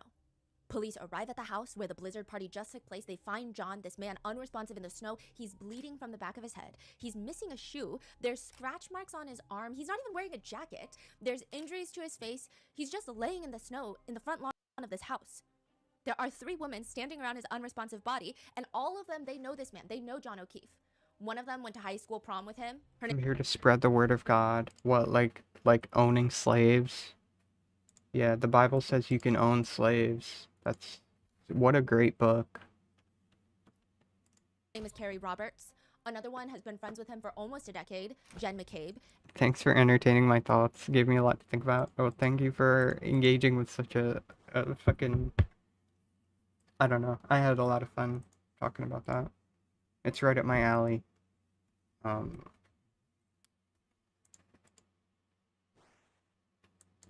Yeah, I learned stuff about myself when I talk about that type of stuff as well. And the other one has been dating John O'Keefe for the past 2 years. Her name is Karen Reed. Karen Reed, the girlfriend, she's inconsolable. I mean, she's running around this blizzard screaming. She's throwing herself on John O'Keefe's body, lifting up her shirt, lifting up his shirt, trying to warm him up via body heat. She has blood on her face from trying mouth-to-mouth CPR. The woman that went to high school prom with him, Carrie Roberts, she's screaming at John's girlfriend, Karen. She's like, shut the fuck up. We need to be able to we need to get the blankets. She's like, Karen, you're doing too much. You need to sit down. She's freaking out. And it seems like the calmest one at the scene is Jen McCabe. John O'Keefe is ultimately rushed to the hospital and is pronounced dead. Now the officers want to find out what the hell. Well, yeah, it says love your neighbors, but not unless they're trans. And your slaves aren't your neighbors, they're your property, so you don't have to love them either. Hell happened here. Karen Reed, John's girlfriend, tells the officers, she dropped him off at the blizzard party, drove back to John's house to go to sleep. She woke up and he still wasn't home, so she got really worried. She wanted to naturally come to the place where she last saw him, where she dropped him off, which is the blizzard party, and that's when she found him dead in the snow in the front lawn. Jen McCabe says, I was at the blizzard party last night. I was inside the house. She said she saw Karen Reed's car pull up at around 12:30. John O'Keefe's in the passenger seat, but neither of them ever came in. So one of them is for sure lying. Amen. Well, you'll see. Carrie Roberts, childhood best friend of John's and former prom date, she says she wasn't there at the party last night. In fact, she doesn't even really know these people. She only met Jen McCabe once, 7 years ago. Karen Reed, she's been meeting her a few more times, but only through John. She's besties with John O'Keefe. The only reason she's here is because Karen, John's girlfriend, called her an hour ago in the middle of the night at 5 a.m. screaming that John is dead. Carrie says, Karen, the girlfriend, she also mentioned a few odd things. Something about a cracked taillight. Karen also allegedly said something along the lines of, did I hit him? Did I hit him? Everyone involved in this incident has a very different story. So what happened between 12 and 6 in the morning? It seems like the people that would have the most clear answers are the people that were inside the house. But their stories just don't make sense, and they're starting to get very upset that people are accusing them of having anything to do with John O'Keefe being dead in the front lawn. They say whatever they've done to us is they've dehumanized us to the sense where we're not even real people anymore. We're almost like caricatures. We're just pawns. In an interview, they're asked, have each of you been called murderers, like actual murderers? Oh yeah, on a daily basis, and we get down, we get depressed, and it's like, but this is the town we grew up in. We didn't do anything wrong. Why should we have to go anywhere? Besides, someone else has already been arrested for the killing of their friend. Okay. This is Exodus 21:11, the message. When you buy a Hebrew slave, he will serve 6 years. The 7th year he goes free for nothing. If he came in single, he leaves single. If he came in married, he leaves with his wife. If the master gives him a wife, and she gave him sons and daughters, the wife and children stay with the master, and he leaves by himself. But suppose the slave should stay. I love my master and my wife and children. I don't want my freedom. Then his master is to bring him before God to a door or doorstep or doorpost and pierce his ear with an awl, a sign that he is a slave for life. When a man sells his daughter to be a handmaid, she doesn't go free after 6 years like the men. If she doesn't please her master, her family must buy her back. Her master doesn't have the right to sell her to foreigners, since he broke his word to her. If he turns her over to his son, he has to treat her like a daughter. If he marries another woman, she retains all her full rights to meals, clothing, and marital relations. If he won't do any of these 3 things for her, she goes free for nothing.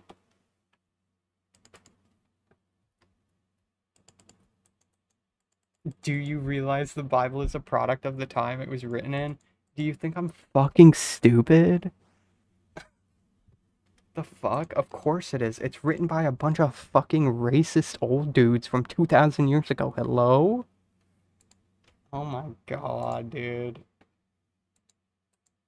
Holy shit. You don't seem to understand history. I literally just read you a Bible verse, you stupid fuck. Oh my god. Holy shit.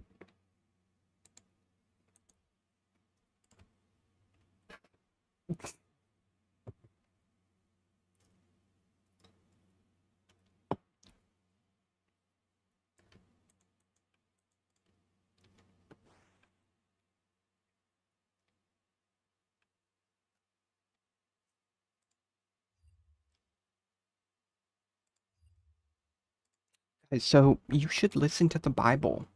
You should listen to the Bible, but not the bad parts, not the parts that make me look bad.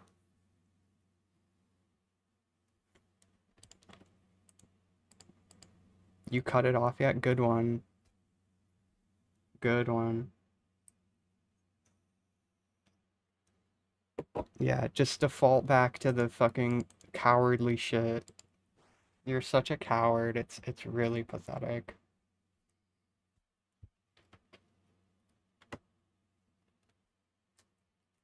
Have a bad life, bye. My life is much better than yours is, I can guarantee it. Thanks. Very, very neighborly of you. Love your neighbor, by the way. Fucking prick. John O'Keefe, his girlfriend, Karen Reed. She has been arrested for intentionally hitting her boyfriend with her car in a drunken fight, leaving him for dead in the snow in the front lawn. Childproof But why does scissors. nobody believe that? What the Netizens don't believe it. fuck, There were bro? 2 trials, and none of the jurors believed it. They believe that Karen Reed is being framed by the group of friends. Is it because every time their story is questioned, they start slipping up? Is it because none of their cell phone records really match what they're saying? Or does it have to do with the fact that every time they get up on that witness stand to testify, they start getting aggressive and they start having these collective bouts of amnesia as a friend group, where they cannot recall details that they should be able to recall? This is the case of Karen Reed and why everyone thinks that she has been framed. Did you cut it off yet? He said. No, that's the part that the girlies love.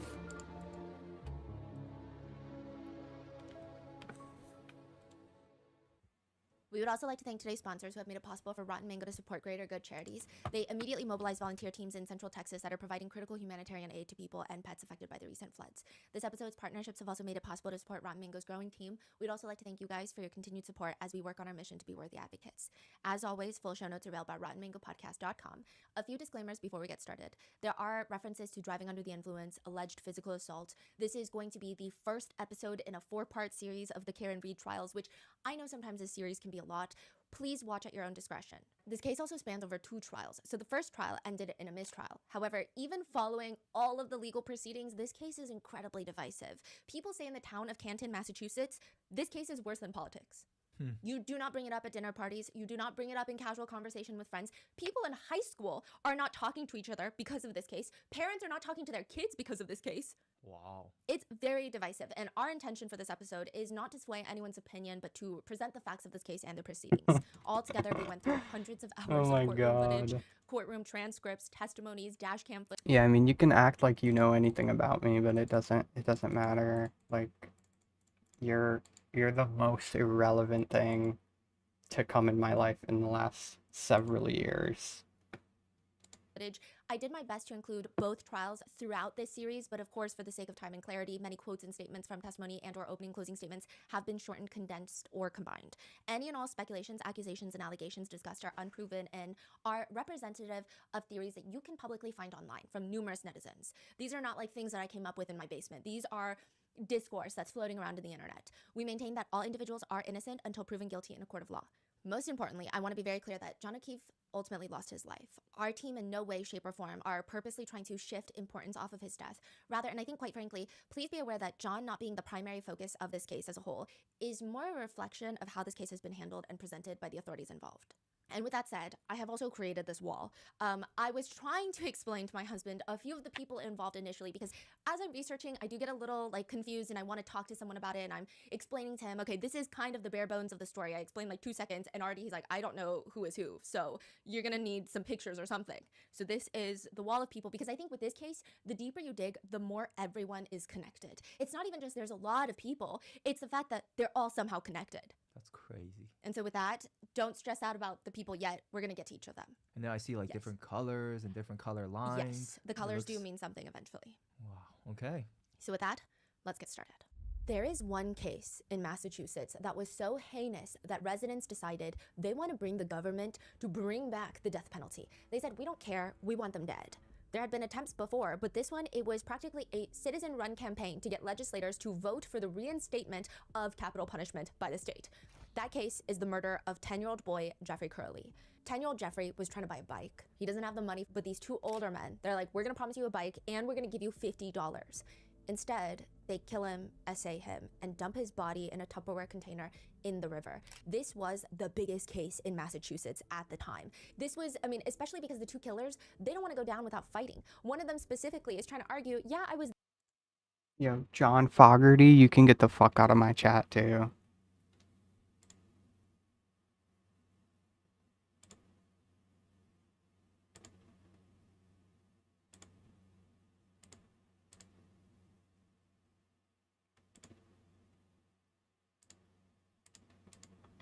You made yourself look bad already a long time ago. Like, that's literally why you're here with the all the, you know, the extremely pathetic people.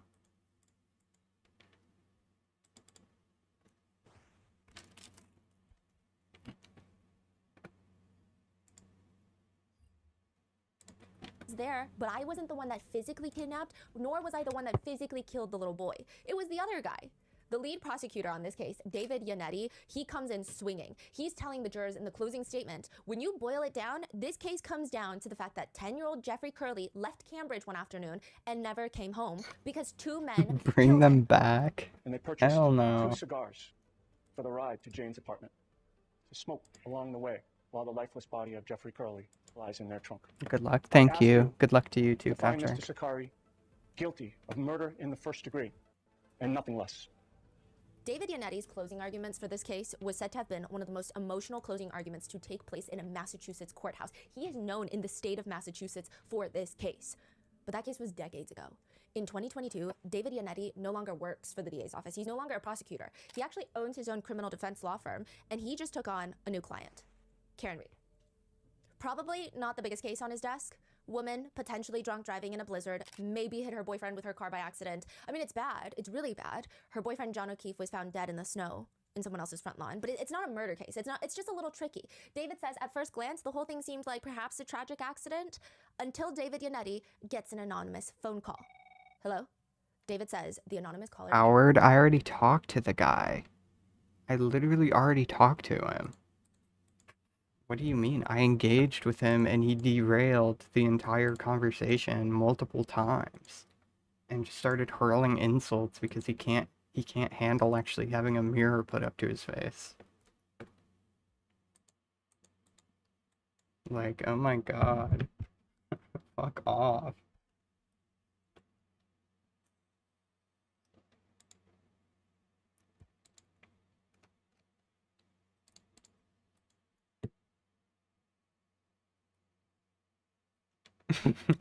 Are you gonna cry? Are you gonna cry, Derek? I'm so sorry. I banned your friends. Oh no. How horrible. I'm so evil.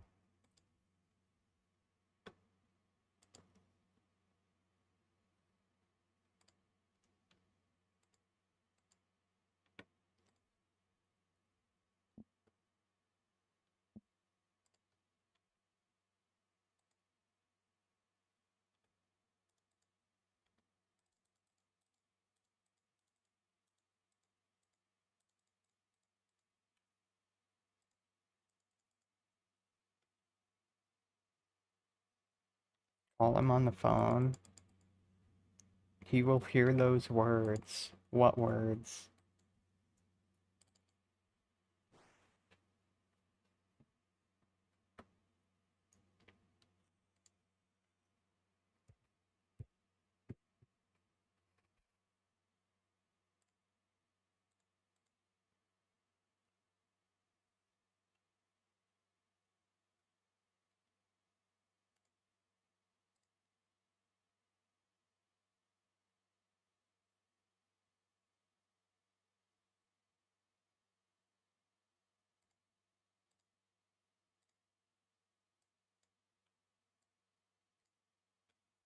Okay, Pink, I modded you in my chat.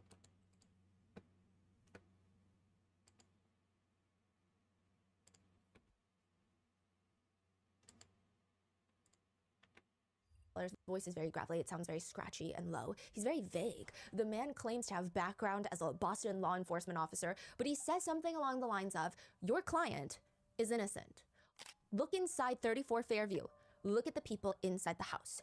John O'Keefe was beaten up by Brian Albert, Blizzard Brian, the homeowner, and his nephew. When John doesn't come to, Brian and a federal agent that happened to be at this party dumped John's body on the front lawn. So the house is Brian's house. Yes, Blizzard Brian. This is Brian Albert's home and his wife Nicole Albert's home. This is where things get very strange. David Yannetti eventually calls this anonymous tipster back for this very mysterious tip. He wants more information for a longer interview, but the man starts backtracking. He's saying, well, no, I don't know for sure. I was just speculating based off the pictures that were released of John O'Keefe's body because it just didn't look like injuries from a car accident. But at the time that the anonymous tipster had called in for the tip, those autopsy pictures had not been released. No pictures of John O'Keefe's body after the fact had been released to the public. So what does he mean he was speculating based off of those pictures? He hasn't been able to see those pictures yet. It feels like the anonymous caller gets spooked and starts backtracking. Eventually, he flat out denies that he ever said that to David Yannetti, and he recants this entire tip altogether. But David Yannetti and his client, Karen Reed, they decide, we are going to take a look inside of 34 Fairview. Did we find out who the caller is? It seems like there is a strong lead of who it is. Now, I really hate saying this about cases, but it does feel like an Agatha Christie novel, only in the sense, not in the sense of like, it's a murder mystery, but in the sense of like every single person inside has the potential motive to want John O'Keefe dead.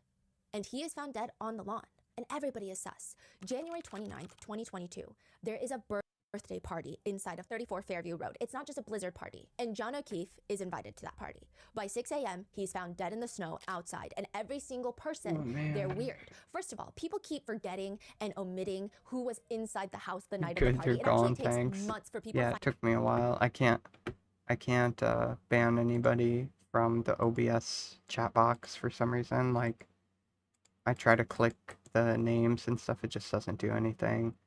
I can mute people, but that's it. It doesn't, well, I can't even mute anybody. I mute the chat in general. But yeah, I can't actually moderate it from here. I had to go to YouTube.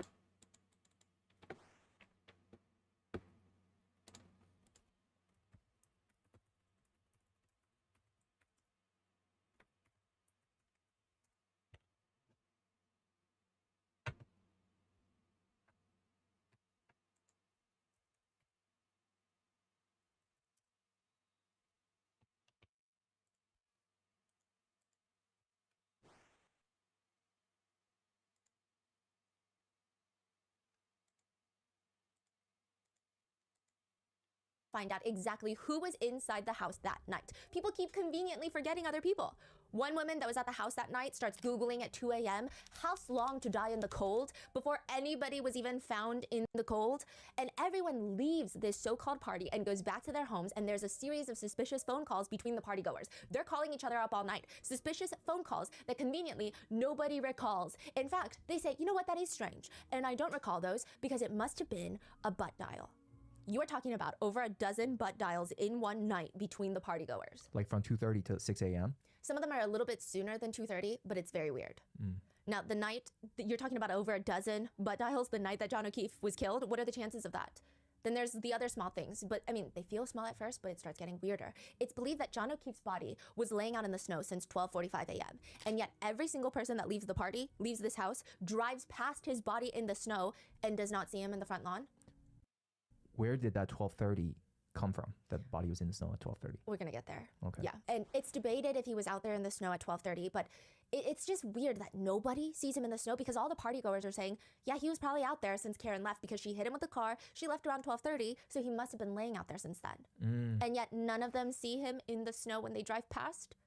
Then his girlfriend, Karen, she wakes up at 4 a.m. to realize that he hasn't come home. Now, one of the first places that she checks is 34 Fairview Road. She sees him lying in the snow, bleeding from the face. He looks like he's been in a fight. She starts hysterically screaming while a fire truck, ambulance, and multiple police cruisers arrive at the scene. And the homeowners? Hey, Mod Pink is on the scene. Let's fucking go. Sorry you have to deal with that shit here. I have to deal with that shit everywhere I go. They never come outside. This is all Brian happening. Albert. Brian Albert, Nicole Albert, they never come outside. They sleep through the whole thing, is what they say. Is it like a really big house or? No. So it's like a regular neighborhood. Yeah, I mean, it's a nice house, but it's a regular residential house. That's crazy. It's not a Okay. mansion where the driveway is like 25 Yeah. feet long and you're like, oh, well, that's a different zip code up there. No, Yeah. it's your front lawn. Hmm. Not only that, one of the residents inside the house is a first responder. When they find John's body outside, unresponsive, nobody goes and knocks on the door to wake up the homeowners. I mean, they're all very close friends, especially Jen McCabe. She was at the party last night. She doesn't go and knock on the door to wake up Nicole and Brian Albert to come help before the police arrive. Yeah. What's even weirder is that Karen Reed states that she did drop John off at the house and she saw him walk towards the front door before she finally drives off. Now remember, everyone inside the house said he never came inside. She said that she sees him walk towards the front door, and in fact, John's Apple Health data shows that after 12:20 a.m., which is around the time that his girlfriend drops him off, he takes 80 steps, which is the equivalent of half of a football field, and it shows that he went up and down 3 flights of stairs, which would be impossible had he just gotten out of the car and been hit by Karen Reed. But maybe the Apple Health data is wrong. There have been some reports that sometimes it heavily underreports the amount of stairs that you climb, which When I get a blue pea hat, I'll trade you for the green pea hat you get. Deal. Deal. wouldn't really work in this case, but maybe it also overreports sometimes. Others say sometimes they drive up a hill and the Apple Health data. Yeah, I won't be able to play all day tomorrow because I got a job interview at 4 p.m. So I should probably go to bed soon because I gotta get the fuck up. I'm getting a white pea hat. I'll keep it. If I get a white pea hat, I'll definitely keep it.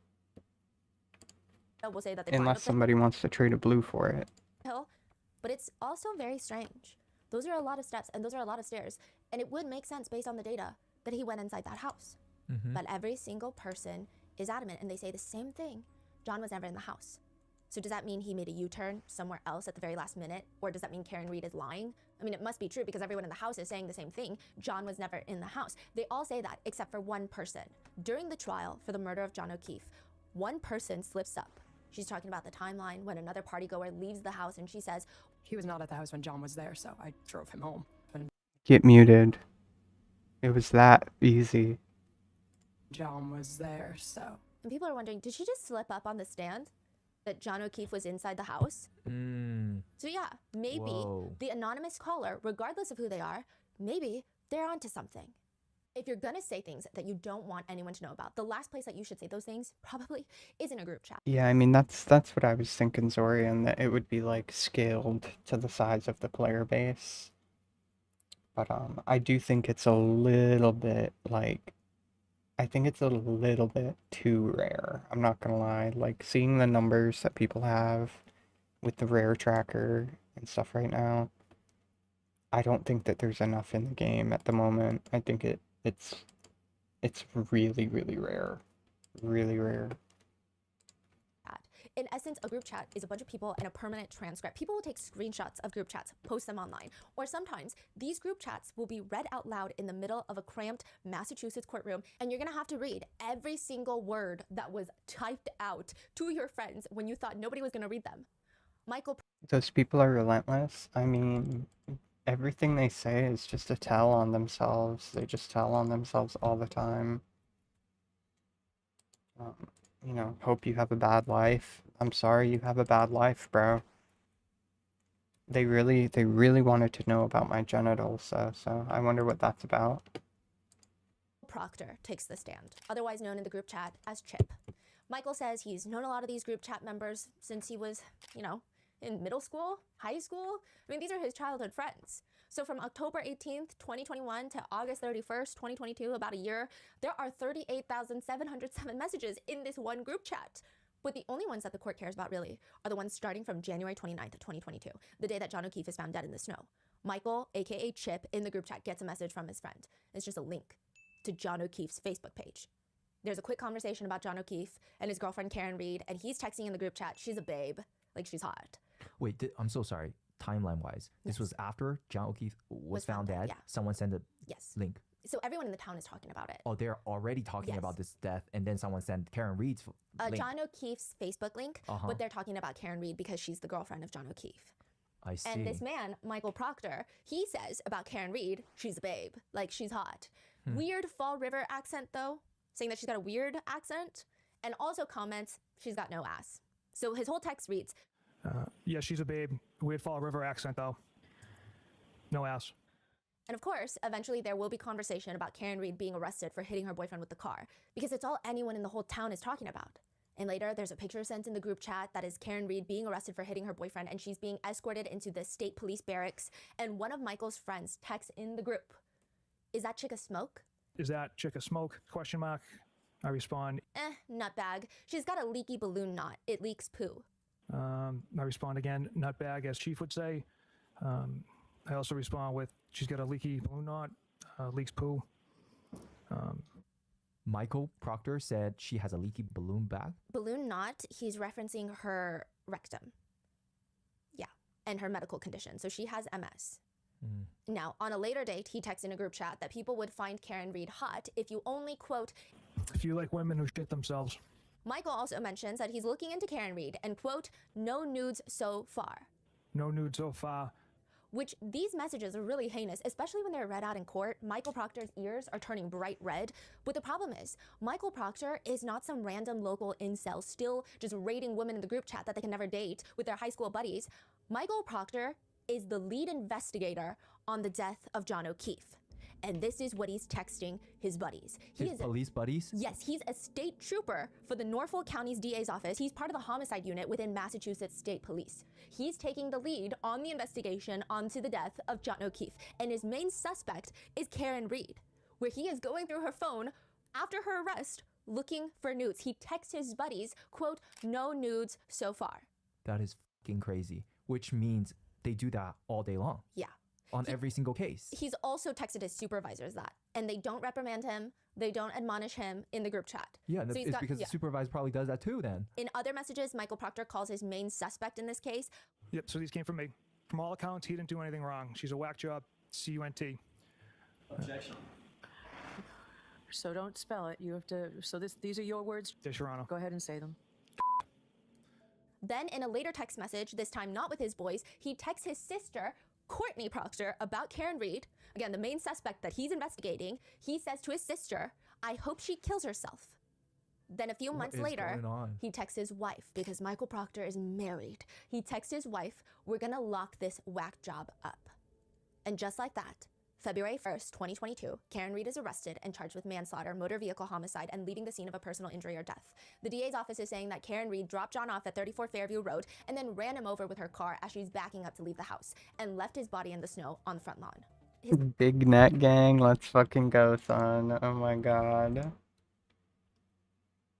May do some sleuthing to figure out what clan is trying to rage or shit. Yeah. If you can, if you want. He's just so desperate for attention.